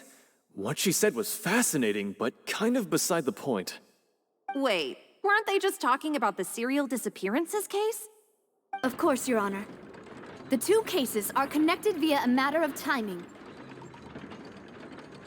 In my father's case, the culprit intended to kill both Jacques and Callus. As a result, they planned to act after hearing 2 gunshots. And at the end of Linny's trial, the culprit also only dissolved the victim in front of everyone because they realized they were at risk of being identified. The culprit could only time their actions so precisely if they were already at the scene. Coincidentally, Marcel attended both the banquet and the trial. So that's why you suspected me. Even after hearing your reasoning, I still can't help but find it a little preposterous. I'm used to it, though. You've always been an impulsive and sentimental child, Navia. It's one of your most endearing traits. No need to appeal to pathos. I won't try to refute your points one by one, but even if everything you just said was true, can you prove that I was the only person present at both events? On top of that, does a person have to be physically present to control the timing? Can't someone remotely monitor the place?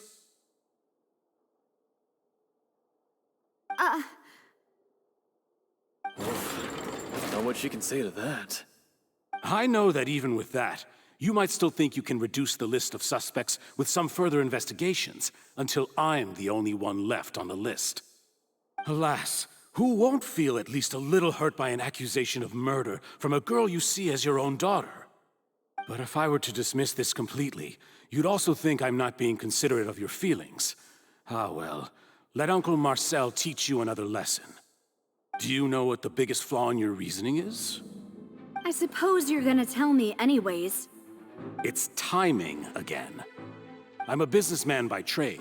From that standpoint, there's no reason for me to kidnap young women. It's a high-risk action with nothing to gain. In addition, I left my home in Snezhnaya when I was young to come to Poisson and work in some trade. My business only thrived when I received Callus's patronage. But the disappearances began before I ever stepped foot in Fontaine. I do apologize, demoiselle. This was my mistake. No, it's not your fault. I'm sure he had come prepared. Is there anything else you'd like to say? Would you like to check the date of my first business license against the first known case of the serial disappearances? You can also take a look at my border entry records, or ask my friends and family when I left Snezhnaya for the first time. Could those records and testimonies do something to appease the unspeakable anguish in your heart? Seems like she got the wrong guy. At this rate, Navia will be convicted for falsely accusing him. I think you've done a superb job of dissecting your father's feelings as he neared the end of his life. But aren't you going against all of his wishes and expectations right now? He wished for you to become more rational, collected, and conscientious, instead of dwelling only on your own feelings. Once you've learned to be more considerate of others' feelings, and to stop rushing headlong into things, you'd have met most of his expectations. This isn't just about me, and it never has been. The biggest difference between me and the rest of the victims is that I still have the ability to search for the truth, while that same agency has long been taken from them. The people whose families were destroyed by synth abuse, the people who lost their loved ones to the serial disappearances, and the people who suffered tragic ends due to their sense of justice. Many people's images are flashing before my eyes. I'm sure some are coming to those of you in the audience as well. And whose image do you see, Marcel? Is it a man named Vacher? Huh. Oh, so you do know that name. I'm merely surprised you'd suddenly say the name of someone I've never even heard of. I was waiting for you to say that.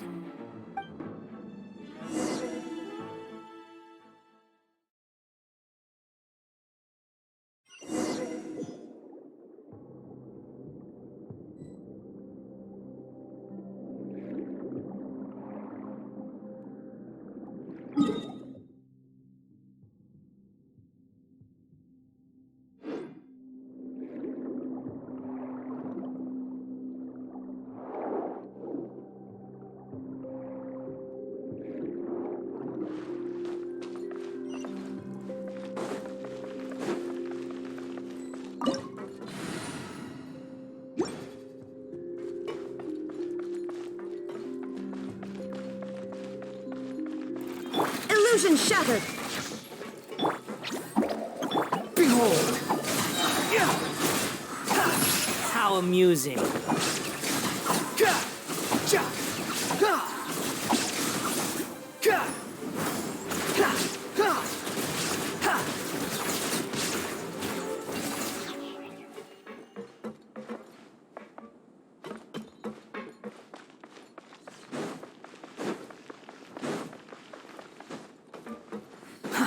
Too slow.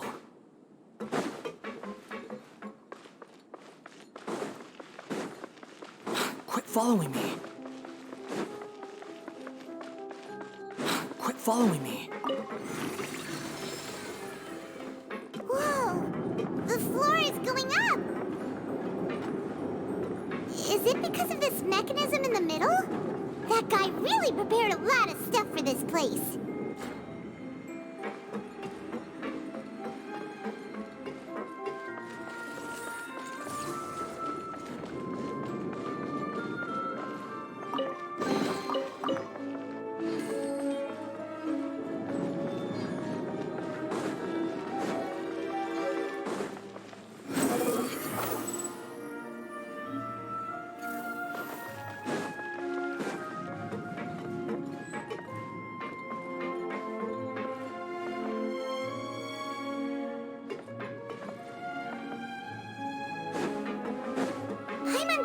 We need to go up, but Paimon doesn't see a way. Let's take a look around. Maybe we'll find a hidden mechanism that'll show us the way up.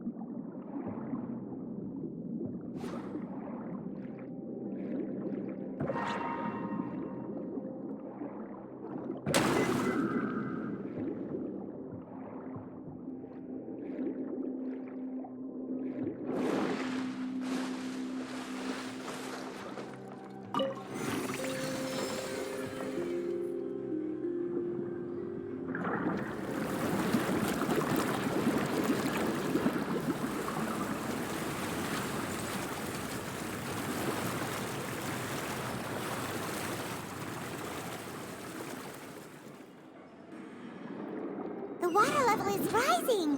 Now we can swim to the top. But this is still a ways away from where we need to go.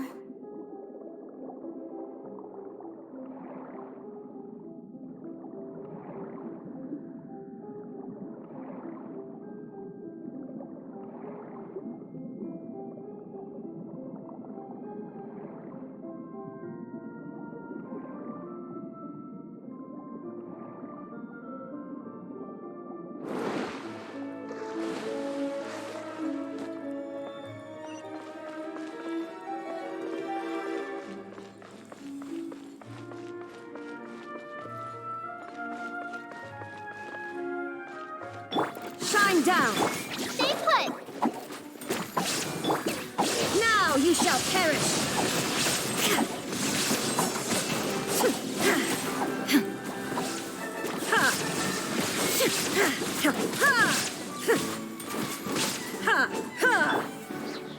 The wind rises. You dare to gaze upon me? Don't be scared! There is no escape!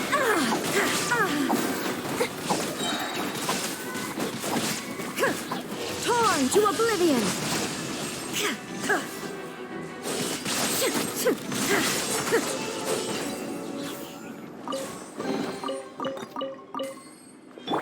Stay put!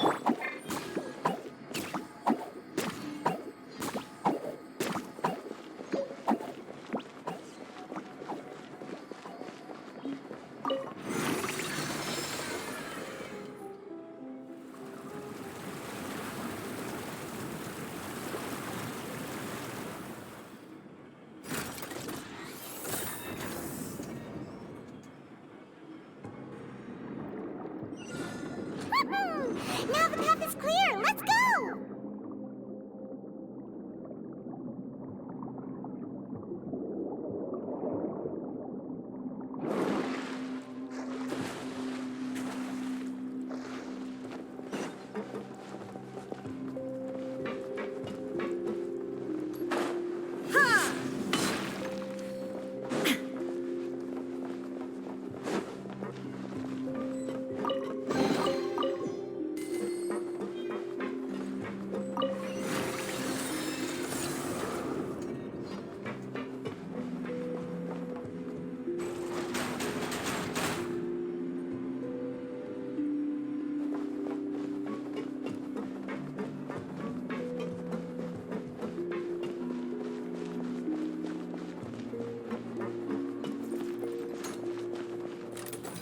Shine down! You, Blake! You're up!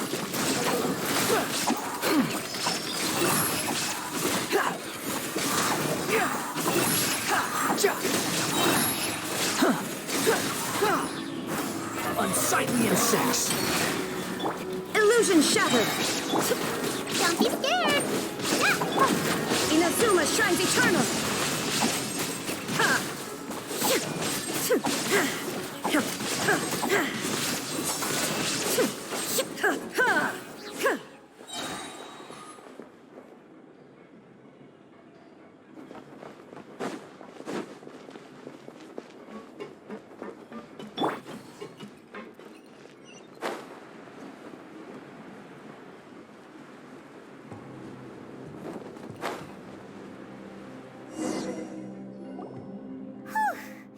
After all that, we finally made it to the innermost sanctum.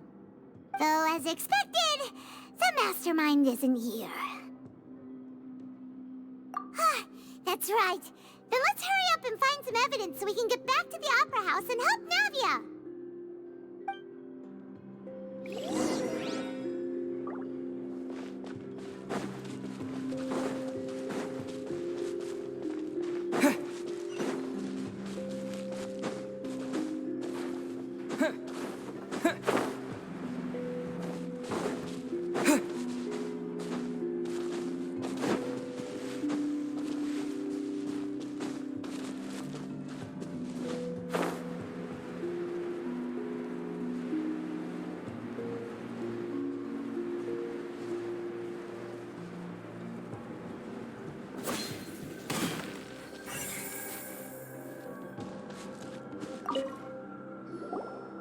What's all this?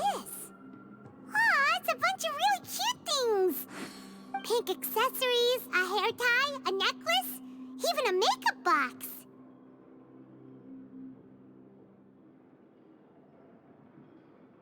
Oh, Paimon sees it too, but why are all these cute things labeled with different girls' names? Huh? You mean the girls from the serial disappearances? They were brought here? And then they were turned into water. And all the boxes of things, these names. That means... Oh, this is terrible!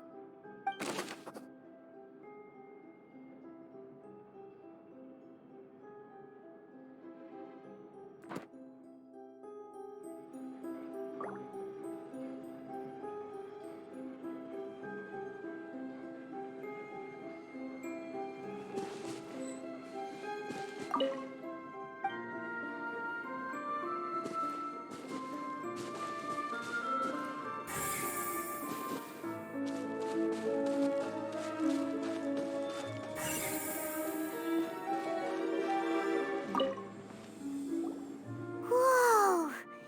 There's so much synth here! And so many bottles of ingredients that probably just contain the waters of the primordial sea.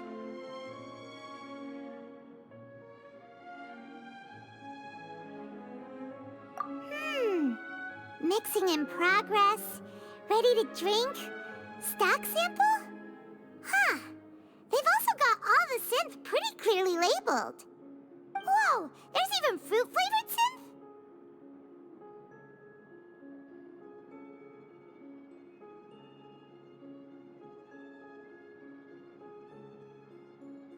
Yep, it's super obvious.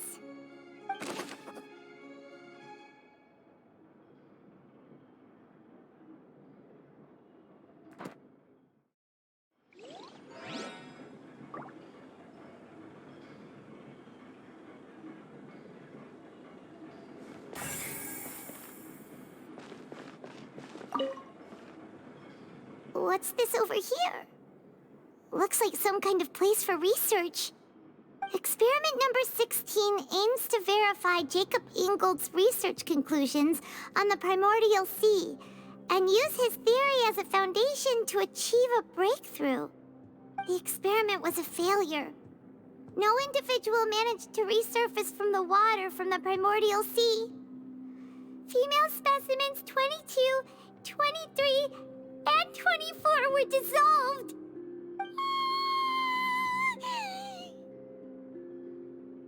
Sorry, Traveler. Paimon will try her best. It's just that Paimon's never read something so scary before. How can someone write something that terrible in such a matter-of-fact tone? You read the rest. Paimon's too scared to keep going.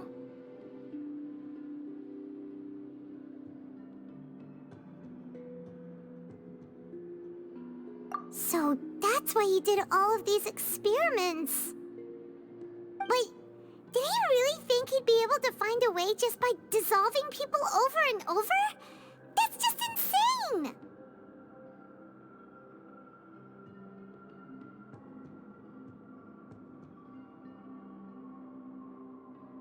Huh? Isn't that the name you heard by the fountain?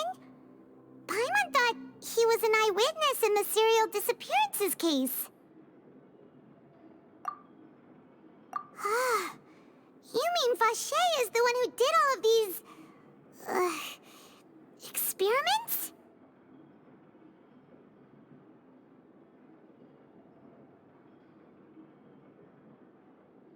So that's it!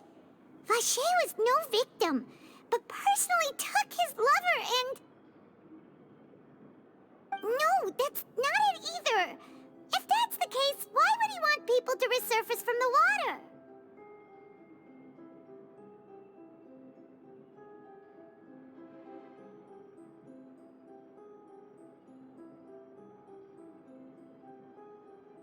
In any case, Paimon will write it all down.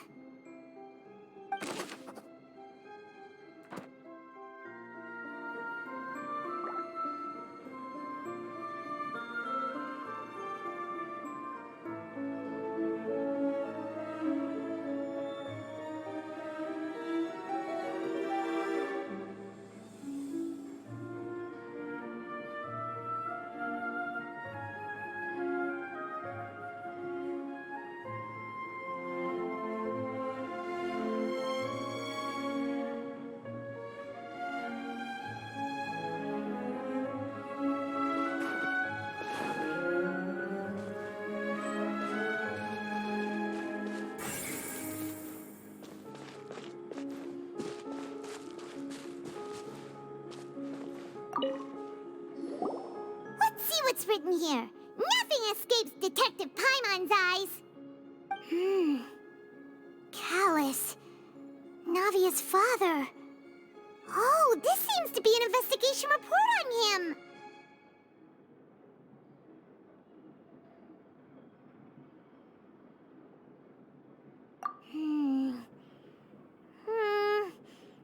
Yep, it's about finding someone to assassinate Jacques and Callus because of a lack of confidence that Jacques himself would go through with it. This should prove the existence of the third person, right?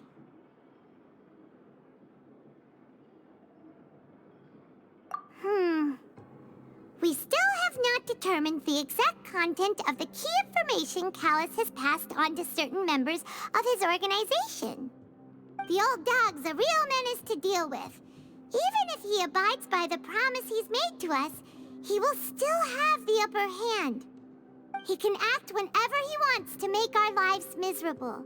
The only option left is to remove him from the picture entirely.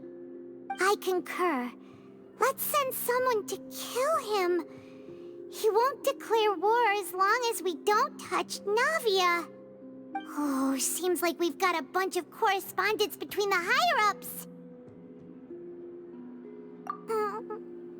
They're all just so evil.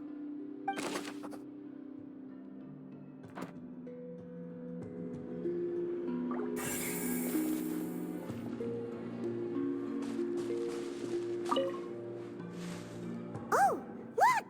There's an important-looking basin over here, and it's full of water.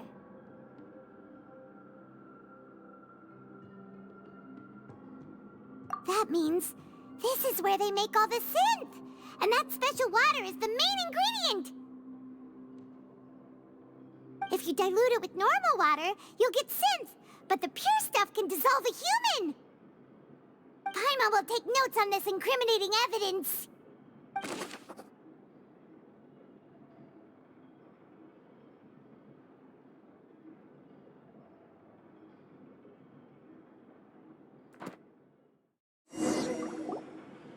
We've looked at almost everything here, and it seems like our theories were spot on. But... yeah, we haven't found anything that reveals his true identity. No wonder even Neuvillette wasn't able to find anything. Whoever it is probably destroyed everything to do with that name a long time ago. That way, even if we bring all this back to the opera, we won't be able to identify the true culprit.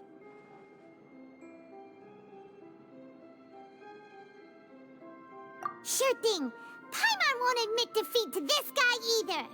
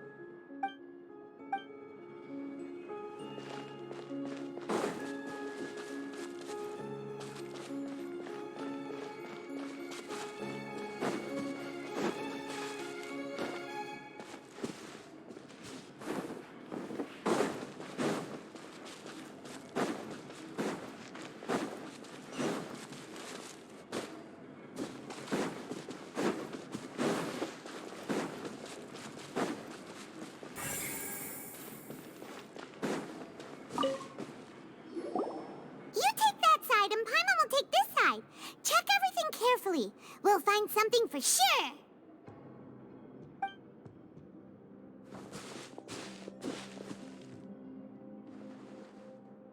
Ugh. Nothing at all. And Paimon can't even find snacks either.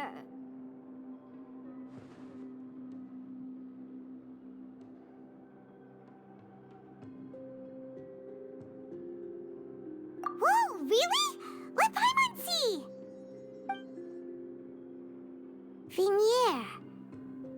Vache's lover's name? Then you found her diary. Let's see! Aw, it's just a normal diary chronicling their love story. She was so sweet, too. Oh, Paimon feels even worse for her now.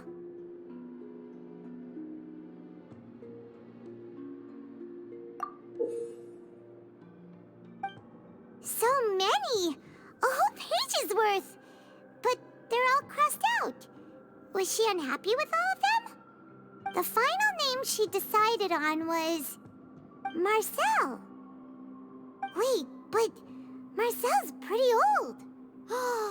Has this case been going on for so long that he's Vache and Vinier's grown son?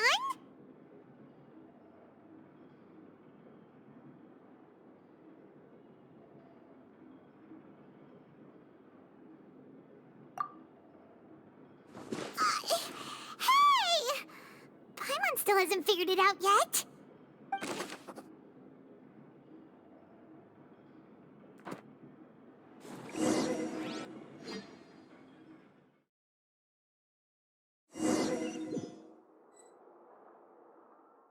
And whose image do you see, Marcel? Is it a man named Vache? Oh, so you do know that name. I'm merely surprised you'd suddenly say the name of someone I've never even heard of. I was waiting for you to say that. Navia! We're back! As expected of my partner. I just knew you'd return in the nick of time. Just how often do you intend to flout the rules of this court? It's all right, Monsieur Nervalette. Given their confidence, I expect they've found the crucial evidence.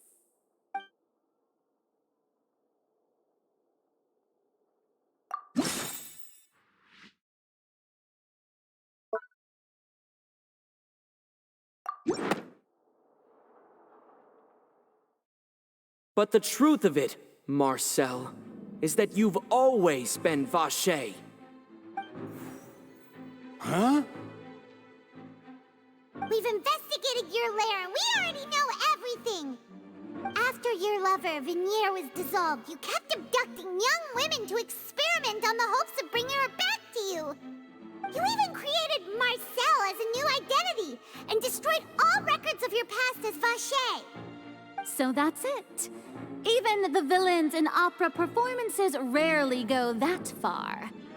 And with that, Marcel's motive has now been established.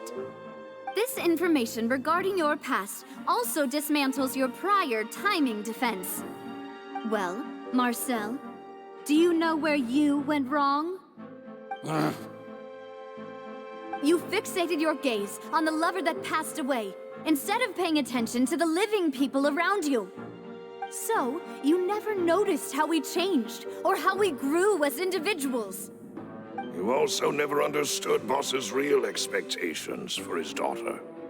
Or our determination to see things through. Your determination. Mr. Marcel, please speak up now if you would like to defend yourself. Otherwise, the trial will move on to the next stage. Do you really think I wanted to do any of this? Pay attention to you? What for? Have you ever paid attention to me? Ever empathized with my pain? Ever known how it feels to watch the love of your life dissolve right in front of your eyes? No one helped me.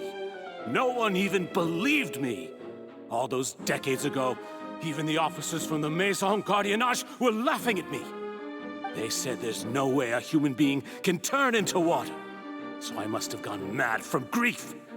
Vinier's death was brushed away by all of you as if it didn't matter at all. Well, now you know, don't you? Ha! Well, it's too late now. All those who were dissolved are gone forever. You only have yourselves to blame. You set up this ornate opera house in pursuit of your so-called justice, your beloved drama, while turning a blind eye to the suffering of the people. Vinier is dead, We promised each other that we would always be together. Wherever she goes, I will follow. But I'm not from this blasted place, so I can't be dissolved, no matter what I do. Hey, is that water from the primordial sea that he's drinking? I can't dissolve! Can't dissolve! Can't dissolve! Do you all see? I can't go, I can't follow. So if I can't go where she is, what choice do I have but to try to bring her back? I did all of that, and in the end, that accursed Callus still got the better of me. I spent my entire life living on pins and needles, only to get stabbed by his idiot daughter at the very end. The suspect is exhibiting signs of mental distress. Guards, please restrain him. Don't touch me! Don't anybody come near me! I still need to save Vignier. Our promise. We made a promise. Vignier. Vignier! Please, Vignier. Don't think badly of me. All I want to do is fulfill our promise. At this point, the verdict of this trial is clear. With Mr. Marcel's conviction, the charges against Mr. Tartaglia no longer have any basis. Fine by me. I was in a bad mood, but after a show like that, I'm actually feeling pretty good. Traveler, please submit all the evidence you have collected to the guards, so that I might review and summarize the truth behind the serial disappearances case. The man now known as Marcel was originally named Vacher and worked as an adventurer with his partner and lover Vignier. During an underwater expedition, Vignier accidentally came into contact with water from the primordial sea and was dissolved in front of Vacher as a result. Vacher learned of the primordial water's existence through the work of others and began to kidnap young women for research, with the goal of discovering a method to restore Vignier back to life. To cover his tracks, he invented the new alias of Marcel and began to operate a business in Poisson. During the course of his research, Vacher discovered that a diluted concoction of water from the primordial sea can induce feelings of euphoria, and began to manufacture and market synth. However, as he accumulated wealth to fund his continued research and expanded the scope, he came into conflict with Spina di Rosula. After exchanging blows with Spina di Rosula for many years, Vacher decided to assassinate their president Callus at a banquet. Although the assassination did not go as Vacher expected, he was able to turn Callus into the murder suspect by dissolving the assassin he sent to the scene. And just recently, Vacher attempted to frame Linny as the culprit of the serial disappearances case, using a similar method. However, his attempt to frame Linny failed, and the power of water from the primordial sea became public knowledge. This case also exposed enough of Vacher's machinations that he was eventually successfully charged in court. Thus concludes the enigmatic history of the serial disappearances case, with the truth revealed to all.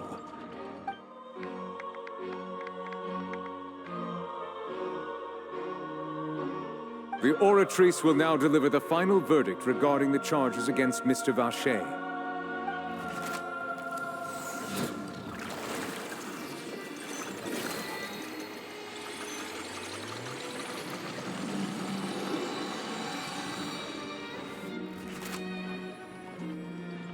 According to the judgment of the oratrice mécanique d'analyse cardinale, Mr. Vacher is guilty. Guards!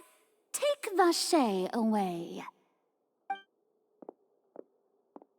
Good. It's what he deserves. With that, the serial disappearances case is over now. We really just witnessed history. Who would have thought the true culprit would be such a polite and well-spoken guy? Yippee! We helped Navia bring the bad guy to justice! He's hurt so many innocent people, and now he's finally getting what he deserves. Huh? Are you okay? Demoiselle, you were absolutely brilliant. The day our late boss had always hoped for has finally come. You can rest easy now, knowing justice has been served. Yeah. It's finally over. It's all thanks to you guys. And my partner. See, Papa? Spina di Rosula's still doing well with me at the helm. Well now, hasn't this been a most delicious piece of drama? The villain has been caught, justice has been served, past wrongs have been righted, and it's a big ol' happy ending. Since it's been such a great show, I'll just let the false accusations against me slide. Either way, I've still got some business to attend to. So, if you'll excuse me... Please wait just one moment, Mr. Tartaglia. What now? None of this has anything to do with me. According to court protocol, since this trial was initiated due to a charge against you, a verdict must also be made regarding the initial charge before the trial can conclude. Oh, come on. Is this really necessary? Haven't you already caught the real criminal? Isn't it time for side characters like me to exit stage left? Please respect the laws of Fontaine. This has always been the rule. All right, but this sure is a lot of hassle. All I need to do is stand over there, right? Let's just get this over with. Through evidence presented in the public trial that was just held, it has been established that Mr. Tartaglia has no direct connection to the serial disappearances case. The guilty party has been identified, and thus it is logical to suppose Mr. Tartaglia is innocent of the charges. We now turn to the Oratrice Mécanique d'Analyse Cardinale to render the final verdict on the charges.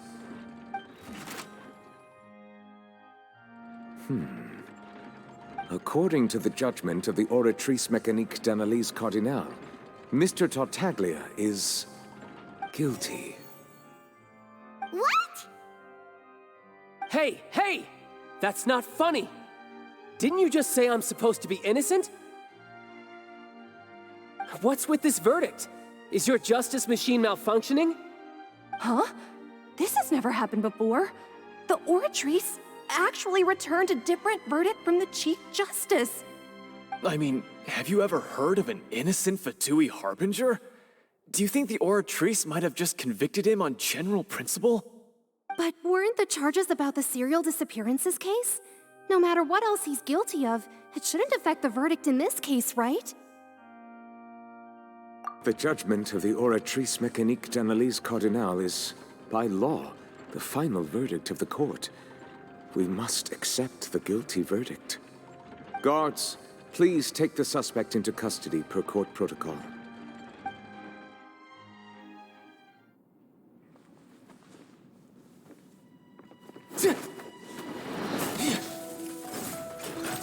So this is how justice is done in Fontaine. What a joke. You've got your rules.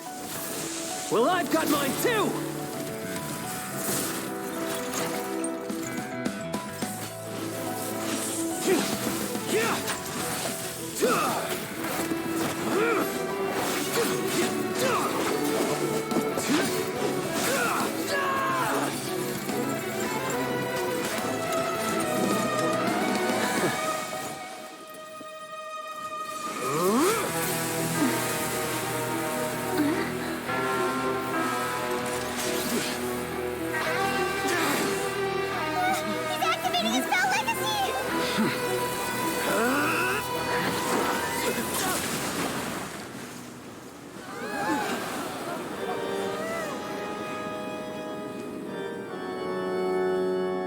I am sorry. If you have been wronged, we will find the truth. But the rules of the court must be upheld.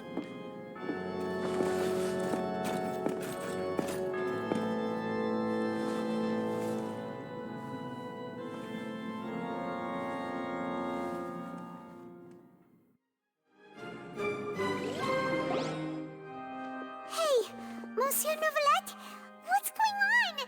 Shouldn't they have been cleared already? Apologies. This is also the first time I've encountered such a situation. However, according to the rules established at the conception of Fontaine's court system, the Oratrice's judgment is the final verdict of the court. All I do is follow court procedure. As for why the Oratrice arrived at the conclusion it did, you should probably ask someone more knowledgeable than me.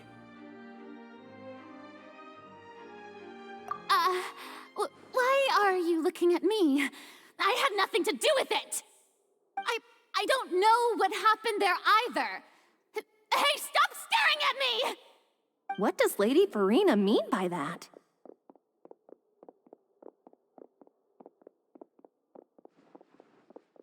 She says she has no idea either? But that's impossible. Didn't she create the Oratrice herself? Yeah, so are the verdicts reliable or not? Can results like this really be called justice?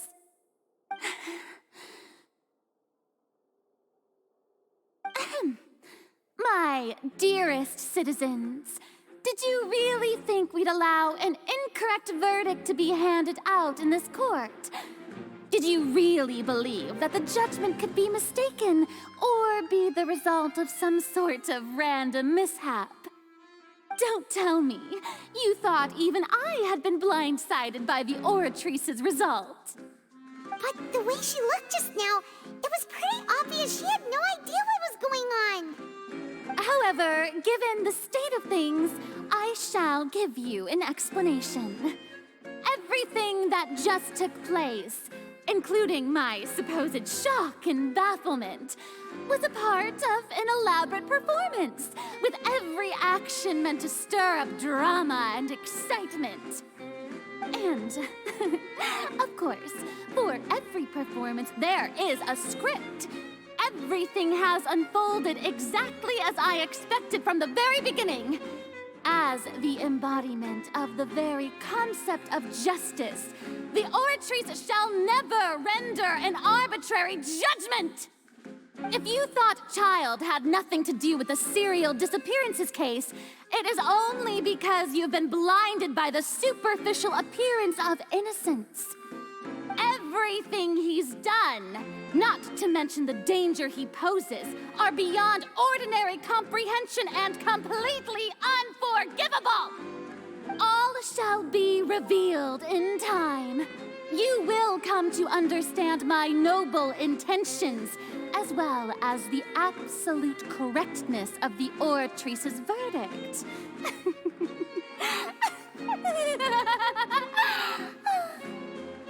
Now, having said that, although I hate to leave things hanging in suspense, it is now time for this performance to end.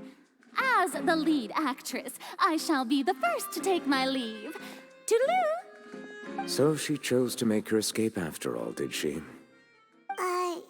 So you're saying we shouldn't put much stock into what she just said? She probably just put on that performance to save face. As for the truth, it's unlikely that she actually has any idea. However, please be assured that I will continue to investigate this case in a personal capacity. Just as I promised, if the judgment has been incorrect, we will do our utmost to clear his name. All right. Even though we feel pretty badly for him, we'll take your word for it for now. After all, he's done plenty of bad stuff, so he should have known he'd go to prison someday, right?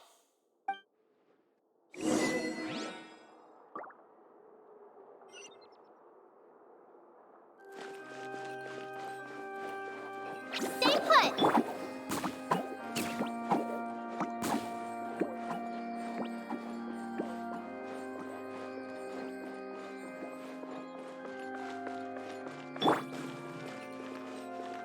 Don't be scared!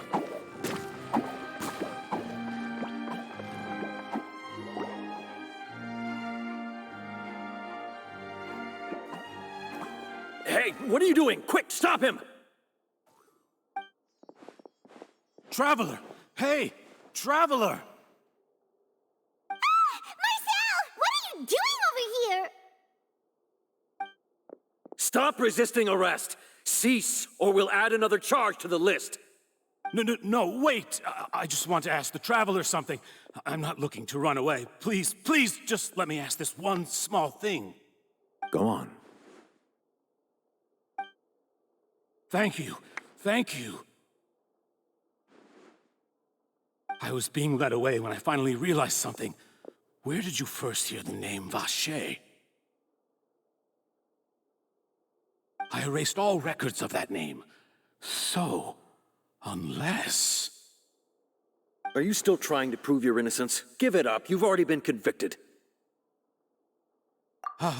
Really? You did? You're sure? You met her? But how could that be? How did you manage to do it? The Fountain of Lucine? Then she's been so close to me all along. And I just never... Please give me a chance to talk to her again. Just let the Traveler take me to the fountain to see her one last time. This is the last request I'll ever make in my life. You can do whatever you want to me afterwards. I don't care. What? Give an inch and you want to take a mile? Do you think serial killers get to make requests like that? Paimon agrees. Why should we give him what he wants when he's only done a ton of super terrible things? This request, is it worth as much to you as your life? Of course! Wait, no. It's worth even more than my life. Humans. Will they betray the instinct to live just to satisfy spiritual needs? Very well. I will grant your request. Your Honor, I fear that... I will go with him. You do not need to worry about any escape. In that case, I shall leave him in your most capable hands, Chief Justice. Thank you, Your Honor.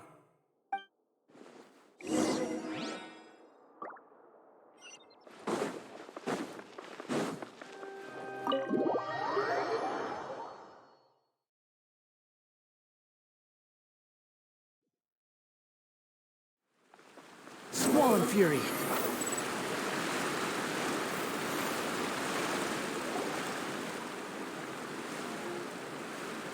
Is this the place? You said she's here, but what do I need to do to see her?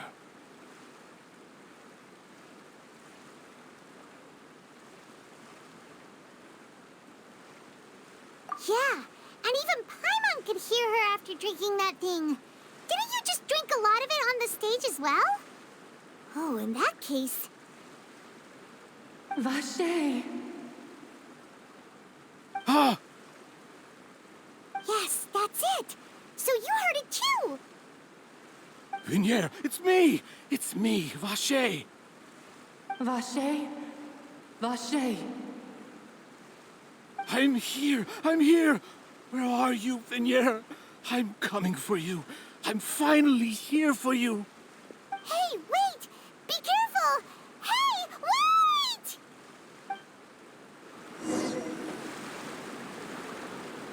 Vignier, is that you? It's me, Vacher! Vignier! Vacher? Why did you come? Didn't I say? You don't need to look for me. You look a lot older than I remember. How long has it been? It's been more than 20 years. I've suffered for over 20 years since the day you left. All this time, only the thought of bringing you back has kept me alive. Nothing else mattered to me. I must be dreaming. Who would have thought I'd get the chance to tell you all of my feelings like this? Vignier, you are my everything. I really don't know how I could live without you. But Vacher, if you ask me, this world would be better off without you. What are you saying? If not for you, I would have finished my law degree and probably become a top-tier attorney one day. If not for you, I would have continued to pursue my love of the arts, and my works would have been displayed in the Palais Mermonia itself. If not for you, I would at least have been able to take care of my mother. And she would not have grown old and died alone, with nothing but the tears on her cheeks. It's all because of your selfishness, Vache. It's all because of you. You... Wait, you are not Vignier. Who are you? You're right. I am not Vignier. I am the sacrifices. Every woman who died by your hand, as our bodies dissolved, our consciousnesses flowed back to the primordial sea. Our thoughts circulated endlessly within the primordial sea, and we were no longer individuals, but we became one, just as streams of water come together in the sea. I'm Cressy. I'm Lemony. I'm Azine. The only one I am not is Vignier. Why? But then, where is Vignier? She doesn't want to see you anymore. Every tendril of her consciousness is avoiding you. This is what you get for your selfishness. Your selfishness robbed us of our lives and our futures. You said time and time again that you'd do any and everything for her. But did you ever consider whether she'd want to see you do the things that you did? If she would despise you for what you became?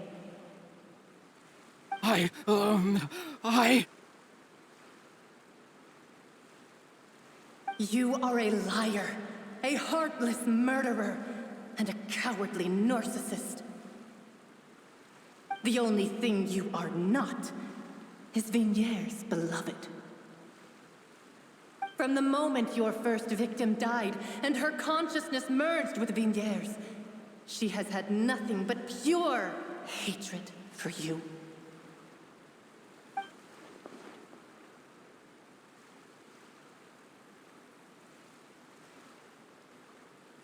No! Vignier! She can't hate me. Let me see her. Please, have mercy. You still don't understand. When I said don't look for me, that came from the real Vignier. She really doesn't want to see you anymore. But on top of that, she also said that because it's her final drop of pity for you. She said that because she knew that if you did come here, we will show no mercy to you. Vache. Vache? Vache. Vache. Vache. Vache. Drown.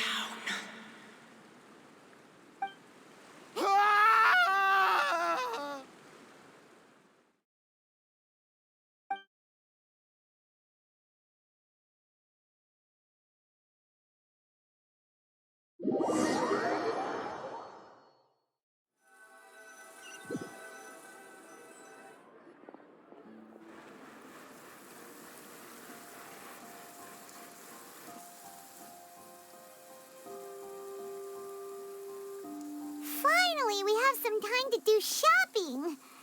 Gosh, it's really been a long time since we've been able to relax.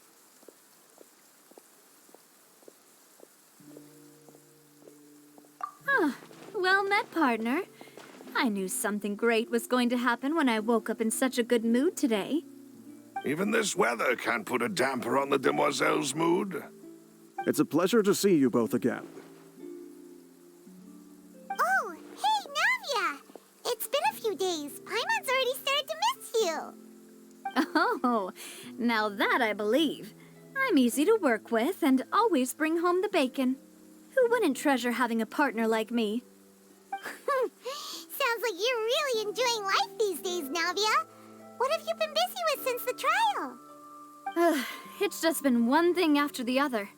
I've been making non-stop trips between Poisson and the courts in Seine. Everyone from Spina di Rosula organized a memorial for my father. We never held a memorial when he first died, since everyone knew that even if we held one back then, no one was going to come. This time, though, everyone in Poisson, and even many people from the court, all attended. So his name's definitely been cleared now. That's what we like to hear. It's been the dearest wish of Demoiselle all along. That blasted stubborn fool. I was right to put my faith in him. I'm so glad I didn't give up on the case all those years ago.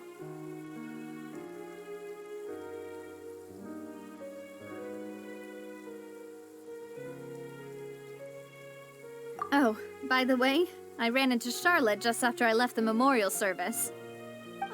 Well, maybe it'd be more accurate to say I knew she would be there, and there was no way she'd just let me go. Huh? So you know Charlotte too? The Charlotte? Journalist from the Steambird? Yeah, way back when I first became the president of the Spina di Rosula, she was all over me.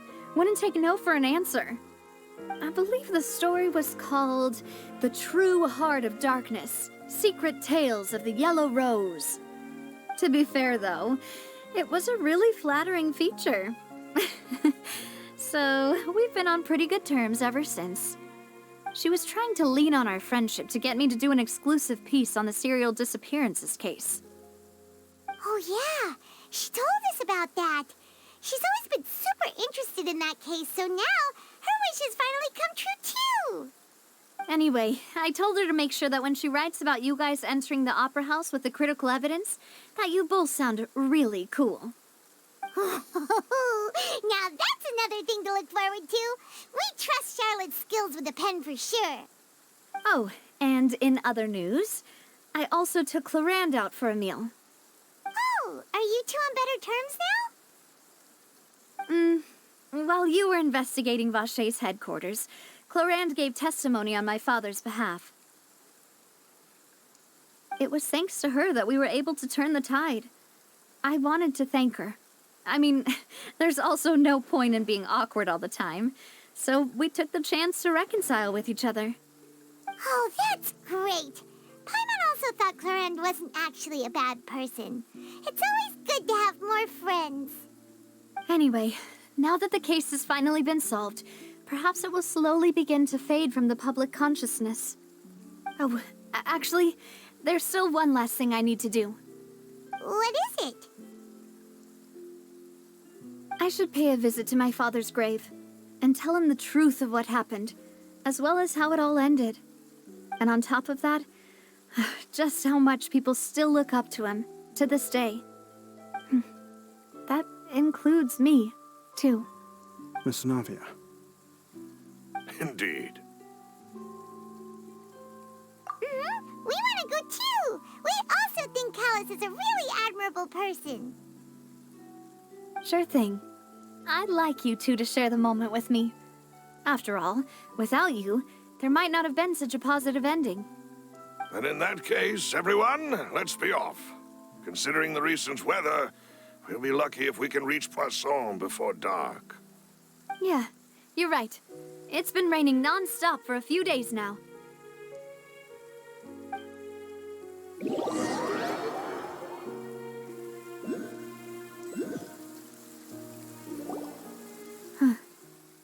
This is where my father's grave is.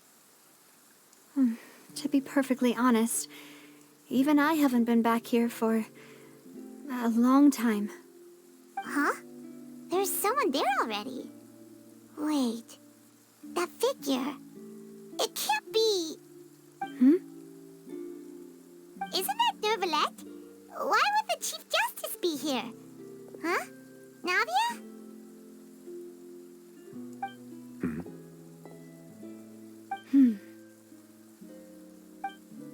My apologies. I should have asked before coming to pay my respects. Don't say that. Sorry about that. Oh, I was trying to say there's no need for you to apologize. I wanted to show my father how much I've grown, but still, I doubt I've grown to the point that even the Chief Justice would feel compelled to apologize to me over and over. In that case, I will stop apologizing for now. You really could use some pointers on understanding human emotions, Monsieur Neuvillette. In any case, why did you come to Poisson? Well, ever since that day, I've been turning a question over and over in my head. Just what is justice anyway? There was once a time when I didn't want to believe that there could be anything more important to humans than life itself. Oh, rather than that, it's probably more truthful to say I didn't believe humans were capable of resisting the most basic instinct of living things. That they could rebel against their own nature, or consider certain things to be more important than their own lives. Which is also why I didn't stop your father from beginning that fateful duel. I believed that a truly innocent man would never throw away his life like that. That there was nothing, should have been nothing more important than one's own continued survival. But Mr. Callis proved me utterly and decisively wrong. If not for his sacrifice, the serial disappearances case would have remained unsolved to this day. Mr. Callis made the choice he did for his daughter, for his associates, and for many people completely unrelated to him. And in the end, from a certain perspective, one could say that he did it all for the sake of justice. A justice that's higher than life itself. So, you asked me why I came here. I just wanted to say my apologies to Mr. Callis in person. I should have noticed all of this much sooner. This regret has filled me with a sadness that has haunted me for days. That high and mighty chair in the Opera Epiclese indeed insulates one from many important things. Spina di Rosula, thank you so much for your hard work and perseverance. I'm sorry for being mad at you before. So, you're actually one of those types that's cold on the outside, but pretty thoughtful on the inside, huh? That reminds me of Silver, one of my guys. Sorry about that. Self-expression is not one of my strong suits. Didn't I just say you don't need to apologize? Ah, so Navia and Neuvillette seem to have made their peace as well.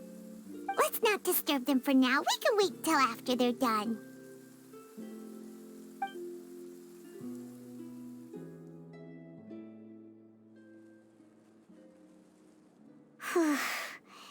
Paimon's never paid respects at someone's grave before. Did Paimon do anything rude there?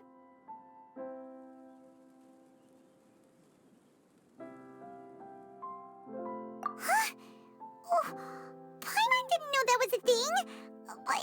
But Paimon doesn't know what she would do if she can't fly. Oh no. Paimon hopes Miss Navia won't be too mad. Anyway, Neuvillette is still standing around there. It's not often that we can catch him alone like this, so why don't we go talk to him for a bit? If we can't talk to Lady Farina, we can at least talk to him, right?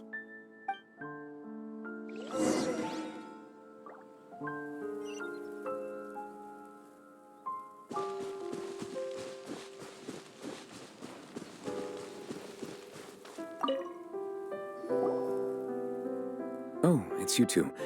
Did Miss Navia invite you to come pay your respects to her father? Mm-hmm. We ran into Navia on the streets today, so we just followed her here. I see, I see. Then is there something that I can help you with? Well, it's pretty hard to run into you like this, since you're usually super busy.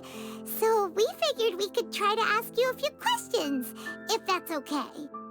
Please feel free. Though outsiders, you helped us solve one of the greatest mysteries in Fontaine, and it would be my pleasure to return the favor.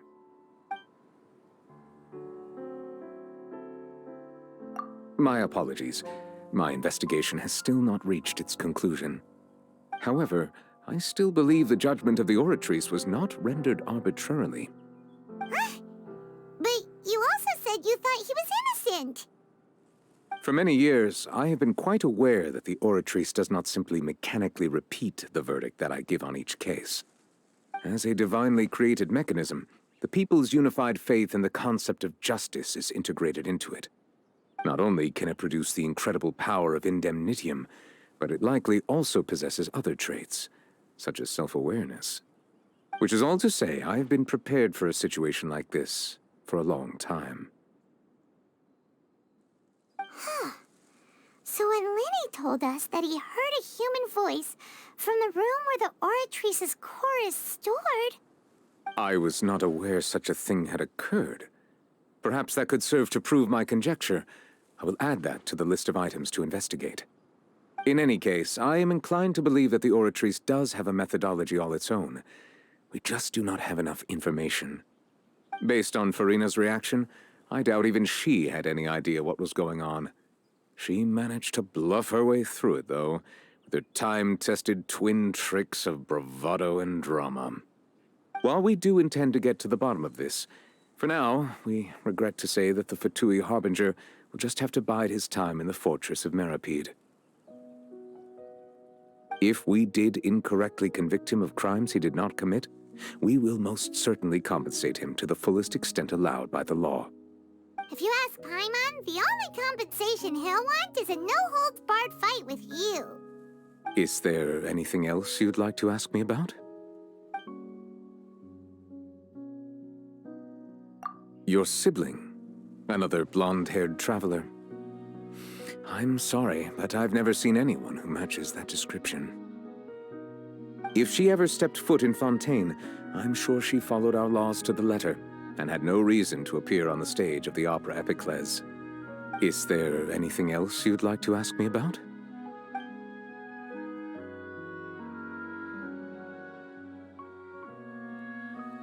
So, at court, the bad guys referred to that special water as water from the primordial sea, but what is it really?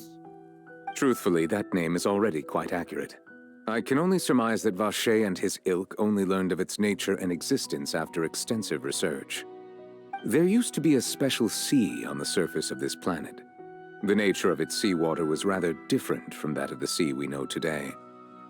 Most of Tevat's life forms were first born in that special sea. You could say it nurtured much of the life on this planet. Huh. So it really was where everything began. It makes sense to call it primordial then. But today, the primordial sea no longer exists on the planet's surface. What Vacher discovered must have been some kind of special case, or a remnant from a truly ancient age. Huh. So that's how it is. Oh, you really know everything, Monsieur Neuvillette. But if that's the case, then why would people, at least people from Fontaine, dissolve in that kind of water? Indeed. Why would the primordial sea, which was known to engender and nurture life, suddenly reverse itself and devour life instead? To be frank, that also doesn't match my understanding of this world and its laws. There must still be some unknown secrets around the people of this land. Is there anything else you'd like to ask me about?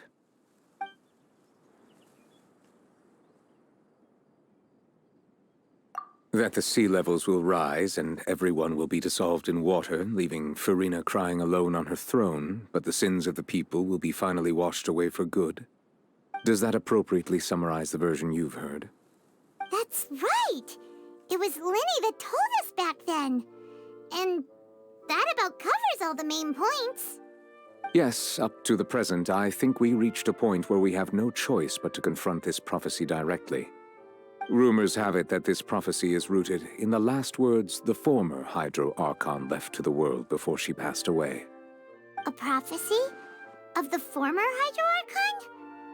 Wow. This is the first time that we've ever heard of it. 2 parts of the prophecy have already proven correct. The rising sea levels and the ability of the people of Fontaine to be dissolved. We should be more vigilant and stay on the watch for further signs.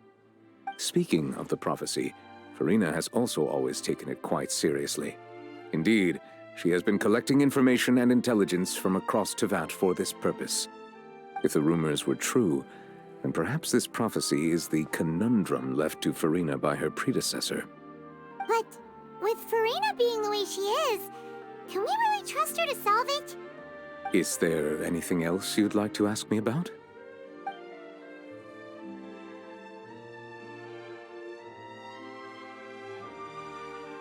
Very well. It was my honor to provide you with what answers I could. I very much enjoyed conversing with you. It will soon be time for me to leave this blissful tranquility behind and return to Palais Memornia. You really are super busy, Monsieur Neuvillette. Paimon thought you only came here to pay your respects today because you had the day off. Crime and villainy do not have the day off, and so justice must work around the clock as well. This is merely the nature of a justice's work. All right. You've got a point. Huh? Paimon just noticed that the rain has stopped.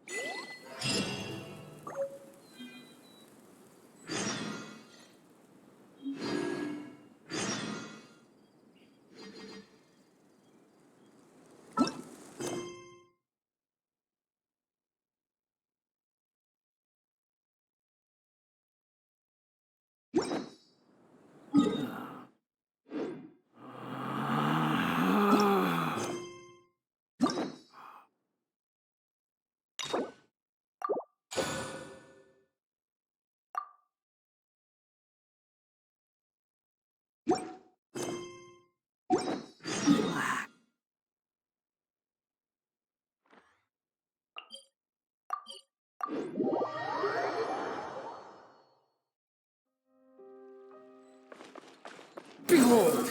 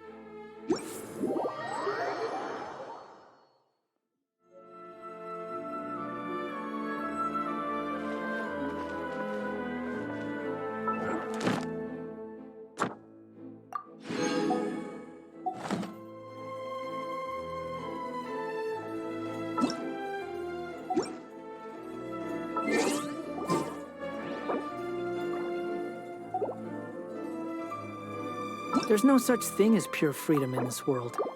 Even the wind cannot blow on forever. Think we're finally finished with the commissions we were doing for Jean. A day in the life of Jean really is hard work. Wonder how she's feeling now. Let's head to the cathedral and pay her a visit.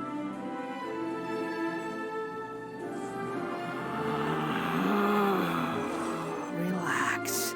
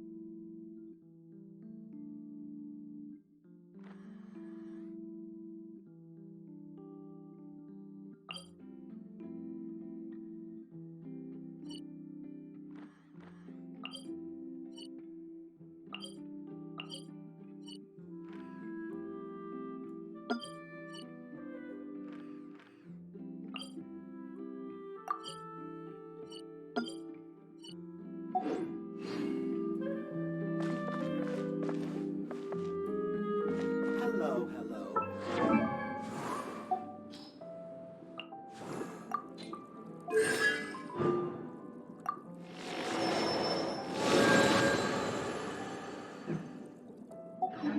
There's no need to exchange pleasantries.